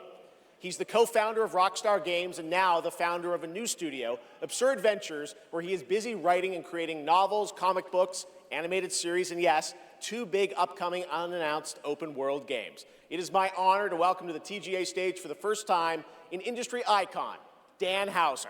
The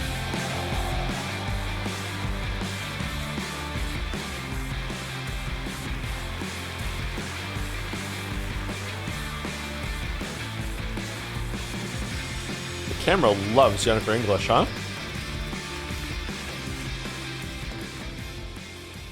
Thank you. Good evening. It's a real pleasure to be here. In the 29 years I've been doing this, we've seen games emerge as the premier art form of the 21st century. More than any other medium, video games have the power to take the audience on a journey, both physically and emotionally. Games don't just tell us a story, they let us live it. The story becomes the experience, driven and shared by the player's choices. It's a level of shared authorship. Why is his face half forehead? That's everyone's face, Chatter. Everyone's face is half forehead. It's almost magical. And so here are the nominees for Best Narrative. Best Narrative. One stroke, and everyone of that age vanishes into nothingness. This thing between us. Put your thumb on your chin and put your index finger on your eye, and then without closing them, move your thumb to where your eye is straight up, and you will be halfway. I hate it all. I'll destroy it all.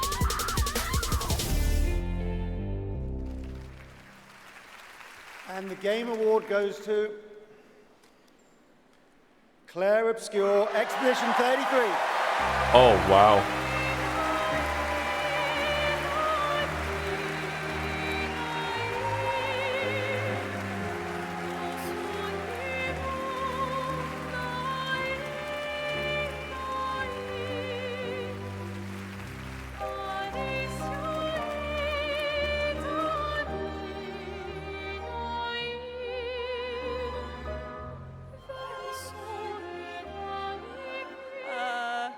Wow, there are a lot of people here. Hi. There are so many people to thank, but first and forever is my husband. He is my light in the darkness. Thank you to our beautiful player community. Thank you for welcoming our characters into your hearts. In games, a story is a shared creation. It starts with words on a page, but the player experiences it through the work of each of our teams. Which game should have won this in your opinion? I didn't see them all. Donkey Kong Bonanza. UI, cinematics, acting, music, VFX, and through localization into other languages. All of that is supported by our producing and our technical teams. The last ingredient is our players, who interpret the story in the context of their own lives, and who keep our story alive through their fucking own sure did that with your game, yeah. and discussions. The marvelous thing about games is that we create that experience together. Together. Our team with our players. Thank you so much.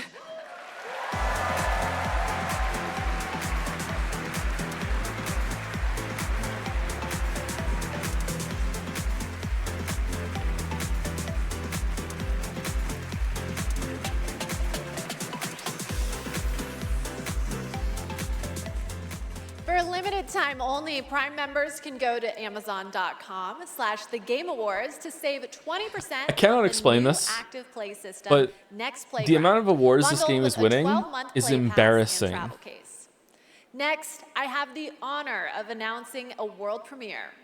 The next game from a small studio in Uppsala, Sweden, Neon Giant, known for The Ascent. This is No Law. I can't explain it. That's what I said. I can't explain it. I don't know why I feel this way. It just feels embarrassing. Maybe it's coming from places like, oh, this is all we had was this one game, but that's not true. I don't know. It just feels. Just the jungle. It just feels kind of bad. Both the vines and the people. The mayor stepped in where the government couldn't. Said the city needed order, and they'd be the ones to bring it. Keeping the peace on their terms. I walked away from it all. Kept my hands in dirt instead of blood. But desire is a fickle mistress. What is this? The city won't let me go. It won't forget my name. I asked for nothing, and they still came and took everything. The mayors and anyone that stands in my way. Every last one of them. They're gonna This learn looks like something so real much like simple. 2077.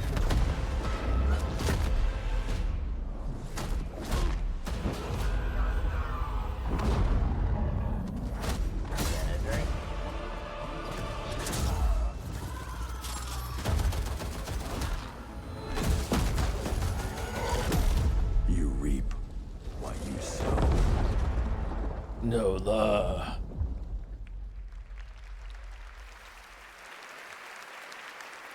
We'll all be looking forward to that, and good morning to everyone in Sweden and Europe. I know it's a late night. We got a lot more show for you, but coming up, we've got more awards like Best Game Direction. Todd Howard is here to present that from Bethesda, and more announcements, including one I promise you that nobody could have anticipated. But right now, Game Awards, get ready to get on your feet.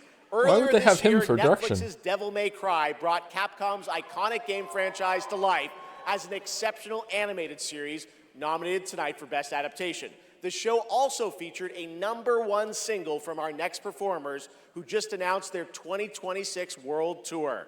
Here to perform Afterlife, please welcome Evanescence. I'm gonna go use the bathroom and grab a drink while this happens, okay? This is a good time for me to step away. I want to see it, but I need to have a break somewhere, so I'll be right back.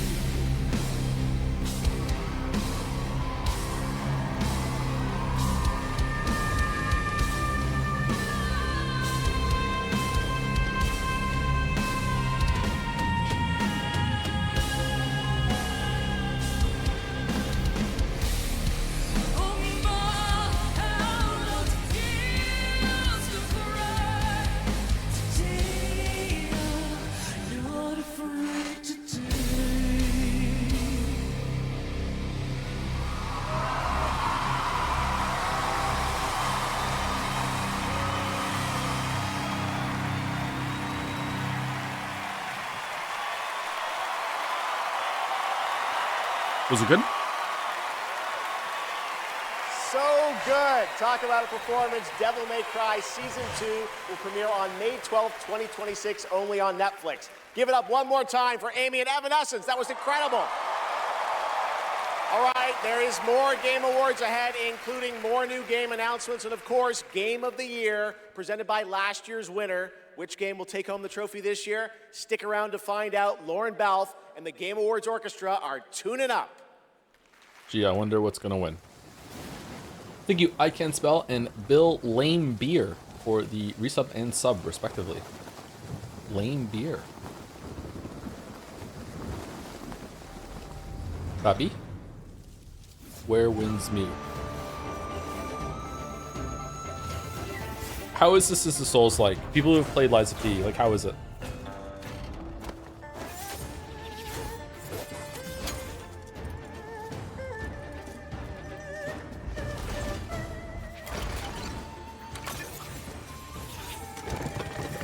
It's not? I thought the boss was like Souls-like combat. Like the bosses were Souls-like. Soulsian.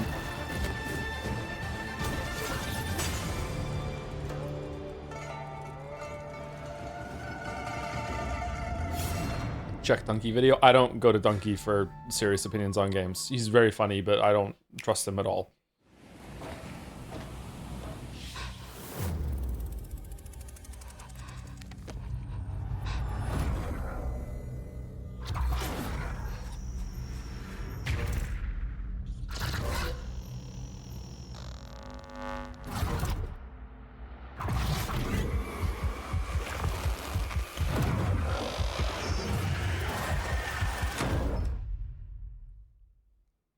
Oh. If you give a gamer a game, they're gonna want to play it. If they play it, they might love it. If they love it, they'll want to play other games they love too. So you'll build them a place to discover more cool games. More than that. Perfect. But then they'll want to play those games anywhere and everywhere.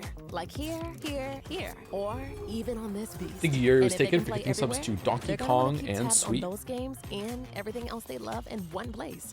So you'll give them a U-tab, a home base that tracks all their play, no matter how Have they you seen play, the Donkey Kong with one Evanescence souped-up mashup? profile to rule them all. That rings a bell.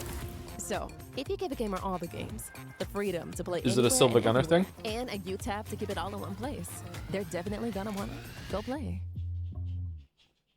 47. An urgent threat has emerged in Dartmoor. He One gets me. that can have catastrophic consequences on a global scale. Careful. One touch can be deadly. Please welcome the actress behind Hitman's next elusive target, Mila Jovovich. Hold on, they got Mila Jovovich, but they're reusing a map?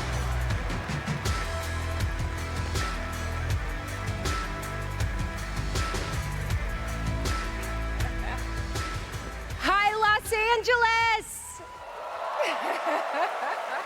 Whoa, she looks different. And hello to gaming fans around the world. I'm thrilled to be making my debut in a video game as the next elusive target in Hitman World of Assassination. It's called aging. I think it's called trying to The avoid hunt looking like begins aging. February She looks really 2026. different. Now, I'm happy to present the Game I've seen a Award lot of for movies with her in Best it when I was growing up. Multiplayer. Resident Evil was pretty good. Modern multiplayer represents For a a kid. monstrous challenge in game design. I mean, imagine having to develop games that account for the absolute unpredictability of thousands of live opponents, or even worse, the persistent dumbness of a human teammate. It's no easy task. And tonight's nominees all pull it off in their own inspiring way. Here they are. Best multiplayer game. They said the world above had ended, so you learned to listen.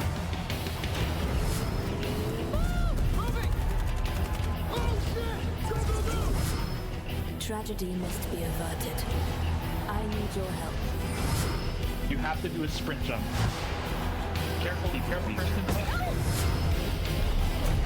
We sure cause a lot of explosions. I hope Peak wins. Wow. I see people have a lot of favorites out here. Who do you want? All right. I got it right here. And the game award goes to Arc Raiders! Woo!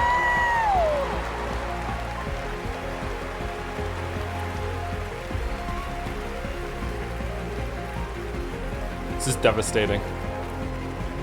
Congratulations!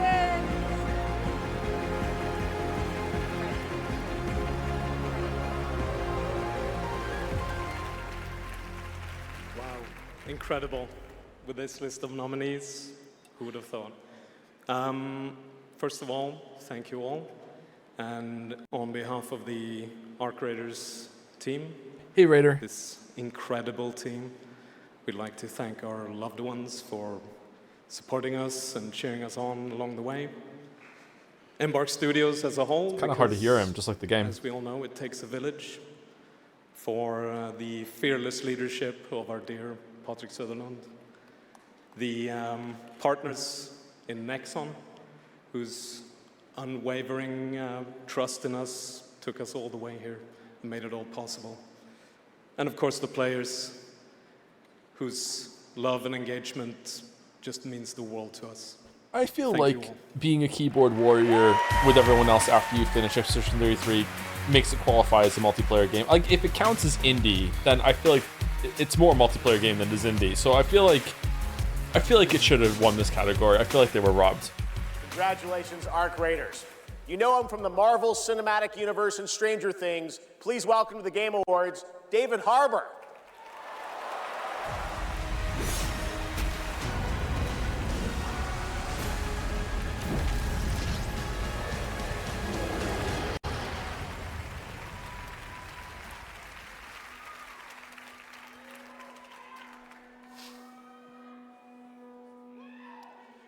For 25 years, Creative Assembly has entertained millions of people all around the world with the Total War franchise. Today, I'm here to help announce where Total War is going next. And it'll be in a universe that is so close to my heart. I'm excited Total War Stranger Things? that Total War is headed to the grim, dark future. Whoa. With Total War Warhammer 40K! Congrats to Weeaboo Bill. Some of you may know this, but some of you may not know this, but I am a huge fan of tabletop gaming. I've painted endless miniatures, spent a crazy amount of time dropping dice under a table. Of course, as you might expect, I'll be in the game. Whoa. It connects to some of my favorite aspects of the universe, but more details on that later. Let's take a first look at Total Extremely War divorced energy right now. Warhammer I'm doing my 40K. best. I'm doing my best. Oh, we're gonna see gameplay? Oh, damn. For the Emperor. Grim darkness of the far future, every soul's survival hangs by a thread.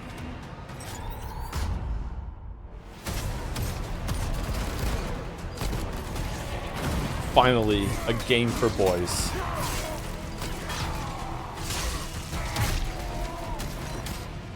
Mankind is beset by endless tides of aliens, traitors, and demons.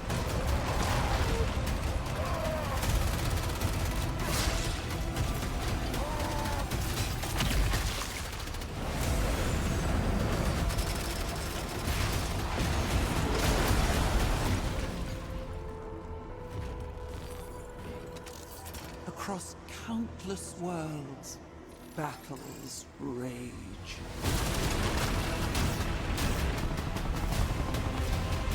Will you be coming to my New Year's Eve stream where I tier list the 100 games I played this year and whether they're boy games or girl games? Oh, so you want an expert on misogyny, so you come to me? Wow.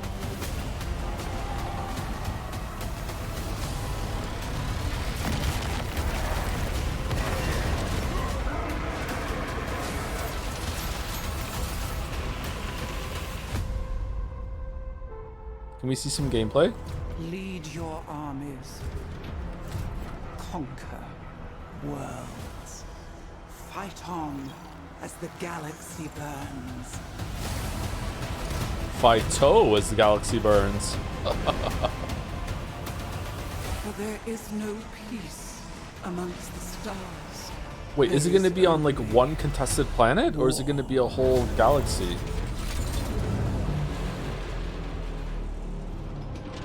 Will you play the Owlcat games? Not planned at the moment, but maybe. Ooh.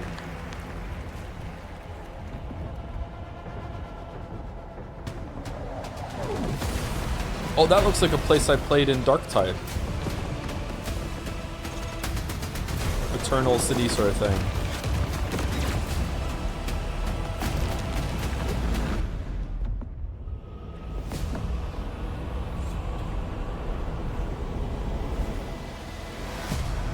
Ooh, it is different planets. Holy shit. 30 seconds to target.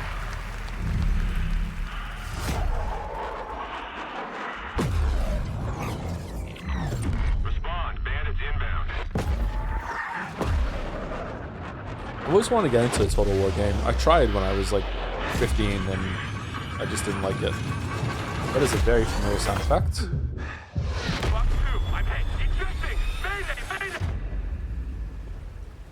Take a look. What a sight to behold. Whew, it's all over. The last lands of the FCU, the Federation of Central Asia. First of all, thank you for joining us on this ship. Hello there, my dear newcomer. Oh god. You are very lucky. Fucking Yes, damn it. we are critically undermanned on this ship. Don't worry at all. The man in front is Jan Rexco, the Wings of Thief. You're riding shotgun with a legendary ace of aces. He's a Missile. Missile. fabricated by the Missile. governmental Missile. social media. Missile. Radar contact. We Missile. think it's the shadows. Missile. Our Missile. low target is Missile. Wings. I'll draw a Missile. fire. Time to pull Missile. out. 22. Missile. Missile. Missile. Missile. Missile. Missile. Missile. Missile. Start swimming, soldier. Make it home alive. Missile. Missile. Missile. Just keep at it, Rex. Missile. Missile. When your orders, Rex. Missile. To keep us Missile. alive, Wings of Missile. Thief must stay on Missile. the mission. Must fly on. I can make up your kill count to be whatever. Right. From now on, you'll be the greatest ace pilot this war will ever know.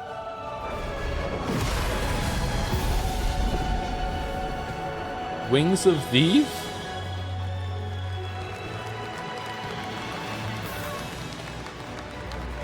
Stop saying missile. It's the game, not me.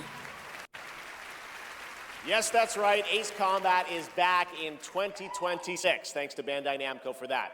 Over the past few weeks, fans have been visiting the Game Awards vote in Fortnite to help us select the best creator-made island of the year, and Genesis Squid Game came out on top. Congrats to that team, and head over to the Game Awards island now live in Fortnite to play all the nominees with the island code that you're seeing below.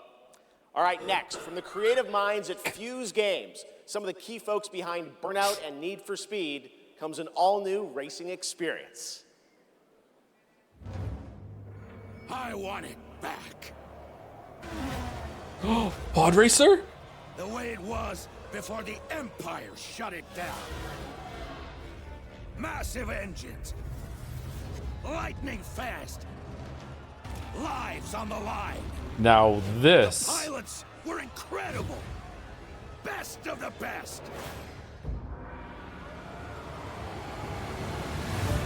United by one beautiful dream.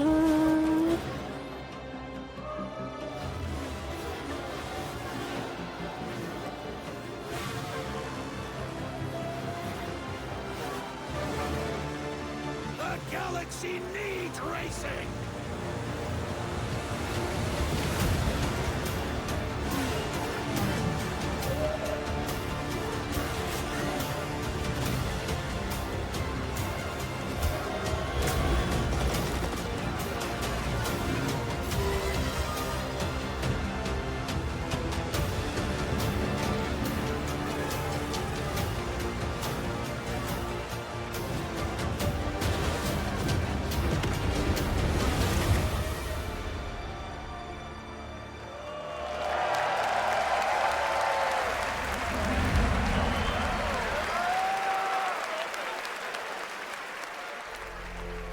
I think there are enough racing games.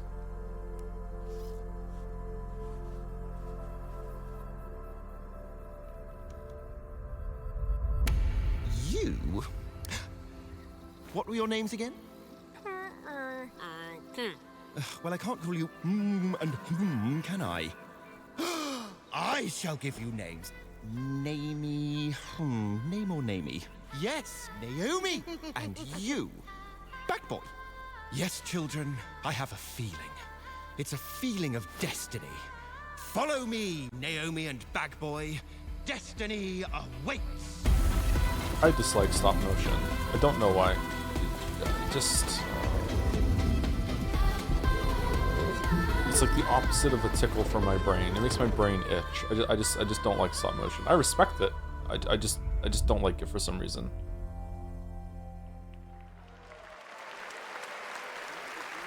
Such a beautiful That's game. a really That was bad. out of words, How is it a bad stop take, motion man? It's co-op like if game I being just don't like a developed, food, over I in, just don't Denmark, like and it. it's a great game coming I'm not next year. saying it's bad. And now, I'm not I'd saying like to you shit welcome for back liking an it. icon, It a kind of legend fucks who me a little bit. I pushes just don't like entertainment it. forward with each of their new projects. Someone I consider a dear friend and a friend of the show. Please welcome Miss Piggy. I am so sorry. I am so sorry, everyone, but I will not be performing a song this evening. No. So sorry. It's all because of my my accompanisters. This dog was late, as usual. Hey, sorry, I lost track of time. I was out taking myself for a walk. Oh, ha. Same old excuses and jokes. Hey, they liked it. Let's go. It's time for you to sing, pig. Sing? Sing what? We haven't rehearsed anything. And where's the grand piano, huh? Yeah, wouldn't fit in my hatchback. Listen, what are you worried about? You know, we'll just, we'll wing it. Wing it? Sure.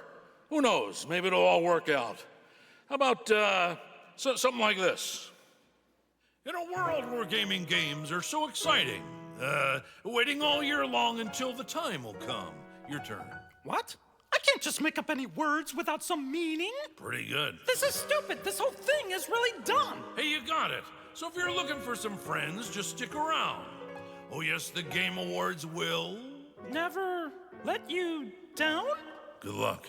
Excuse me? As we all now come together across the Great Divide. Oh, from Tokyo to London, we're all watching side by side. So if you're looking for some fun, the time is now. Here we go. Oh yes, the Game Awards will never let you down. Yeah, we'll see. What? Go ahead. It's a night of magic and online chats galore. Exactly. It's a shame that host Jeff Keighley's such a bore. Hey! Kidding. All the trailers and celebs and big awards. Really rigged. Oh. Don't forget about all our friends on Discord. Oh boy, I'm getting so excited about this wonderful world of gaming. Well, here's some awesome titles you simply can't ignore. You mean the names of all the games that I'll be playing? Yeah, now let's get ready, let's get set, you guys keep score. Let him have it!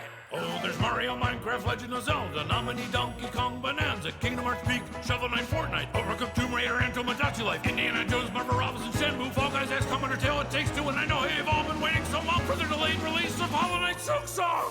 Whoa. Glad I didn't have to do that. 1, 2, 3. So when I'm Princess Peach, wearing my super crown. Oh yes, the Game Awards will always let you down. Stop it! Your turn. Oh, I can't think of anything now. I need a noun. Oh, the Game Awards will never let you down. But the pig just did. You'll have a place to wear your sparkly gown. Everyone! Oh yes, the Game Awards will never let you down.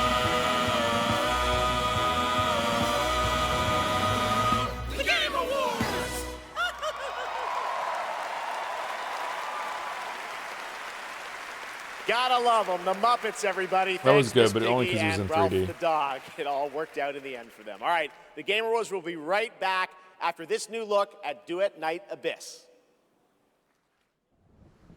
Thank you, Telephone Goes to the Bits, and thank you, BDogAll69 for the 30-month resub as well.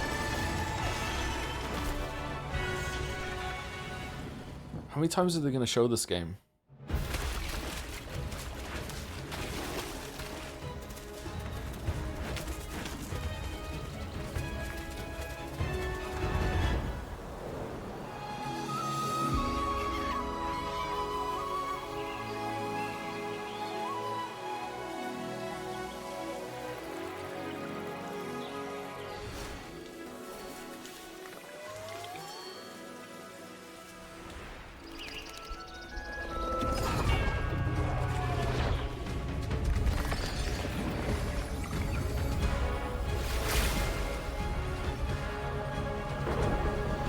Speaking of slop, Genshin Impact players has the story progressed yet? They've explained who the Cube Lady was at the very beginning of the game yet, or no?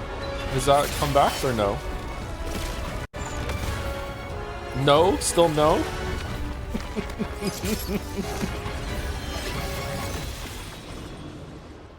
They have, yes? What, is that Paimon?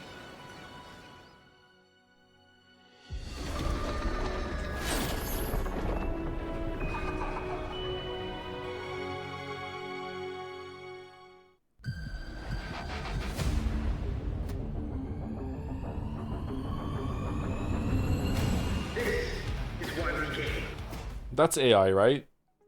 That's an AI person. Mouse, we need to see if this is AI or not.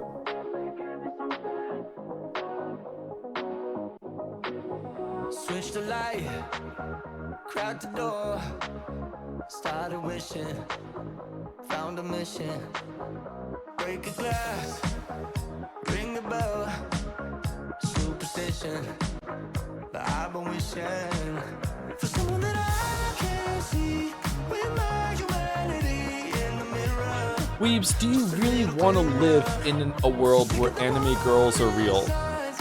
It would take you 3 hours to get dressed every day. Like, do you understand just how much your quality of life would go down?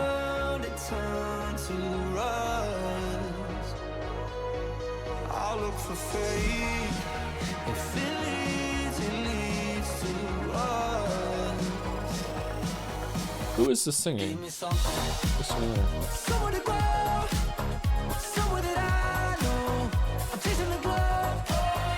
Give me something, someone to love, someone to count these stars above.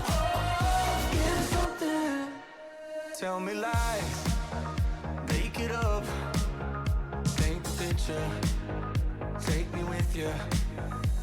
I don't care what you say, I'm making it deep today. It's a new world, it's a new world. I don't care where this goes, I'm making it highs and lows. It's a new world, it's a new world. Give me something. Everything, Joe, you'll never have to undress after dressing up? What? You like have showers and stuff. You're living in that world.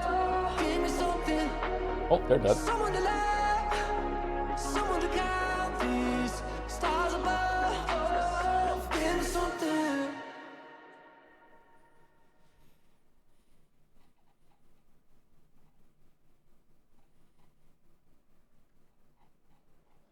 Oh, it was One That was the Republic. announcement Okay. of One Republic's partnership and a new song with Arknight Enfield, which arrives January 22nd, 2026 on PlayStation 5, PC, and mobile. You can pre-register now and be the first to join the frontier.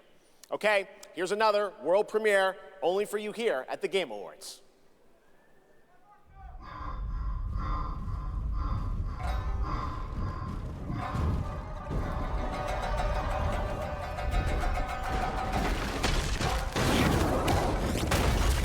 Oh, I thought it was going to be a game about running through places that are on fire and getting out in time. Okay.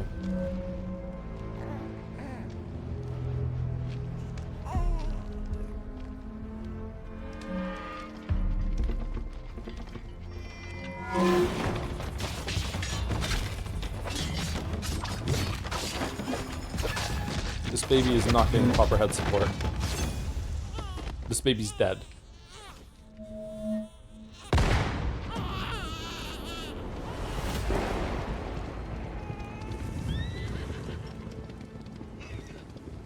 No one goes near that place. It's you, finally awake. But you. S game. That's a weird name.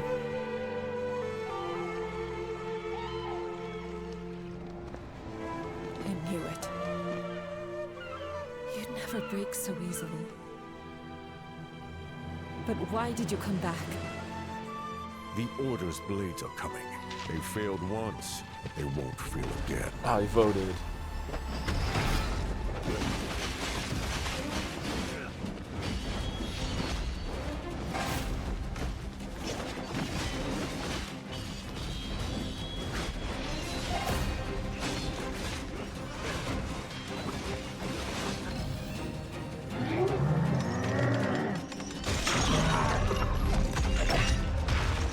First boss vibes right there. Okay, that was fucking sick.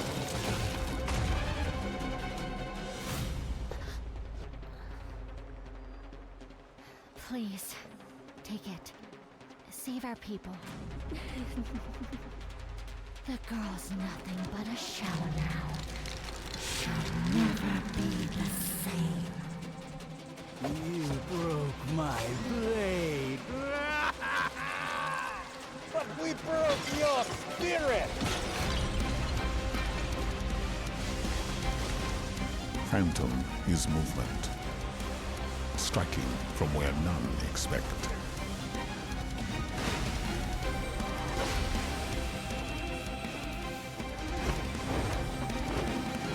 Blade is breath.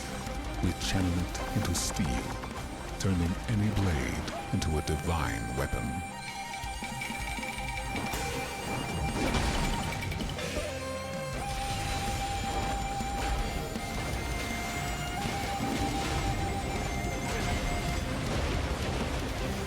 When Phantom and Blade... Since we're all spacing out, how did the 24-hour Henry Marathon go? It was pretty good, yeah. I think it was a good time. It was good to play that game for a very, very long session like that, yeah.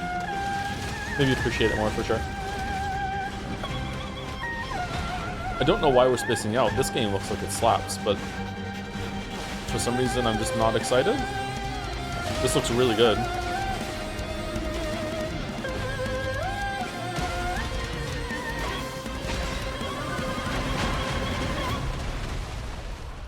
Phantom Blade.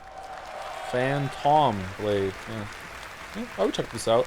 I have a bunch of Souls like I still have to play though. Stellar Blade, Code Vein 2, Last Berserker Kazan, Lords of the Fallen. There's like a lot of them. Neo 2, Neo 3. Oh, that's a ways away. Okay.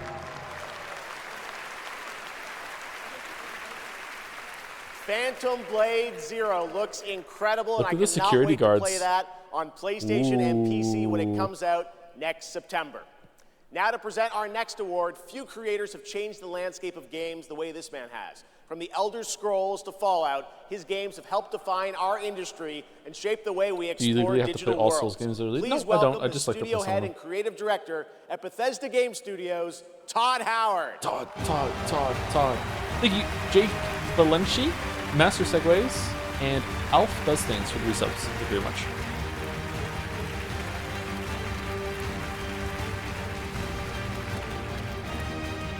Todd always looks good. Game development is the ultimate team sport. And it doesn't matter if it's a team of 10 or a team of hundreds. Art, design, audio, engineering, and more have to come together as one. Game direction is that glue. And the games that have had them all come together, well, they touch us. They become a part of us. Stop saying come. And that's why we're here tonight, to honor them. Here are the nominees for Best Game Direction.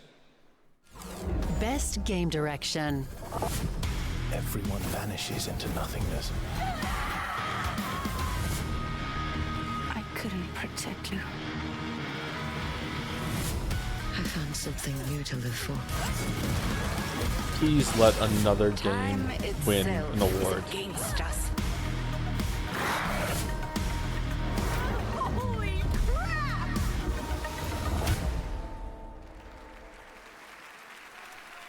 And the game award goes to Expedition 33.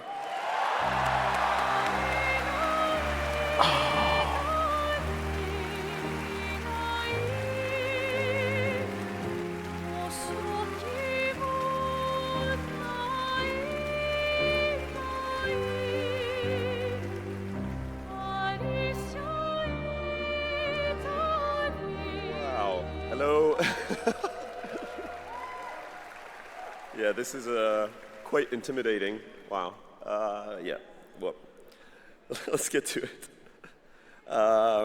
Yeah. So back in Brussels in 2020, I received a mail, just anonymously. Make a game. They said it would be fun. They said. Yeah. What's the worst that could happen, right? Yeah. Well. Fast forward for a few years. And so to this day, we still look at each other of how crazy this timeline is, for sure. Still don't really understand, but, you know. It's a timeline, however, where we're eternally grateful for the support and love we've received as well. All the ones with us tonight and the ones abroad, friends and family who believed in us and made this dream come true. And yeah, I love to thank my wife as well. She couldn't make it here tonight, but I think she's watching it. She's in Brazil, so the time difference is quite huge. But yeah, anyway, thank you all so much. Have a lovely evening. Yeah. They knew they were going to win so many awards that they had a designated award carrier guy on the team to go up with everyone.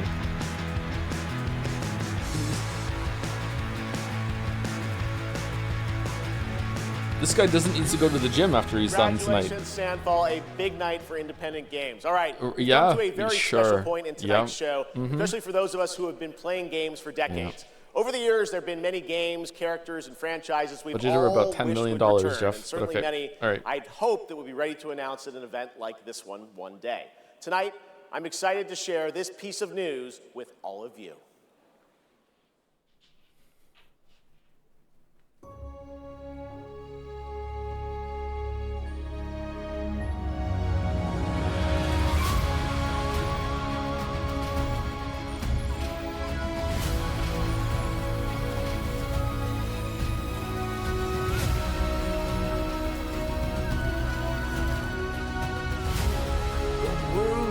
You again.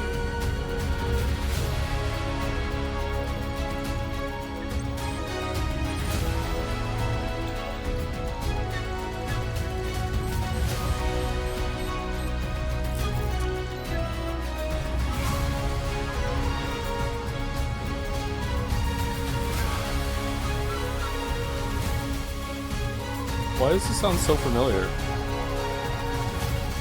Oh, it's Mega Man. Okay.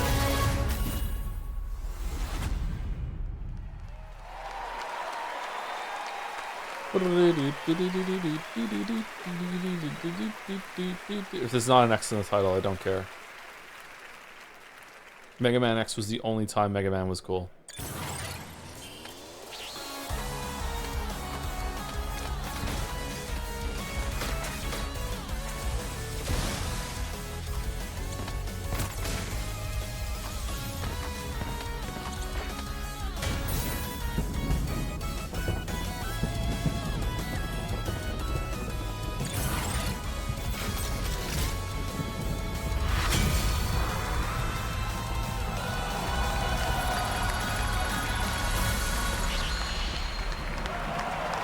Unironically looks worse than Mega Man X that came out 20 plus years ago.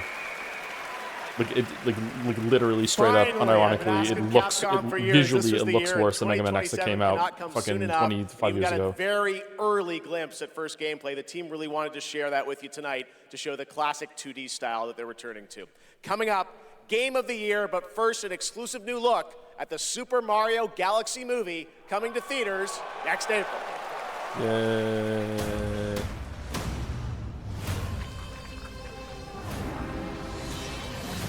I'm Bowser Jr., and I'm gonna be taking my father now! Hi, I'm Luigi.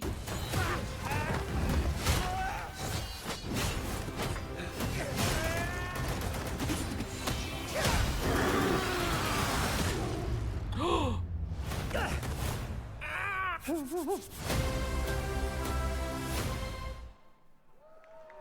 that was it? Okay. Alright, I'll be seeing that in theaters, so. You'll be able to rid us of this crucible. Neo 3. The light. Who traverses time.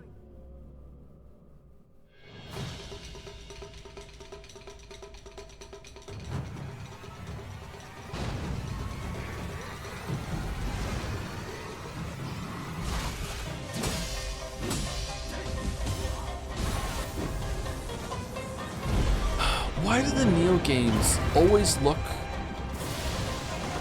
cheap to me? It's like they have a soap opera effect. There's just something about them.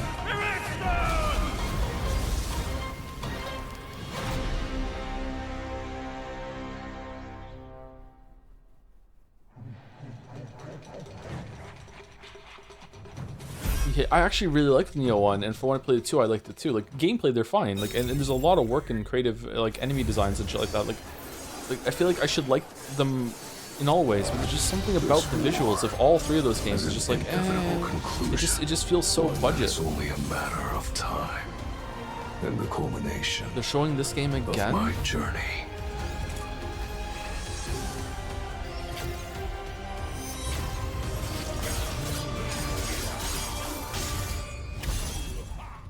Arise. Join me in shadow.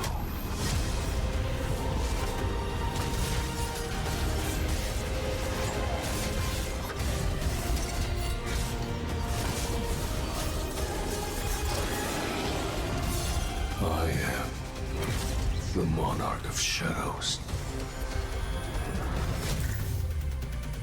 Solo leveling Arise. Overdrive. Available now. He didn't look like he was alone. Solo leveling?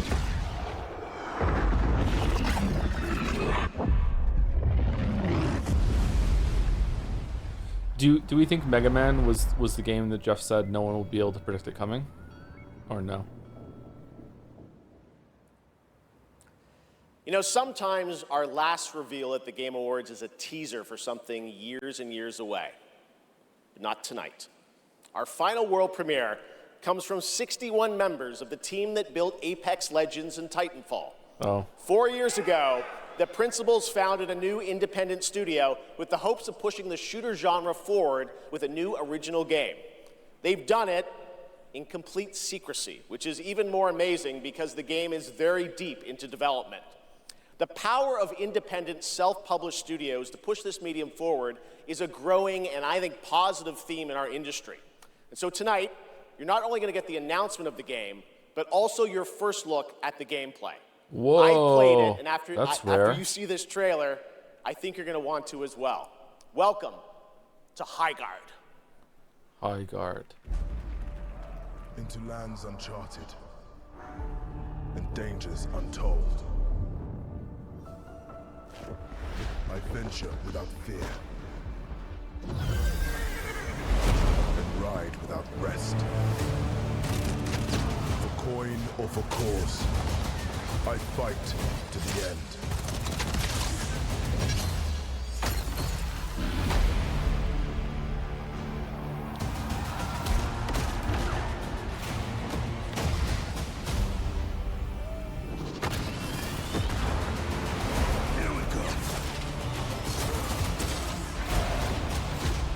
Bringing the heat.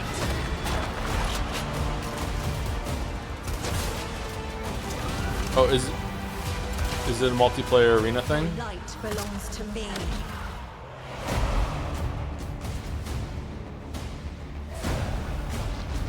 Moving in. Yeah. Okay. Shield breaker forming.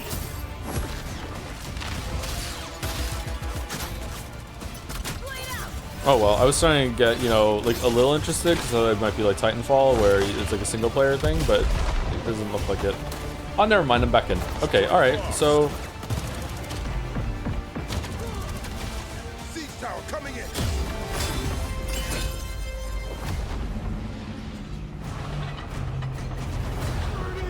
oh, holy shit. The cat tank is out. The enemy is on gates. I'm coming for you. Marking baddies from above. It's my turn.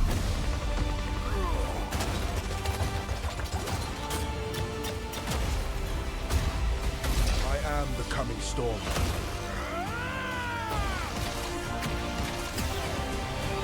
Alright, so he's the Farah.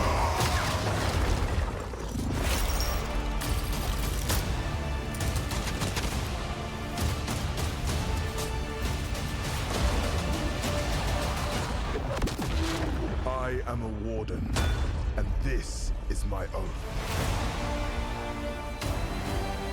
Maybe I'll be Tracer.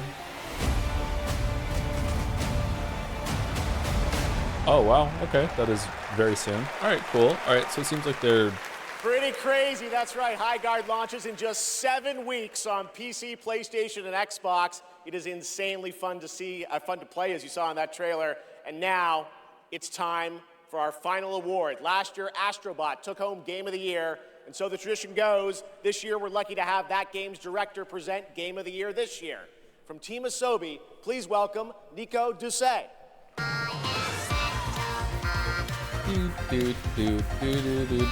Shout out to Astrobot, by the way, that has like added so much free content to that game post-launch. Good evening, like putting Nintendo to or good day, shame. wherever you Oh my are. god, they This put is so it, much right? into that. So last year we were blessed with a huge honor on this very stage. So it is with great joy that we're back today to pass this incredible award on to another team.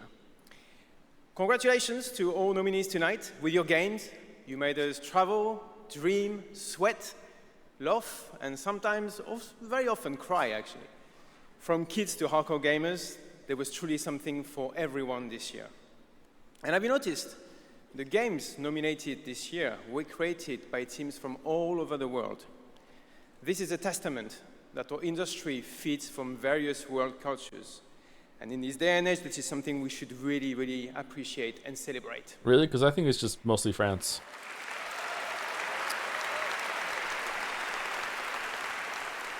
And also, each of these games had amazing music. So without further ado, please enjoy the nominations for Game of the Year, courtesy of the Game Awards Orchestra. Maestro, take it away. Especially the 3-3 win streak is really going to hurt and Fry's chance to win jadseya. Yep. It's going to be some backlash.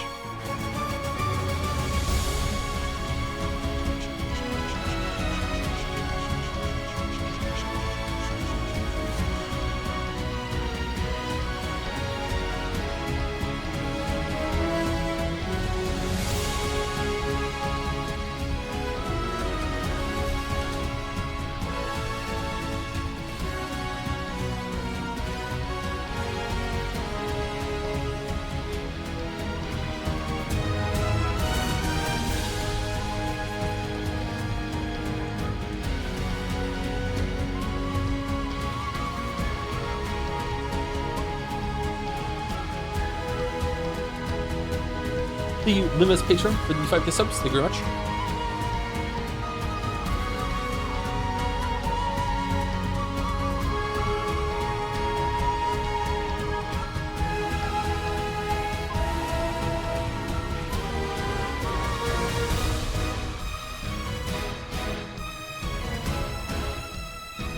I love medleys.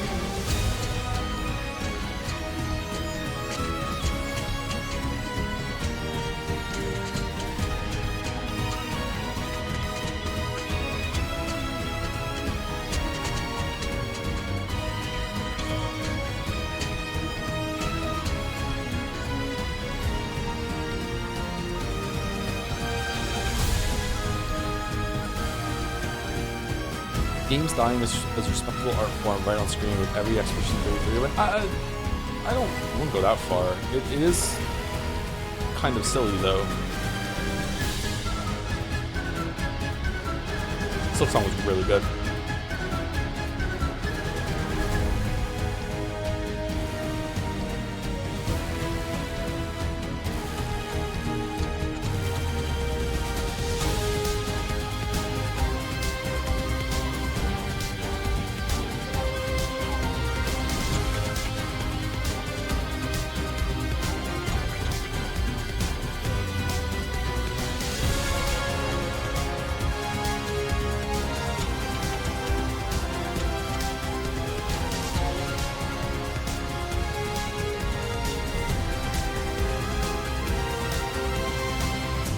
We're breaking through, down to the core. No stopping us, not anymore. Inside the storm, I found the key.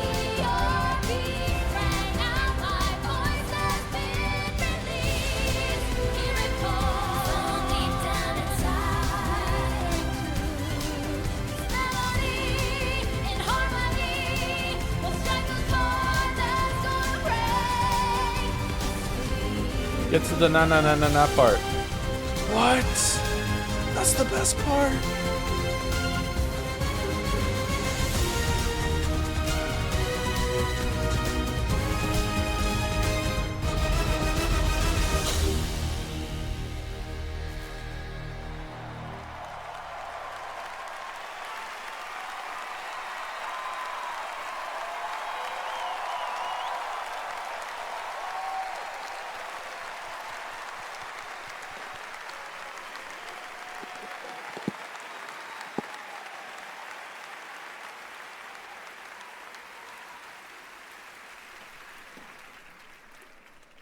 And the game of the year is mon ami Clair Obscur, Expédition 33.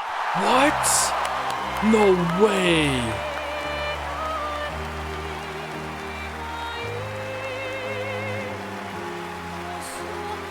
This guy's mad he has to walk up the stage again. Look at him. He's like, God damn it, I'm tired.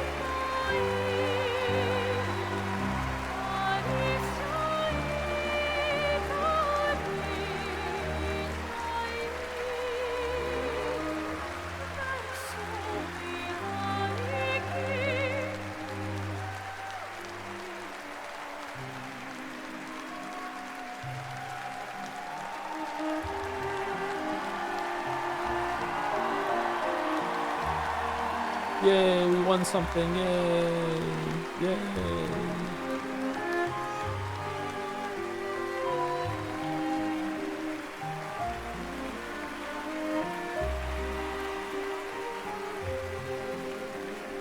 You don't have to. It deserves it. I just feel like it's kind of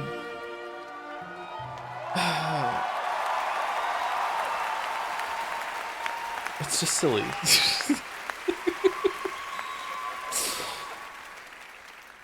What a weird timeline for us. This was supposed to be a joke, the Barbarian Narnia. I have no idea what's happening.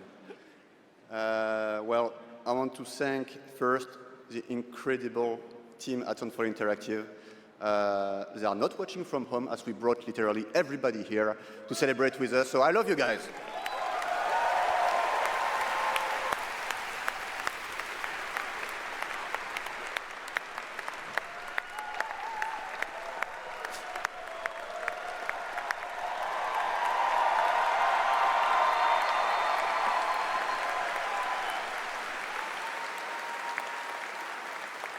I also want to thank Kepler Interactive, our publisher, but also our localization teams, our playtesters, our wonderful cast for both motion capture and voice, and all the people who worked on this game to make it happen. It's really a teamwork, so just thank you to everybody who contributed. And also, I want to extend a thank to the unsung heroes of this industry, the people who make tutorials on YouTube on how to make a game, because we had no idea how to make a game before, so thank you.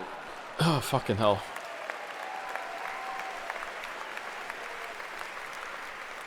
And I'll extend a personal thank you to an important man in my life, Mr. Hironobu Sakaguchi, who made me fall in love with games and inspired me to become a game dev. So thank you, Mr. Sakaguchi.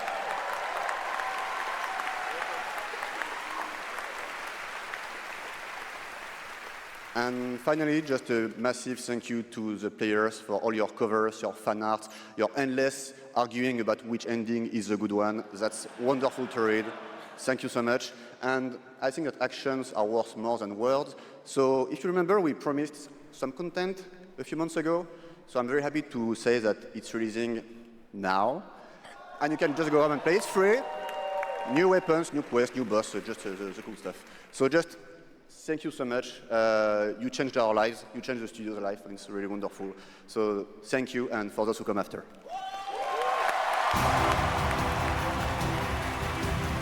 Good speech.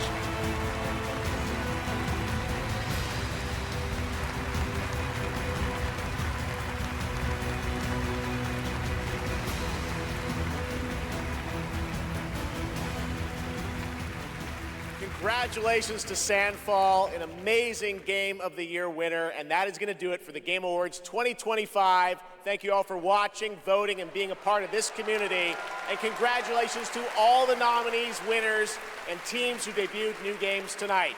We'll see you again on Friday, June 5th for our biggest Summer Game Fest ever from the Dolby Theater in LA. And we'll be back right here at Peacock Theater for the Game Awards next December. Thanks to our entire Game Awards team and everyone who helped make this show possible. Happy holidays. Good night, everybody.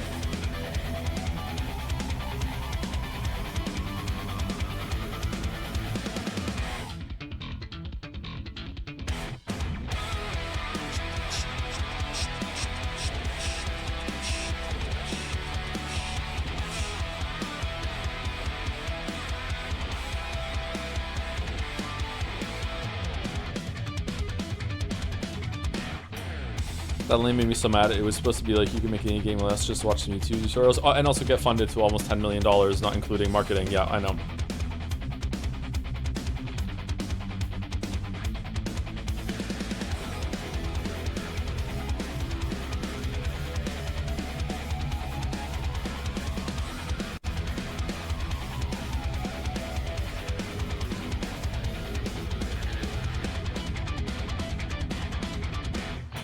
You see that voice acting is included in the marketing budget for Expedition 33. Was it really?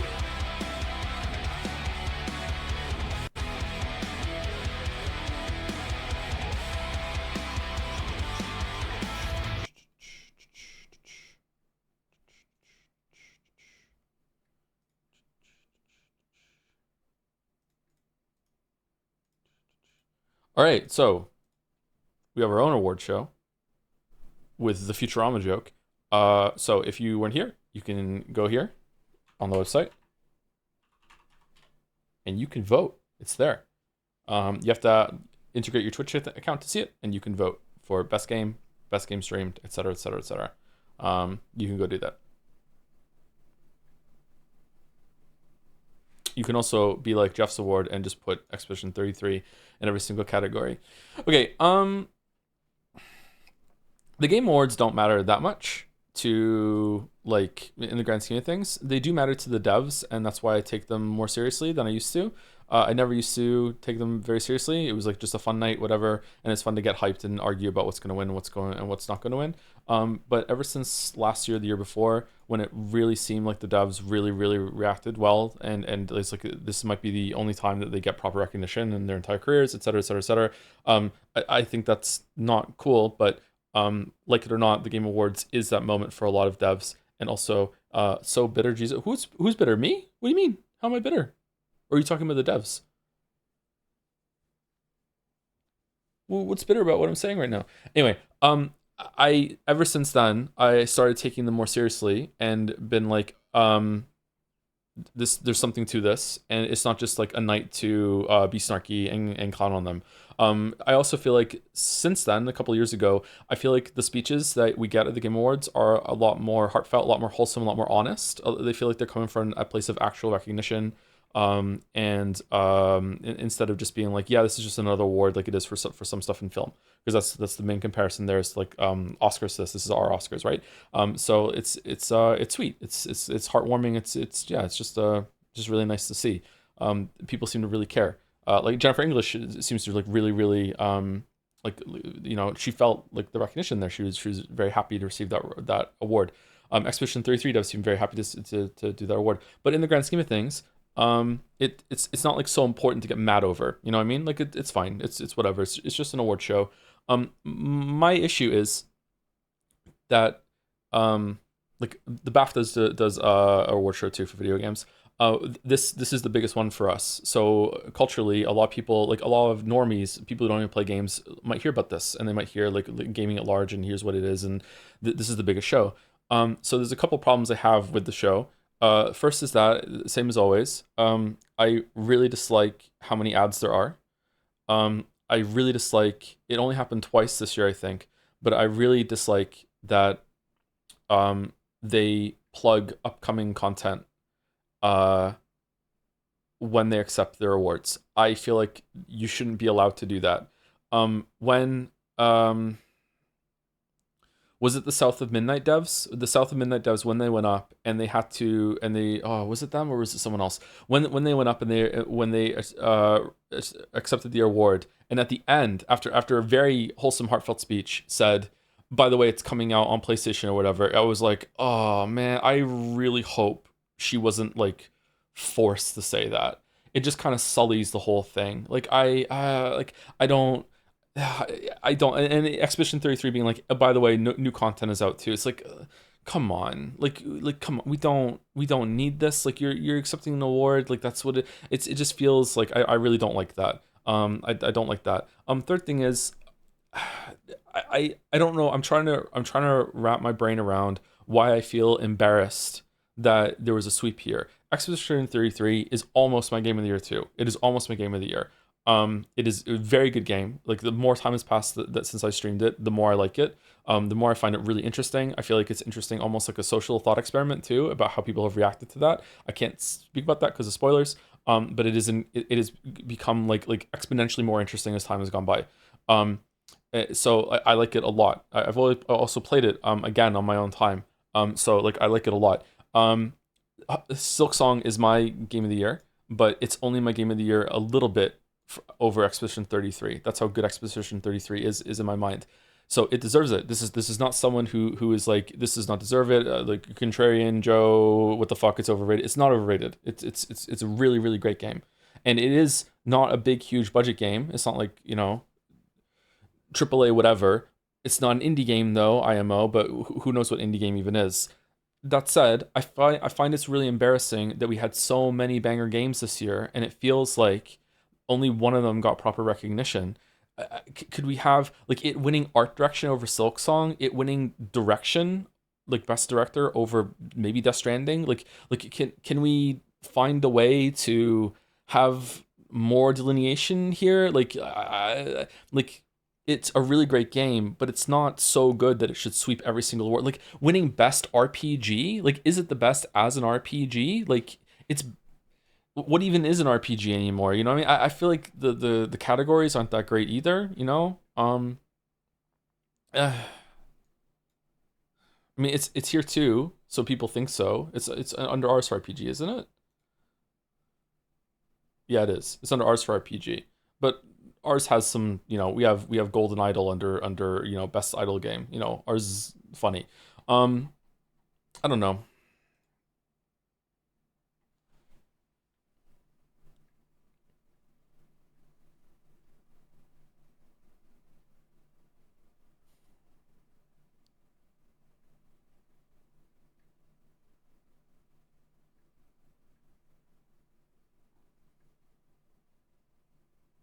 I get your vibes, hard to put in words. Yeah. It deserves it. Don't get me wrong, it deserves it. And in the grand scheme of things, it doesn't really matter.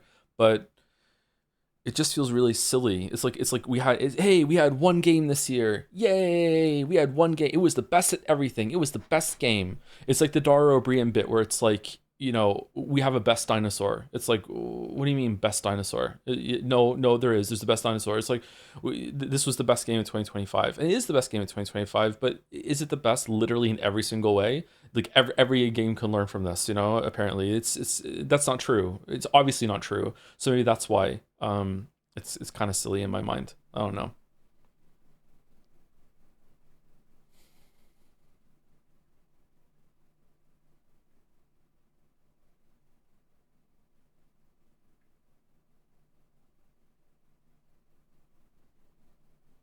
Like I'm of the opinion that the following series of events could happen, that game of the year could not even win any other category.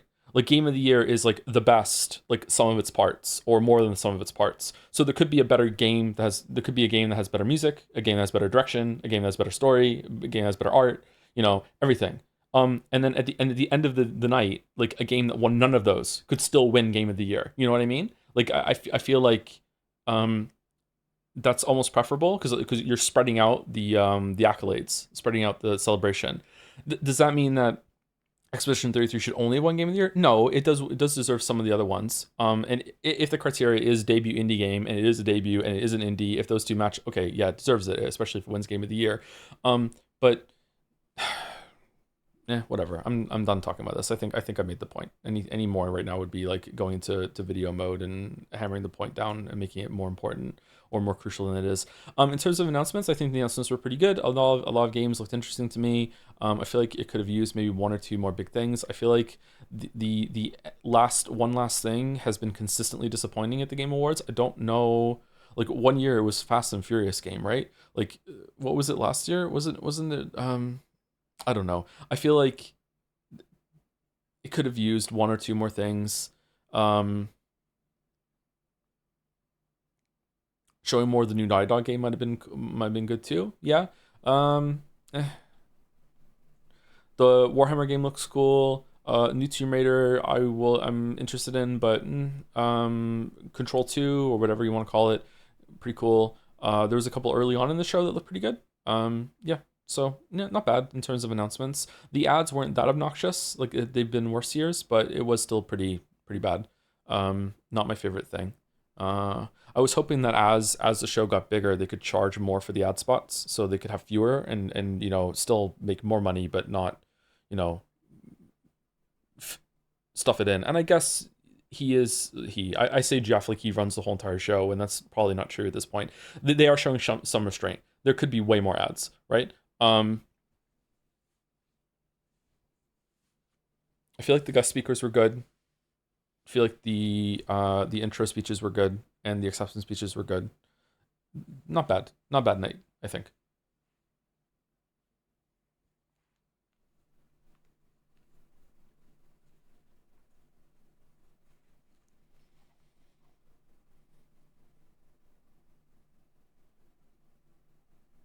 I felt it was wrong for Expedition 3 to not only be in the indie category, but win it. Define indie, right?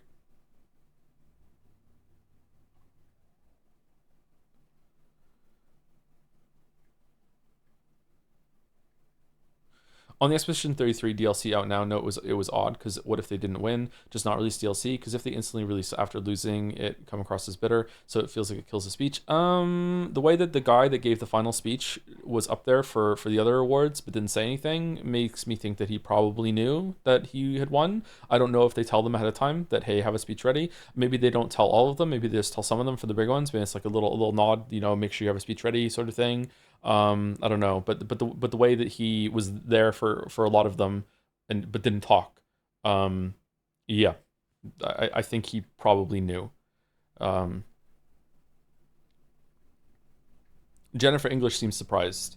There was tension there, but they're all actors, so every nom brings. Yeah, of course. Well, they should, but it's a little weird that he went up for them but didn't say anything, and then he's the one that accepts at the very end. You know what I mean?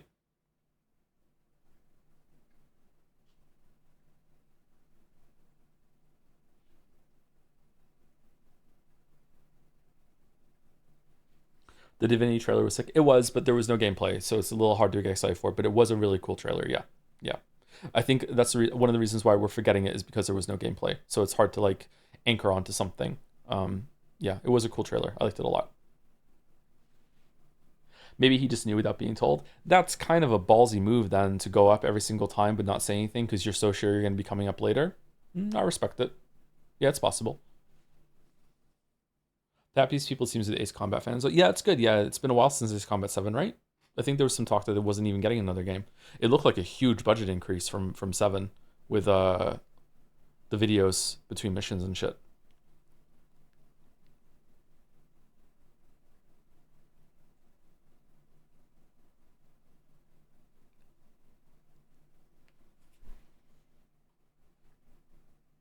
Old Republic game 2, yeah, no gameplay, yeah. A lot of these games probably just entered development and they're just trying to drum up hype for it and say, hey, like, here we go, yeah.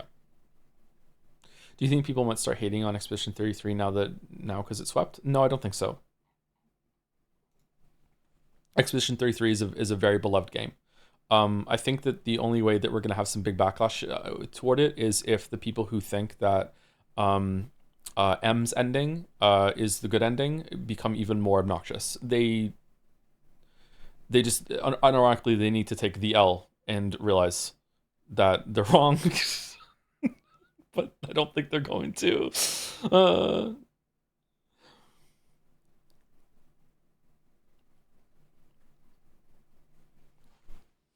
Fuck off. I'm sorry. Expedition 33 is a literary test, and if you do not understand that one of those at the end is the right one, you have failed the literary tests. I'm sorry. I'm sorry. It's just that simple. It's just that simple. Like, yeah. Fucking hell. Can you check the Half-Life subreddit? I don't want to. Do I have to?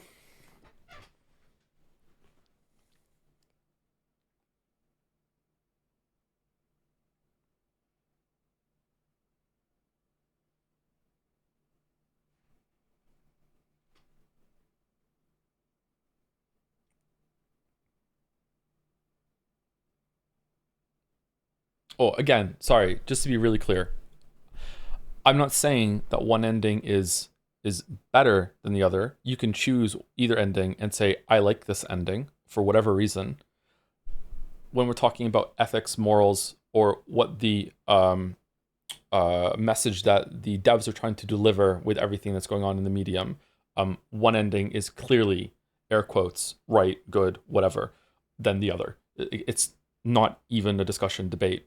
There's nothing to argue over.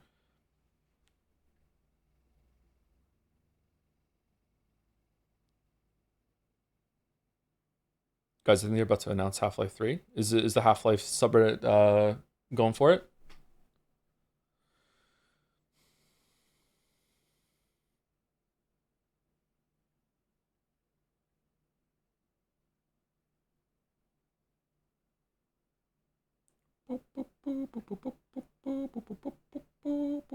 Sounds like your upcoming video on the game will clear up the conversation for us. It won't. It'll just cause more problems. But yeah. But I think that's the only way that there's going to be a huge backlash growing. In the same way that everyone hates Undertale fans, there's going to be a lot of people hating Expedition 33 fans if that doesn't like ease up a little bit. But then they still won't hate the game. They'll just hate the fans, and by extension, the game will drop a little bit in some people's minds. But yeah. Thank you again for all the bits and subs during the stream. I'm sorry that I couldn't read all the messages. We're going to be ending soon. I don't know if we should do anything else or not. Have you generally considered an Expedition 33 video? I would love to, yeah. Thank you, Taking for the bits. Hey Joe, I finally came back from taking a break for a while to deal with my hyper-specific fear of extremely one-sided video game award shows. Anyway, how'd the Game Awards go? I think they were pretty good. 6 to 7 out of 10. Thank you, Curious 9000 for the resub. Lego Batman for Game of the Year next year. I never played a Lego game. Maybe I should play some of them. What's the best one? Does anyone know? When is jadseya stream? Sorry if this is a common question. The jadseya stream will be at the end of the month. We're not saying the exact date yet, so we have some wiggle room to push it back if we need to. But it should be at the end of the month. It will be after Christmas. Let's put it that way. It should be after Christmas, but before New Year's. But maybe it'll be still January 1st or 2nd, whatever. But like it should be after Christmas, but before New Year's. That's the target window for jadseya. And it'll be a full night award show, probably be just as long as Jeff's, maybe even a bit longer. And the tier list stream, hopefully next week. Did your opinion on Expedition 33 change anyway since finishing it? Yes. Are you doing fan art tomorrow still? Is there enough fan art to do tomorrow? If so, yeah. If I'm live tomorrow, should be. Thank you, Polar Suki, for the 29 months. And thank you, Jackie Ohio, for gifting a sub to the Game Awards. The Game Awards, the Game Awards, the Game Awards. Did you know the director of Expedition 33 is a Nepo baby? His dad is among France's richest people and funded the studio. I don't know if that's true or not. So hopefully I just read something out that's true and not slander. But yeah, I have no idea if that's true or not. By the way, Joe, it's been a year since you returned. I just want to say thank you for being around for an entire year with us. Thank you for being around for an entire year with me. Thank you very much. It's been a very difficult year. Somehow Joe returned. Thank you. This is unrelated, but is Yuna the main character of Final Fantasy X? I'm arguing with my friends, and full disclosure, they don't know you or care about your opinion, really, so it won't help me in the argument. I can't remember the ending of Final Fantasy X, but I would say there is definitely an argument for Yuna is the main character, even though Tidus is the perspective character, in the same way that Sherlock Holmes is the main character, but Watson is the perspective character. So that sort of situation. Yuna is definitely more important than Tidus, but maybe that changes at the end. I can't remember.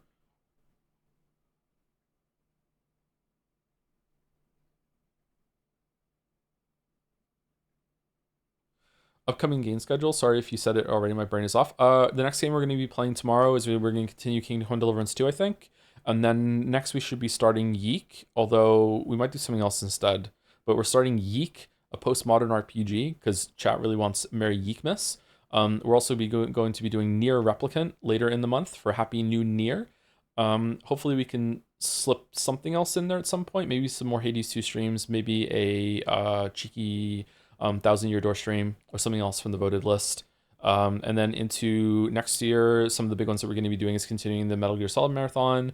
We're going to be playing more Pathologic on Tuesdays, yeah. Metal Gear Solid Marathon, Metaphor, Refantasio. Probably will have time in 2026 to return to Persona 5 Royal. We should probably do that. The next Resident Evil game, Resident Evil 9 or 8, whatever it is. We should probably do a big DLC month too and return to a bunch of games we already played. How would Henry say Metal Gear? Oh, I'm Henry. Metal Gear.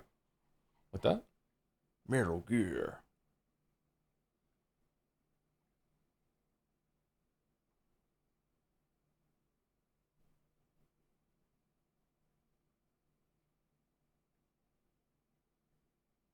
Do you think it would be better for the jury to somehow deliberate and purposefully make the winners more diverse instead of voting completely separately? Yes.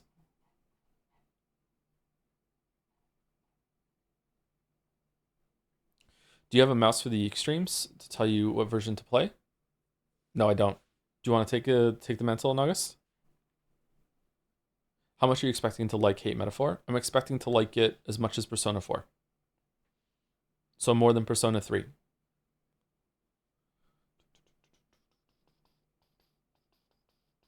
Hey Joe, thanks for hosting a good award stream. What game should I play next? Expedition 33 or Disco Elysium? Looking for a good story. Heard great things about both. They're both really good. Are you looking for something that has more gameplay to it? Because Disco Elysium has no gameplay. It just says going around and like picking things up and sometimes changing your clothes or whatever. Yeah, so like what are you in the mood for? Expedition 33 has like Twitch reflex-based gameplay. So if you want more of a game, then play Expedition 33. If you don't care about that and you're looking for some like really good story, really good writing, then go with Disco Elysium.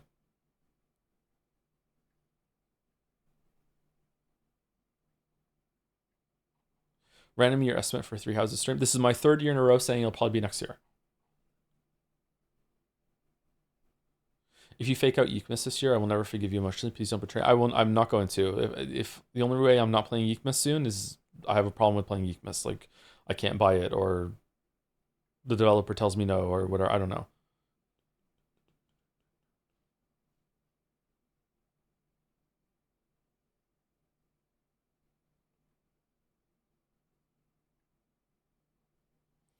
What made your opinion change on the game, if you don't mind me talking about it? Getting away from a crowd of 1,000+ people who were ferociously and frothing at the mouth to tell me that my perspective of the game was completely wrong and was like stifling any attempt to try to engage with it vocally. That having that freedom to be able to actually think about it without having insane amount of like violent pushback in the chat. You know, when the game is like begging for you to ask the questions that I was asking, made me be able to like sink in and enjoy it a lot more than I was. I still do think that Expedition 33 has a air quotes playing it straight version that I might have enjoyed more, because I really like the setting and I really like the initial the introduction, let's say. I feel like Expedition 33 has one of the strongest first 2 hours in any game. It's an incredible opening. Such a good opening. It hooks you, grips you. It's like such a good opening. And that opening almost doesn't matter by the end of it. And it's hard to let that go. Some might say that's the point, that it's hard to let go. I kind of agree, but I also think that there's a version of that continues and would be a great game that I might enjoy more. But yeah, the reason why I had a lot of trouble like really enjoying it more than I did on stream was because every single time I was like, you know, that meme coming out of the box, you know, I'm not gonna get hurt, it's gonna be fine, and then just like punch right back into the box. That's what it was like every single time I started to engage with the themes that Expedition 33 is trying to explore, that are very much like COVID even, and how everyone became like dependent on a lot of like online groups instead of like in real people interaction. It says a lot about that. It has so much to say. And then when you're starting to engage with that sort of things, it's just getting pummeled. Like, no, you don't understand. You're walking into like a war zone right now between two groups that one of them is extremely passionate, extremely violent. But then even that became really interesting because that group is basically a character in the game. So there's a character in the game that begins with an R that is at the end of the game pretty much, and there's a character in the game that begins with an M, and basically R is meant to be the villain and M is meant to be the hero, and you realize at some point that it is actually completely opposite, that R is the good guy, and you are meant to feel like sick to your stomach at the end when you realize, oh my fucking god, like the what R has gone through is like, what, like holy shit, I can't. And M is like, you know, needs a lot of help, and it is extremely insane and really cool that by the end of the game you have these two groups where one is R and one is M, and I am on the R side, and you talking to the group that sides with M is very much like the R the conversation that he has with M at the end of the game. It is uncanny, like the amount of things that R says to M that you can find yourself getting into that mindset when you discuss with this group outside is really, really interesting. Yeah. That's why I say it's so cool that to me the ending is not a moral dilemma. It's not interesting in a sense of like, oh, let's explore what really happened on here. No, it's a family drama, and it is very interesting that there's a group of people that identify so much with one character that they have literally become that character outside of the fiction. They've been infected with it, and they just can't let things go, just like the character can. It is really, really cool. They can't stop living in that mode. It's really, really interesting. In a really frustrating way because you can't fucking talk to these people. But it's the same way, like R couldn't talk to M either. There was no getting through to M. No getting through. Like there's just like everyone that is air quotes, you know, I can't say that word. Like they just can't do it. And it's really, really interesting, right? But yeah, that's it. Hopefully that was enough as spoiler free as I could possibly get it.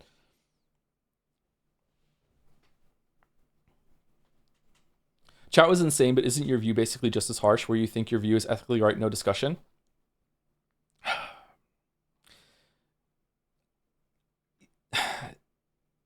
Okay, how chat was saying it was harsh. I'm not saying it in as harsh a way as chat is. Unfortunately, I am right. That's the problem. I'm not stubborn, I'm right? If there was a game where someone came up and just shot a baby in the head, and then chat was like, whoa, hold on, maybe the baby deserved it. Or aren't you being kind of harsh that you're just saying that you're objectively right? No, the dude killed the baby. Like he's wrong. You know, I mean, it's that level, man. It's like there is a right or wrong answer here. Sorry, but that's how it is, right? And if the game presented it a different way, then we would have an argument, but it doesn't. Again, it is a literary test to view that ending and come away from it thinking that it is good or bad. Like, the game itself is screaming at you that this is not a good thing that just happened. It cannot be more clear without subtitles like appearing on the screen saying you done fucked up. Okay, there's nothing more that the game can do visually, with music, just with the characters. There's literally nothing more it could do other than put words on the screen that say this is the bad ending for you to understand that this is the bad ending. Like it cannot do more. So if anyone can't see that, then okay, it's fine. It's okay. Like, you identify with such a strong as a character so much that you are in the same place that they are. That's cool. That's interesting. But you shouldn't be. I can't say that again. It's spoilers. You need to calm down. But I understand it's hard to calm down because that character couldn't calm down either.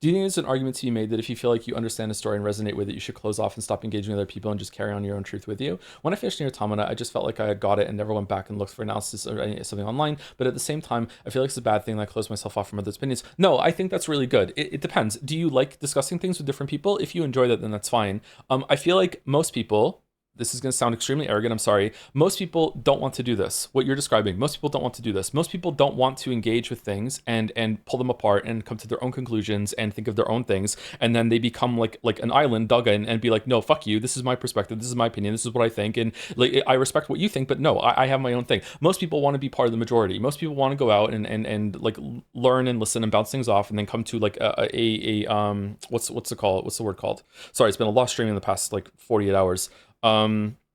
A consensus. They want to come to a consensus and they want to be a part of the consensus. And then they take one step further and they look at anyone that's outside the consensus and say, oh, you fucking suck. You're outside of the consensus. You don't get it. We hate you. If you go against the consensus, you're a contrarian, etc., etc., etc., etc. That's what happens to me a lot, even though most of the time, I would say 95% of the time, I agree with the consensus when it comes to quality. If there's a game that the consensus likes, I usually like it too. If there's a game that consensus loves, I usually love it too. If there's a game that consensus doesn't like or hates, I usually don't like it and hate it as well. But I don't follow the consensus exactly when it comes to like the reasons why or where I stand on all of the issues. And even that is enough for a lot of people to just be like, okay, Joseph Anderson is a fucking contrarian. He always goes against the majority. Fuck him. He doesn't know what he's talking about. Like, I have to deal with this a lot.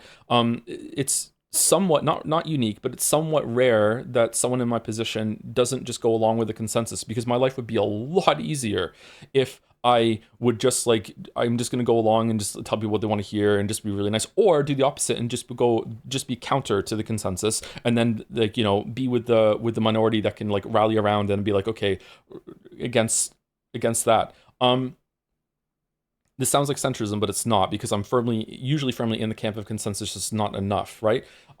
It's not good. Unfortunately, I don't think I'm capable of doing this. Like I can be swayed and I can be influenced for sure, but most of the time I like to think of things myself. It's more interesting and more fun to look at things and be like, okay, what is this speaking to me? Is it speaking to me at all? And you've seen it on stream. Like, there's been plenty of like games that a lot of people love that speak to them, and I'm like, this doesn't speak to me. I'm sorry, and I'm not going to lie to you. I'm not going to say that this is resonating with me when it's not. And there've been plenty of games that don't resonate with a lot of people that I'm like, no, this is resonating with me. I like it. Like it's good. Like I'm getting something out of this. Or I'm getting something out of it, but it's in a different way than some other people are. Right? And that's good. You should embrace that if you enjoy it. But however, there's no shame in wanting to be a part of the consensus and like wanting to be a part of discussions and bouncing things off other people, learning from them, they learn from you. It's when you take one step further and then look at anyone that disagrees with you and start calling them slurs and shit, that it becomes, or calling them evil, that's when it becomes really, really bad. Like you shouldn't do that. A lot of people confuse consensus for objective. You know, well, I do think in terms of language, if literally every single person on the planet agreed that a piece of art was good, I would be willing, for the sake of just clarity of language, to say, okay, it's objectively good then. Like if every single human being, like the whole entire humanity or our entire species has become the tool of measurement here, and we all like this, therefore, I feel pretty confident we can say this is objectively good. But that's just being able to use that word in a different context. Consensus does not mean objectivity. A standard does not mean objectivity either. So if there's a standard, and the standard is, let's say that your standard is, I think things are good if Mark Hamill is in it. Okay, if Mark Hamill is in a movie or a video game or a song or whatever, then it's good. Okay, well, my opinion is objective now because I can measure whether or not Mark Hamill is in something. If Mark Hamill is in something, it's good. If Mark Hamill is not in something, it's not good. Okay, but your standard is not objective. You decided that it's a subjective standard. You're the one that decided to think that those things are good or bad, right? And some people confuse that. They think the standard makes something objective, and in this case, the standard is the majority think that this way, or there is a consensus about this, and they think it's objective. And then you get into some weird places where Ray Bradbury will go up and start talking about Fahrenheit 451 to a group of students, and the class will tell him that he's wrong about the book that he wrote. Not in a way that, oh, your opinion is not the consensus anymore. No, you're wrong about the book that you wrote. You are wrong. Like, that is insane. It's insane. You can say that Ray Bradbury's message is not the most important message to come from that, and that this book has gone beyond the author now, and to most people it means something else. That's great. That is a fine thing to say. But to look at him and go, no, you're wrong, when he's the one that wrote the book, is like telling Kusuro that he's wrong, that he's hearing an echo in his own song when we're on fucking stream listening to it, okay? Like, yeah. Some people take it that far.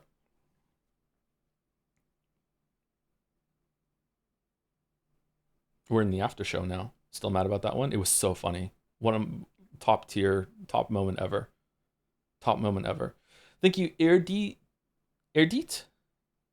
the T, maybe, for the 3 months. A little annoyed on how one-sided it was, but overall really excited with the new reveals. Have you played the Divinity games? What did you think about the trailer? I have not played any of the Divinity games, but after Baldur's Gate 3, I would love to play them, and I will play this one too, I think. I think it might be fun. Do you think we can, like, make Wizapon go through a portal and appear in this world or no? Do you think we could do that? Or would that be trying, like, to capture lightning in a bottle again? Maybe we should make a new character. Thank you, Star_V as well, for the gift sub.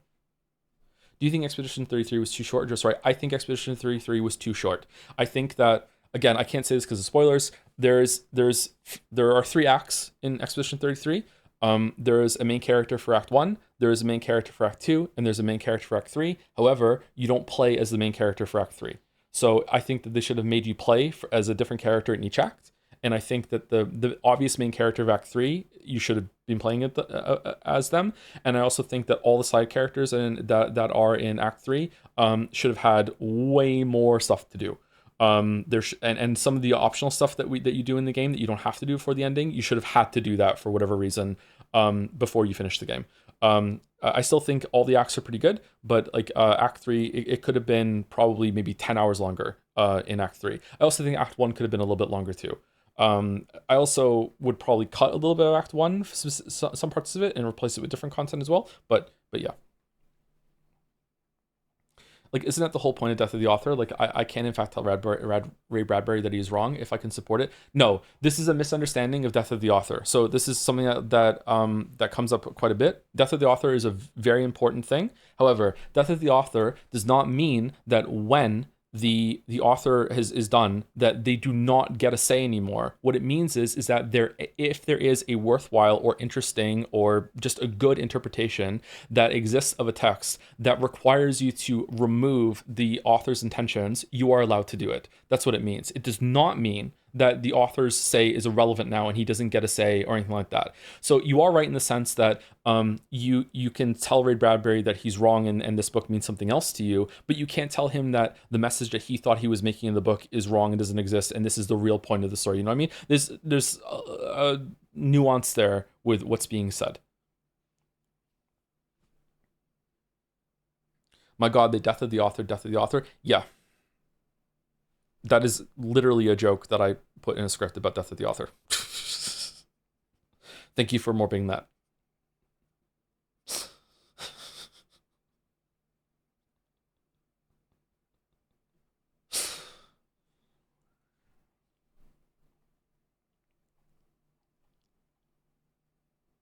Okay, what about the lecturers or professors who interpret a story differently than the author? That's fine. Yeah, there's nothing wrong with that. Why would there be any issue with that? That's good.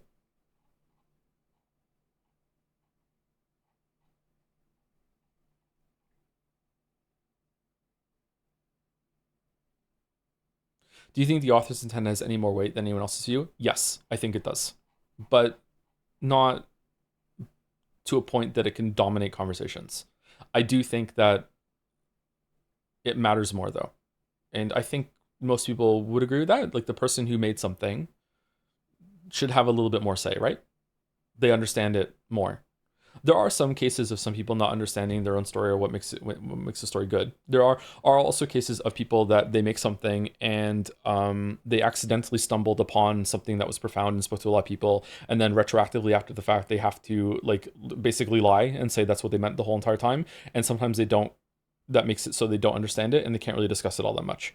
But yeah, there exists art that is accidentally good in that way.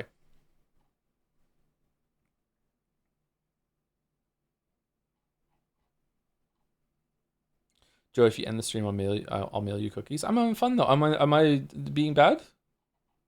The lawyer mouse is telling me to cut the feed. Ever read The Shining?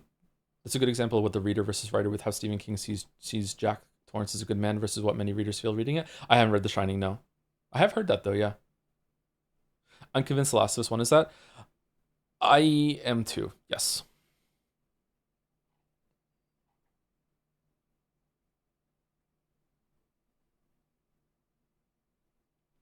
I definitely think that when you create a work and release it, you give ownership over to the audience. Their say and interpretation is just as important as yours. Sapkowski would agree with you. I agree with you that it is important. I just don't think it's as important. I think that the author, in almost all cases, there will be exceptions, in almost all cases, is a little bit more important. Okay? So there are bad cases of this. I said one last time this came up, but I don't want to repeat it because I don't want to discuss that property anymore. It's a property that came up that chat hates during the stream. I just think that if the audience, I just don't think that a reader has the right to go up to a writer and say, when you said this, you meant this.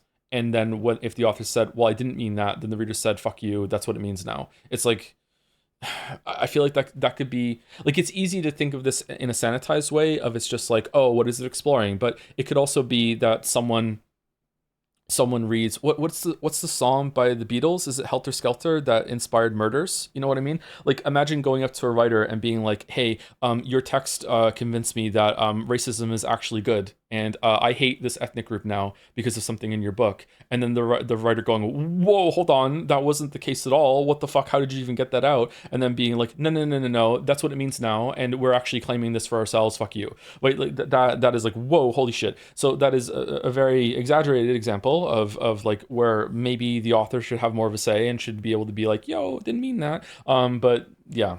Also, it's the case that maybe the author fucked up and accidentally made something that's pro-racist. So they should change it. So it's interesting feedback, but like, what if it's not? What if it actually is the reader's fault? Like, Baby It's Cold Outside? Yeah, I don't know this. Last time we brought this up, chat said it actually is about that. Baby It's Cold Outside, listen today, sounds yikes. It sounds like someone trying to trap a woman into staying the night so they can have intercourse. Apparently, like, to the point that she's being drugged. Apparently, the song is actually about like back then women had to like have a shit ton of excuses in order to get themselves in the position where like she's actually the one that wants to have intercourse, and she has to like oh look, I have to have a reason to stay, and look at all the reasons why I have to stay, and all this sort of thing. I don't know if that's true or not though. I don't know what an interpretation of the song is right, but if it is that, and it is meant to be like, you know, women didn't have the freedom to choose their sexual partners, so she had to do this song and dance of being like, oh, I've lost control and because I have to stay, and it's meant to be showing like how they didn't have much agency or power, to turn that now on its head and say, oh, this song presents as a woman being taken advantage of is missing the point quite a lot. But also maybe it's a good thing that we've progressed that far. Like, I don't know. Apparently, the "what's in this drink" is there's a line in there. "What's in this drink?" that today sounds like she's being roofied, but apparently this was something women used to say back then. Like they would blame the drink for the decisions they were making because they had to be prude and proper, and they weren't allowed to just be like, "Hey, I want to get it on." But I don't know. I don't know what the history of that song is. The only song I've critically analyzed is "I'm a Survivor" by Beyonce. So yeah. I always think about Orson Scott Card accidentally writing the gayest, most communist book ever in Ender's Game, while also being a terrible person is my go-to example. Yeah, it really sucked after reading Ender's Game to read about Orson Scott Card. Yeah. You can enjoy all the accidental anti-war homoeroticism even if he doesn't want you to. Yeah. Yeah. I wonder sometimes if he changed his mind about a lot of things as time went on, or maybe he got indoctrinated to something else. I don't know. But yeah, Ender's Game is an unfortunate example. Yeah, I actually think that he did get indoctrinated, and as he got older, he became more right wing, whatever you want to say. Because Ender's Game is to me, it's like the ending of Expedition 33. To me, it's really clear as day that this is what Ender's Game means, and that's what it's exploring. I was young when I read that too, and I thought that. So yeah.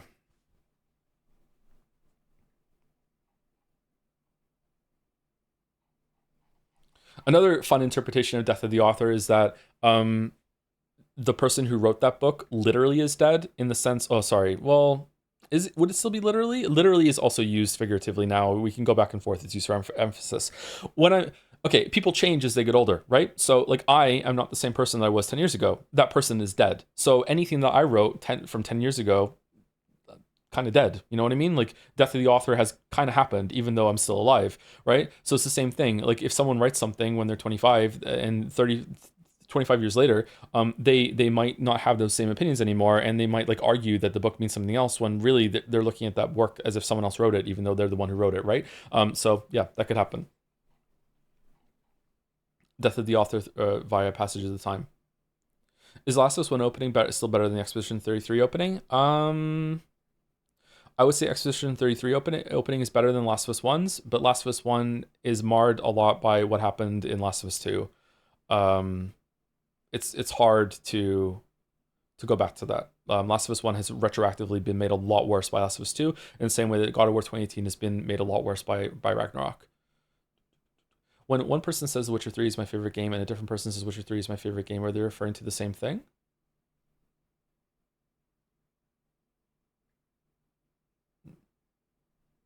No? Well, I mean, maybe? I don't know. Do they like it for the right reasons? For the same reasons? Not the right reasons.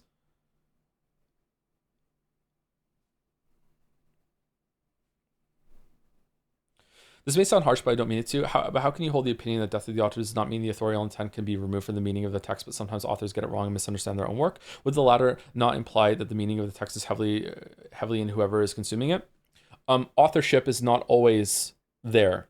So it's possible that when someone makes a also there are exceptions to every rule. So authorship implies intent, and even if an author claims intent, it's not always the case.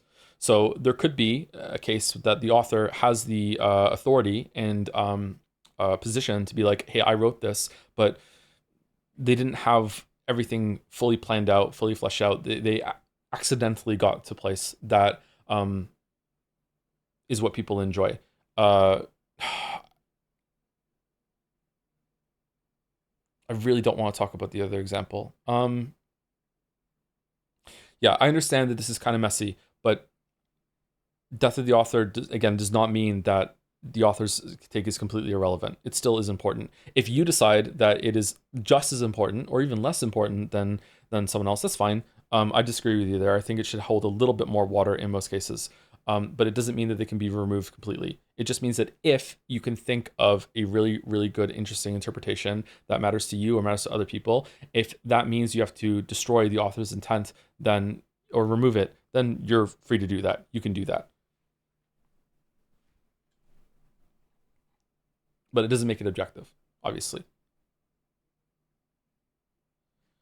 Okay, but now it sounds like we have to be psychic or only accept it when we have evidence or that they have the right opinion. I don't know what that means, sorry.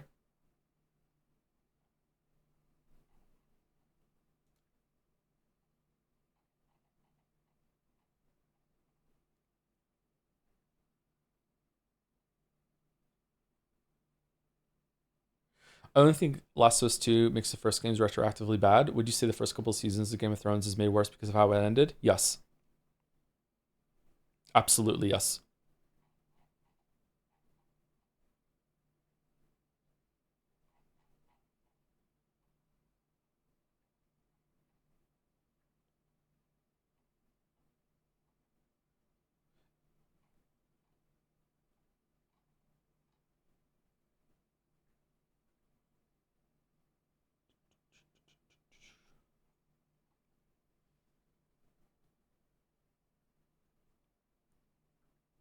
Your knowledge of what's coming doesn't change the media. If you spend a whole book building up a character and it's like it's interesting and a lot of it is setting up like a promise of a story to come, and then it's a 3-book series, and then in the second book on the first page it just kills that character and becomes a different book with another character completely and just follows their story for the next 2 books, I think that you can definitely, you don't have to, but you can definitely view the first book as a waste of time, and it has retroactively lost a lot of quality because a lot of the things that happened in the first book is making a promise that this is going somewhere, and you can enjoy it a lot in the moment, but you're also like, what's going to happen next to this character? And then in the next book, just dead. Okay, so I think that is something that can happen, not always. And if you're immune to that, fair enough. Like, you're not wrong, but yeah, that is an example of what I'm talking about, I think.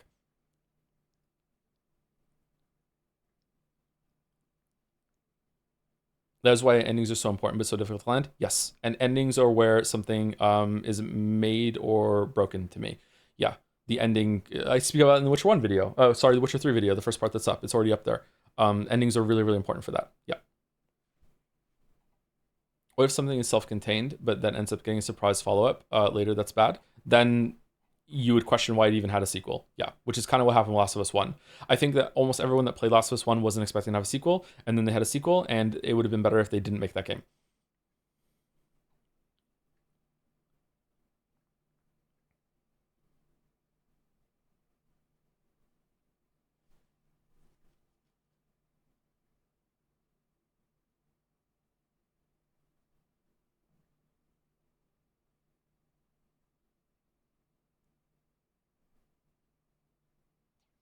With the Witcher 3 question I was getting at, does the game itself exist on its own? Can it be divorced from a person experiencing it? If 2 people experience it, are there 2 games or 1 game? Because meaning is not something physical IMO. Oh, we're getting to Umineko now.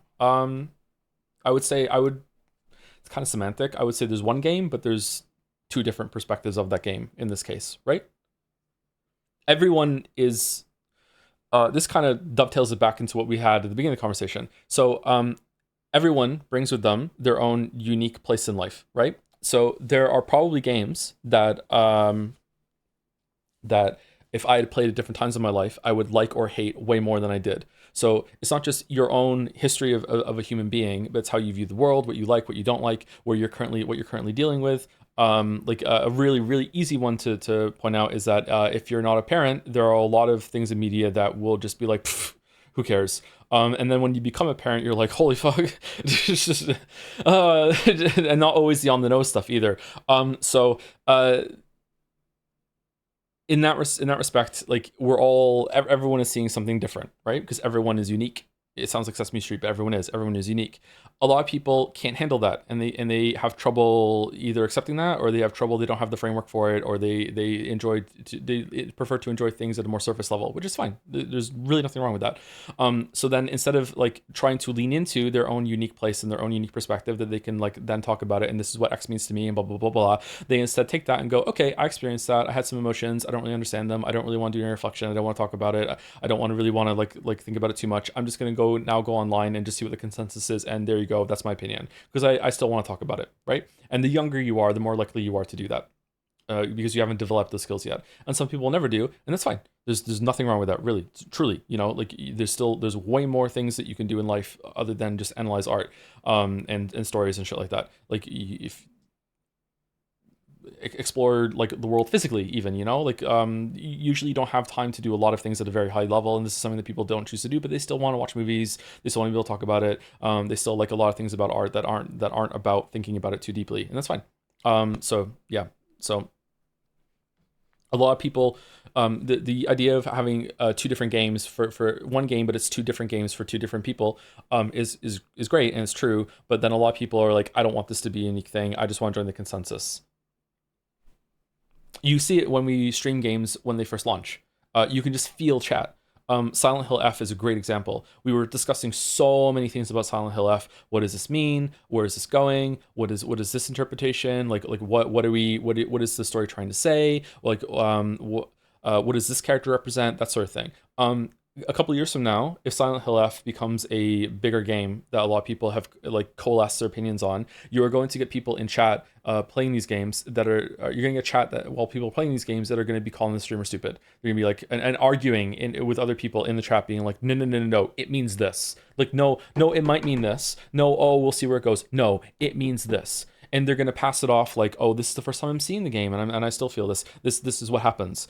This is the difference between playing something right when it's new and fresh, and the consensus hasn't condensed yet, versus playing something many years later when there is a very strong consensus. And if you say one word against that consensus, like, oh my god, you're going to get fucking slapped.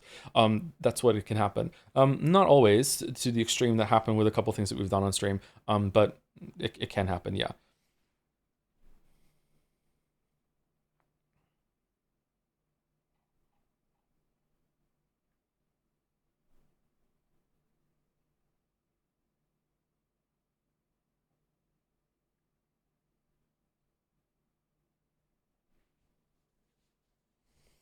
This is one of the first times I've disagreed with you in a way that, for lack of a better way to say it, shakes my faith in you as a source of opinions that may differ from mine, but are still worth considering. The later piece of work media alters original piece of media take is confusing. The later piece of media for the original is also confusing your subjective experience with the text. It's not something I would expect an author and critic to say. Aren't you just doing that to me right now?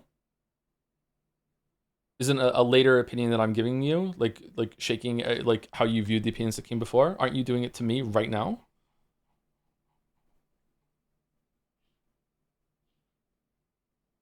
So how do you disagree with me then? That's a wild thing to say. But fair enough, I respect it. If it shakes your confidence in someone that hard, that's... Maybe I don't respect it, actually. That's kind of childish. Like what? I don't say you have to agree with me, but you really can't understand that, like... If there's 3 books in a row, and like book 1 spends like almost its entirety setting up X and Y, and then we get to book 2 and 3, and the writer and the author is like, you know what, I'm done with X and Y, fuck it. Like I'm going on to A, B, and C now, and X and Y was actually a waste of time. Like, surely you can understand that some people might be like, oh shit, I thought book 1 was going somewhere, but it turns out it doesn't. Like I still enjoy some of the things I enjoyed with it before, but like I don't enjoy it as much now because like I thought it was building something and it didn't. Like, is that really such a crazy take?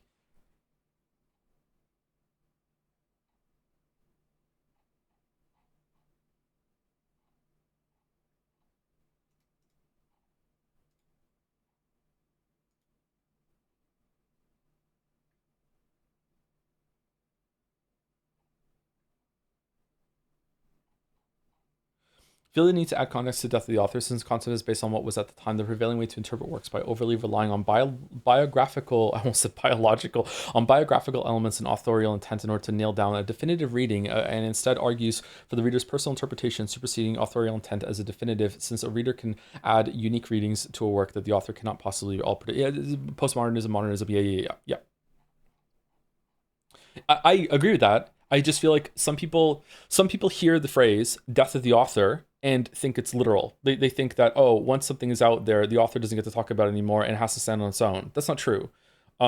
It can be true, and some authors like that. Some authors don't want to talk about their work. Some authors are like, fuck it, I never want to interact with it. Whatever people think is fine, and I never want to dip my toes in and wait and put my finger on the scale, anything like that. Something like that, and that's like, for some of them, based, respectable, whatever. But it doesn't mean the extreme that some people take it to mean.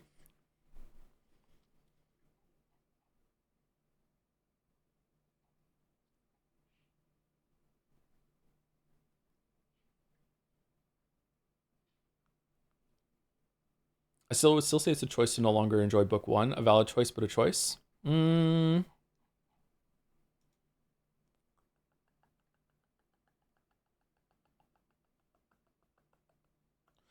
disagree. If you have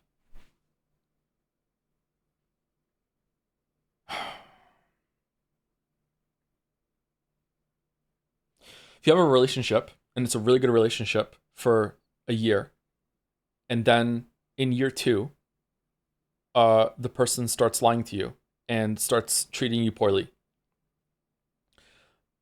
I think that the first year it was an amazing year. I feel like that first year of the relationship, you could look at that and go, I don't have the same memories and good times of that. Even if I know for a fact that the person didn't start lying to me in that year. It was like the first year is genuine. The first year was, there were no lies, there were no problems. I feel like it's not a choice for some people to look at that first year and be like, I still can't view it the same way. It's kind of stained.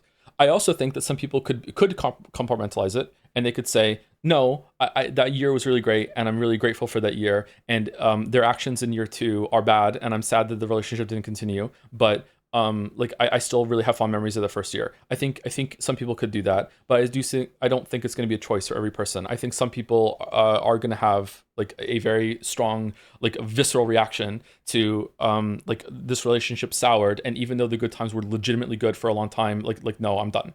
Like I can't view it the same way. And I think that's the same. There's a parallel to be drawn there with what we're talking about with books. I don't think it's always going to be a choice.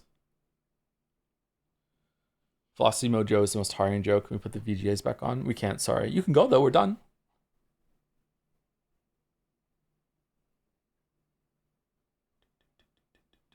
Feels obvious that we understand media both as an individual work and in context of a series group of works, and oftentimes the latter can overwrite the meaning as an individual work in the wider context because all of the themes and messages of that work, even as an individual piece, we're building to more. It essentially recontextualizes those themes and such. I love Last of Us 1 despite the sequel because the themes of the game do not necessarily build into the second game. I also still really like Last of Us 1, but I don't like it nearly as much as I used to.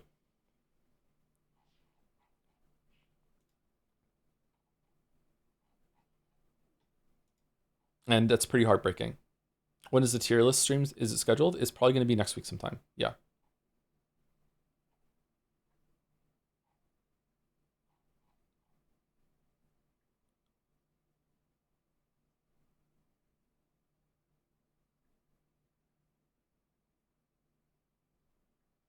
Why specifically do you disagree with what I said there? I don't disagree with you. I think that you can... I feel like I'm being challenged on something that I'm not really disagreeing with.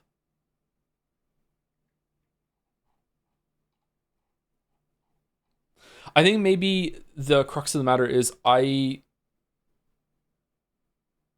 because of the point you brought up earlier, I feel like authorial intent matters more to me. And maybe that's because I am a writer, or I used to be a writer. I still create things though. To me, something that is good on purpose has way more value than good accidentally, right? And for some of you, you might not care about that. You're like, what's good is good, I don't give a fuck. To me, I admire both like the result, but I also admire artistry. I admire the intent. I admire that I set out to do this and I did it to this level of standard, and here's all the proof that I can get that, right? So when I see the same group of people make Last of Us 1 and then make Last of Us 2, like Last of Us 2 to me is so bad that like I look at Last of Us 1 and I'm like, was it actually good on purpose? Maybe I'm wrong. Maybe a bunch of things that I'm seeing here weren't actually in the game. Maybe this is building up to something else and it actually wasn't meant to be like this. Maybe my read on this is wrong. Maybe this part was accidentally good. Maybe the author had a completely different intent here. So maybe that's where it's coming from, right? Like I appreciate intent more than you, maybe, right? So that's why I push back against death of the author as well. But maybe this is coming from a place as a creator instead of someone who reads. Not that you're not a creator, maybe you are, but maybe you're not a creator in the sense of stories, or maybe you are, but you still don't care. I don't know. Like that's completely fine too.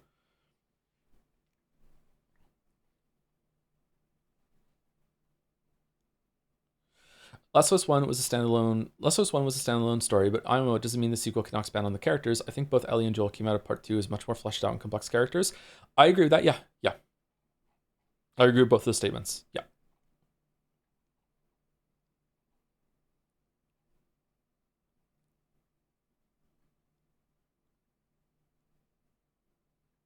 That's admiring the craft, though, and doesn't necessarily have to do with the, I'm not going to be able to read this, hermeneutics, noetics of reading a text. Why not? Why can't it be?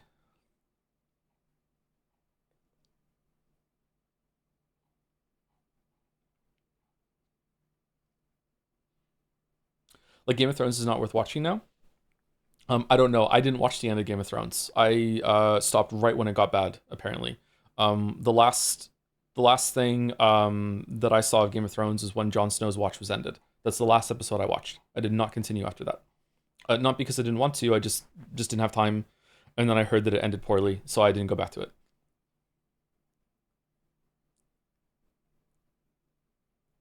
Hopefully this isn't a fuck up of me, but I think the relationship thing is a choice too, but that may be an inner therapist talking. Okay, I think for some people it could be a choice with the example or the hypothetical I gave about the relationship. I think for some people it can be a choice. I think I said that when I went through it, right? But for other people it won't be. I don't think humans have. Sorry, I don't think all humans, all people, have that level of control about their emotions. And even then, I would even dig down and go, maybe it's not a choice, but it might be later. It could be that in the example I gave, it could be that for years, like the relationship is seen as something that's like permanently stained, and then later they might change their mind on that, right? But I don't think it's gonna be a choice for everyone.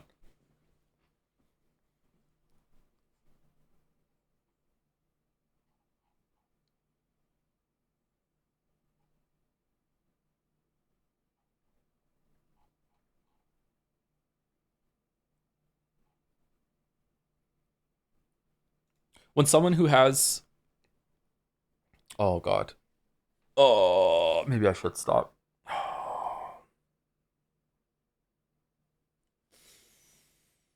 Oh.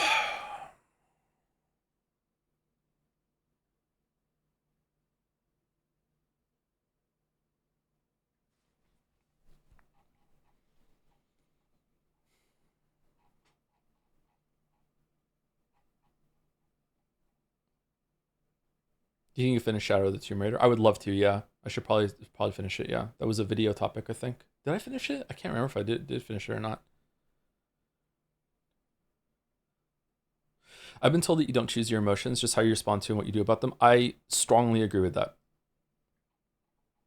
I think with some training, you can control some emotions, but it's very difficult.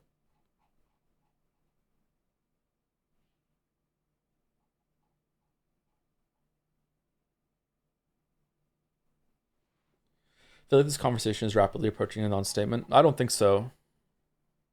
But fair enough. You feel like we've exhausted the topic. That's okay.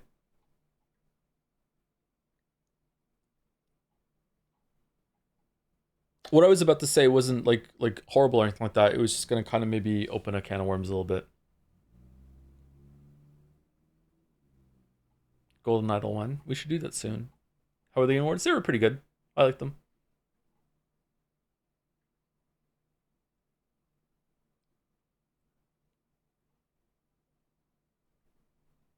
If an author dies after book 1 where huge things were set up, does book 1 lose quality because of the potential is forever untapped, or does it retain the same value frozen, or does it change to a different kind of value? It depends on what kind of book it is. You can go ask Wheel of Time fans if they think that the first however books, 10 books or whatever, have lost some quality because Sanderson had to step in and finish them after Jordan died.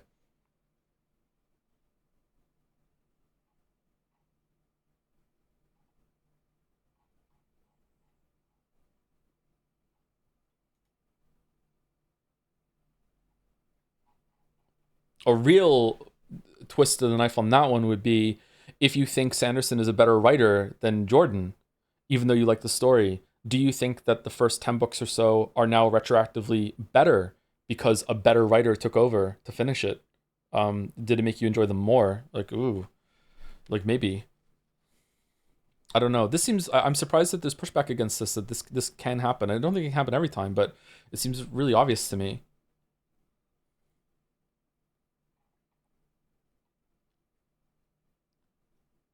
you seen Children of Men? Because I played Last of Us 1 first, and it was way less impressive for me after seeing the same plot done years earlier and 10 times better. I saw Children of Men in the theater. Yeah, I really liked it.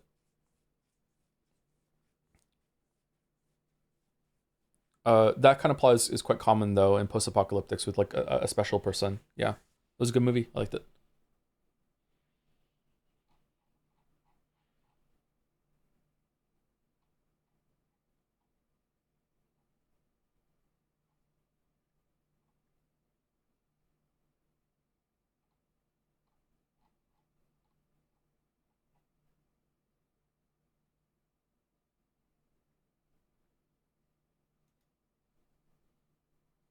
So what do you think of Kingdom Come Deliverance 2 after 24 hour? I missed your take. I liked it. I came out of it with some things solidified and other things changed.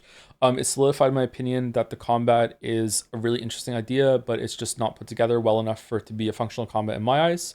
The 2 hours or so that we spent trying to fight our way out of prison really showed that the combat system just doesn't work. Like around like 20% of the time, 30% of the time. There's a lot of weirdness in the combat. That's not to say that every single time that I said, hey, my input wasn't read there, like it could be that I just mistimed them. But like even factoring in that a bunch of them were wrong, there were still plenty of examples of it just not working properly. Which is a shame because I think it's a decent combat system. But the combat system doesn't have to be great for the rest of the game to have a lot of value.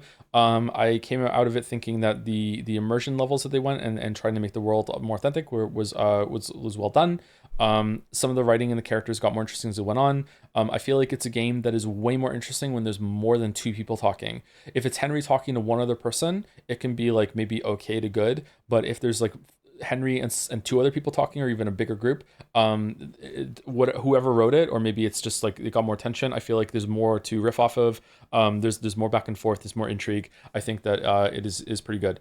It has a lot of content. It's very pretty game. It got better once we had a horse. I really like the game. I was kind of middling on it at first, and I didn't really like a lot of it, and some of it was kind of boring and slow paced. I still think a lot of it is boring and slow paced, especially at the beginning. But as we got into more better content, I liked it more and more and more. Yeah, so pretty good. 7 out of 10. What's the worst combat system you encountered in a game? Pathologic.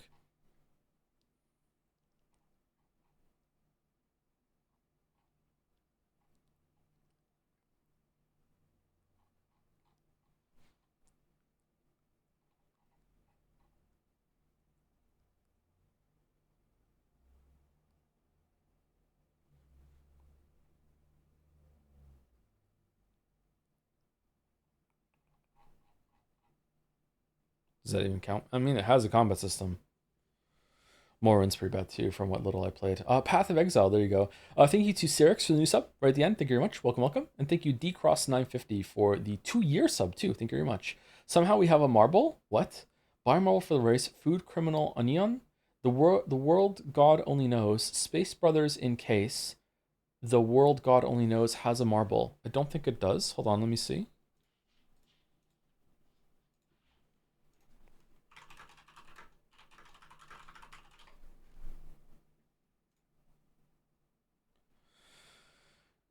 Kima Katsuragi, known online as the legendary God of Conquest, can conquer any girl's heart in dating sim games at least. In reality, he opts for the two-dimensional world of gaming over real life because he has an unhealthy obsession.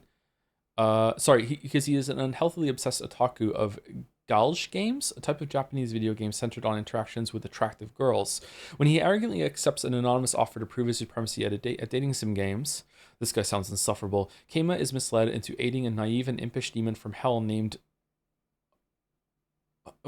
Elucia Elsie dilute Ima with her mission, retrieving runaway evil spirits who have escaped from hell and scattered themselves throughout the human world. Keima discovers that the only way to capture these spirits is to conquer what he hates the most, the unpredictable hearts of three-dimensional girls. Shackled to Elsie via a deadly collar, Keima now has his title of God of Conquest put to the ultimate test as he is forced to navigate through the hearts of a multitude of real-life girls. Alright. Immediately look at chat. Manga is better. Fucking hell.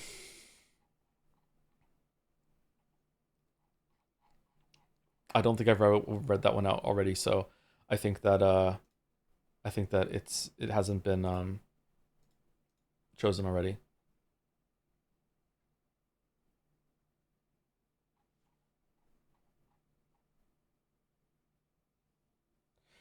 To be fair, if combat of King Kong Deliverance 2 worked perfectly, would break the role-playing aspect. You could literally kill every guard and outskill the game if all the inputs worked. I think it's very tied to level in combat. Once you get to late game, you can actually kill every guard in a town very easily. There's a lot to unpack there. I don't think that the combat not working is good, because otherwise it would break the game. Like, I feel like they should have changed the combat if that was the case. I don't know. That's sorry, I'm sorry. I don't mean this to be insulting, but this is the kind of thing that is an argument from the conclusion first. So a lot of people argue this way, where they look at it and your conclusion is the game is really, really good and I must defend a problem from it. So you are coming from the conclusion, and then you're like, I really like this game, it must be defended, and now you're coming up with a realization, not a realization, a justification for something being bad. So here I go, like I must defend it. I like it because of the result. I don't know. Sorry, that might be rude. I try not to be rude. I really do try not to be rude, but people, I argue that way too. Like I'm not a highly enlightened motherfucker. Like I argue like that too. Everyone does. Everyone does this shit. So yeah.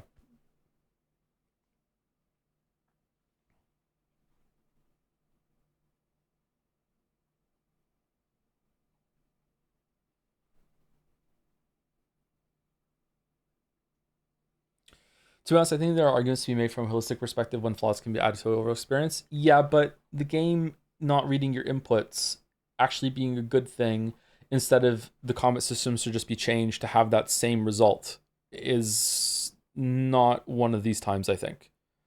You know what I mean?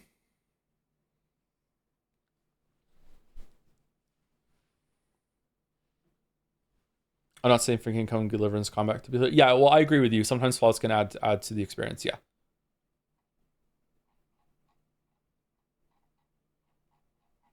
There are plenty. There was a glitch in Cyberpunk that added to the experience.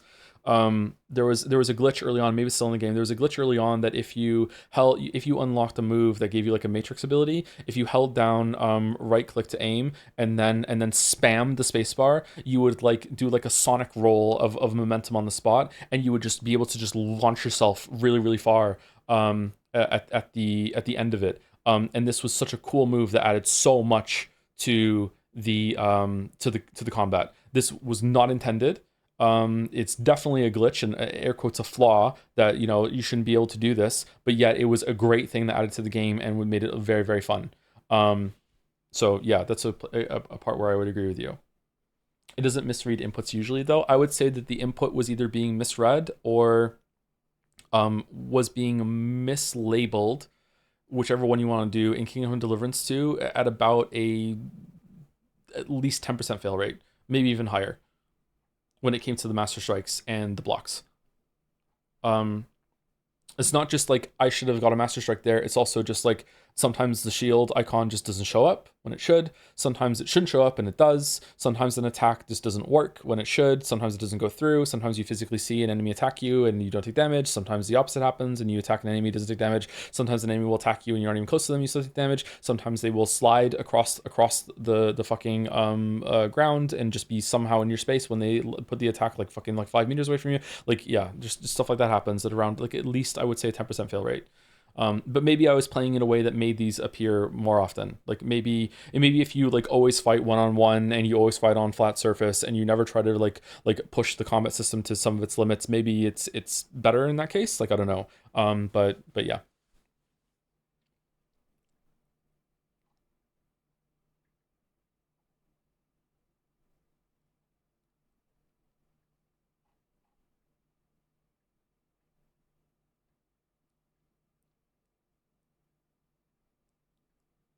Is the argument the issues of the combat in King Kong Deliverance 2 are like Eris and they're to stop you from getting through things via skill?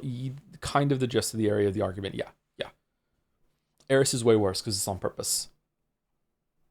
Again, authorial intent matters a lot to me. To some people, they don't care. To some people, those are this, like on purpose, accidental. Who cares? They're the same thing. To me, it matters a lot, and I think that's fair. I think that's okay to have that.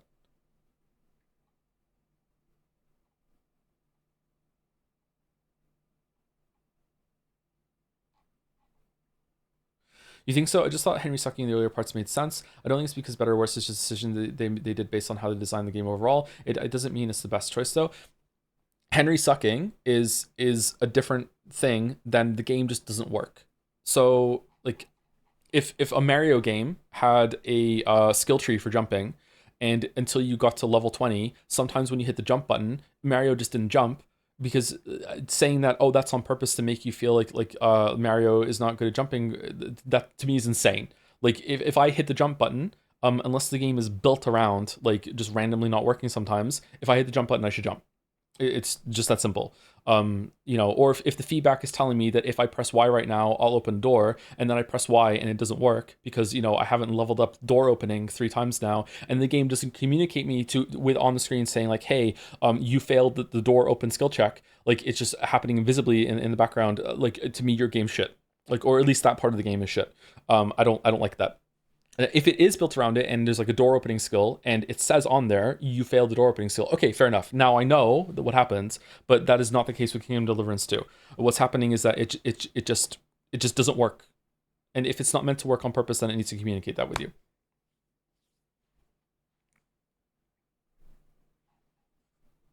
Morrowind combat. I hear Morrowind combat's pretty bad. Anyway, is there anyone live in the community that we can raid? I think I've yapped enough. I think we can go. Thank you, Lafney, too, for continuing their sub, also known as a resub. And thank you, Skash, for the 10 months as well. Thank you very much.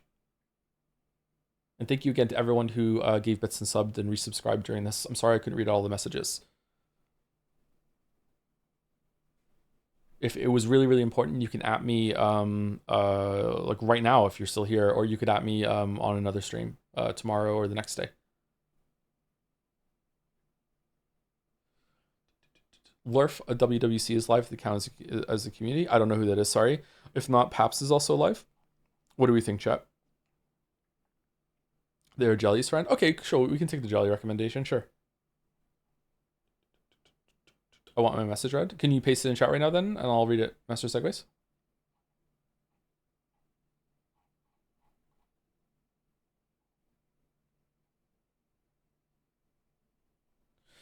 Well, I remember when Kingdom Deliverance 2 came out, me and my friend were talking about it, and he defended me and gaslighted me into thinking that it was me who was bad at the game and said that after decent gear and good stats, all the jank disappear. He was lying. Yeah, a bunch of people were saying that in chat too. Yeah, I had the same experience. Oh, Lurf is the podcast. Okay. What's the name? Lurf WWC?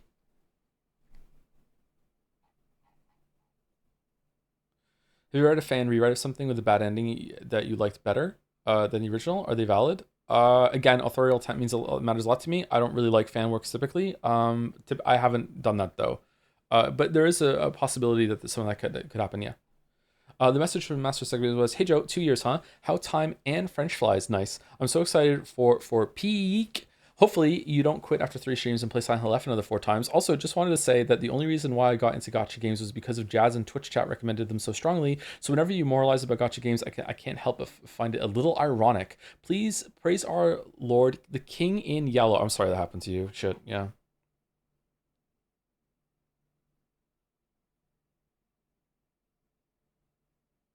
Is Eternal Sunshine a Spotless Mind a comedy? It is a black comedy or a dark comedy. Yes, for sure. Yeah. Which is possibly my favorite genre. Thank you for posting the message again, the Master Segways.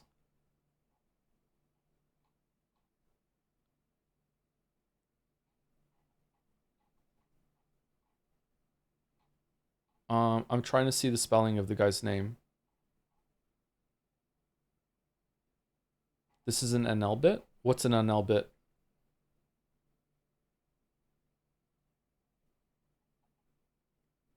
Okay, I did get it right. Okay.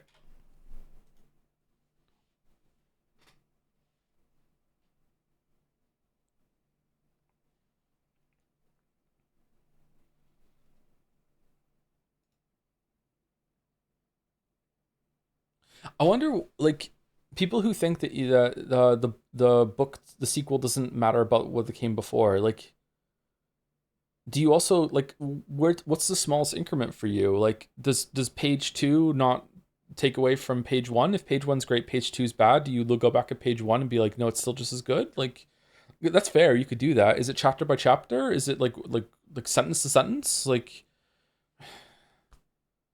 that's such an odd way to look at it to me. Strawman, it's literally not though, because the sequel is a direct continuation. And I'm giving like the opening there that like I'm asking like what is the segment that you're looking at? Because if it's the whole book, fair enough. Okay, I can respect that. Like a whole complete work, okay. But you can look at pages and sentences. Like sometimes people like to study individual sentences of a book. Like, because you can say the ending of a complete work can ruin it. So if that's the case, okay, is it just the cutoff is at the book? Like, what if it's not? Like, or do some people disagree that the I can't see the raid, or do some people disagree that the ending can ruin something? Maybe the raid's already gone through. Maybe everyone's gone. Uh-oh.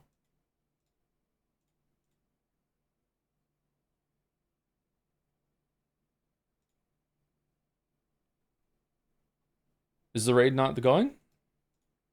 I don't see the raid timer. Did the raid fail?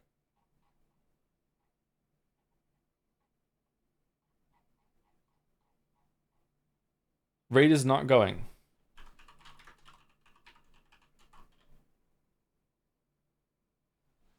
Okay, that's weird. Why did it get canceled? Shadow raid?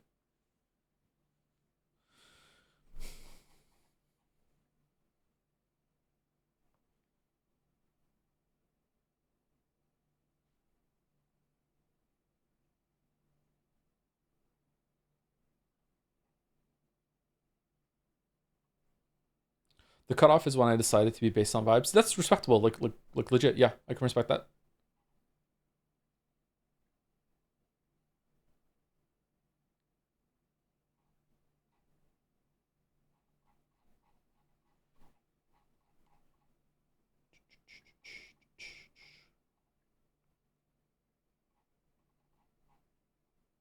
Man, I feel more tired after this stream than I did at yesterday's stream.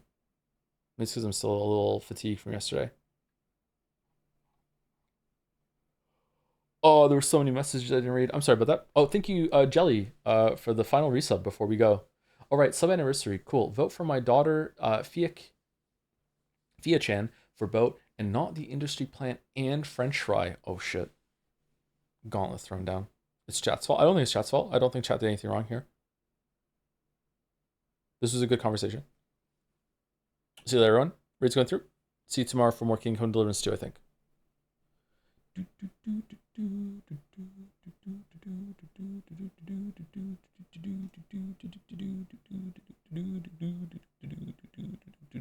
And good night to anyone who stuck around, and also good night to anyone who's watching this on Nadja. I didn't even record this one. I am not even going to try to get this on YouTube because of copyright claims. So if Nadja gets it done, then congratulations. But yep, see you later.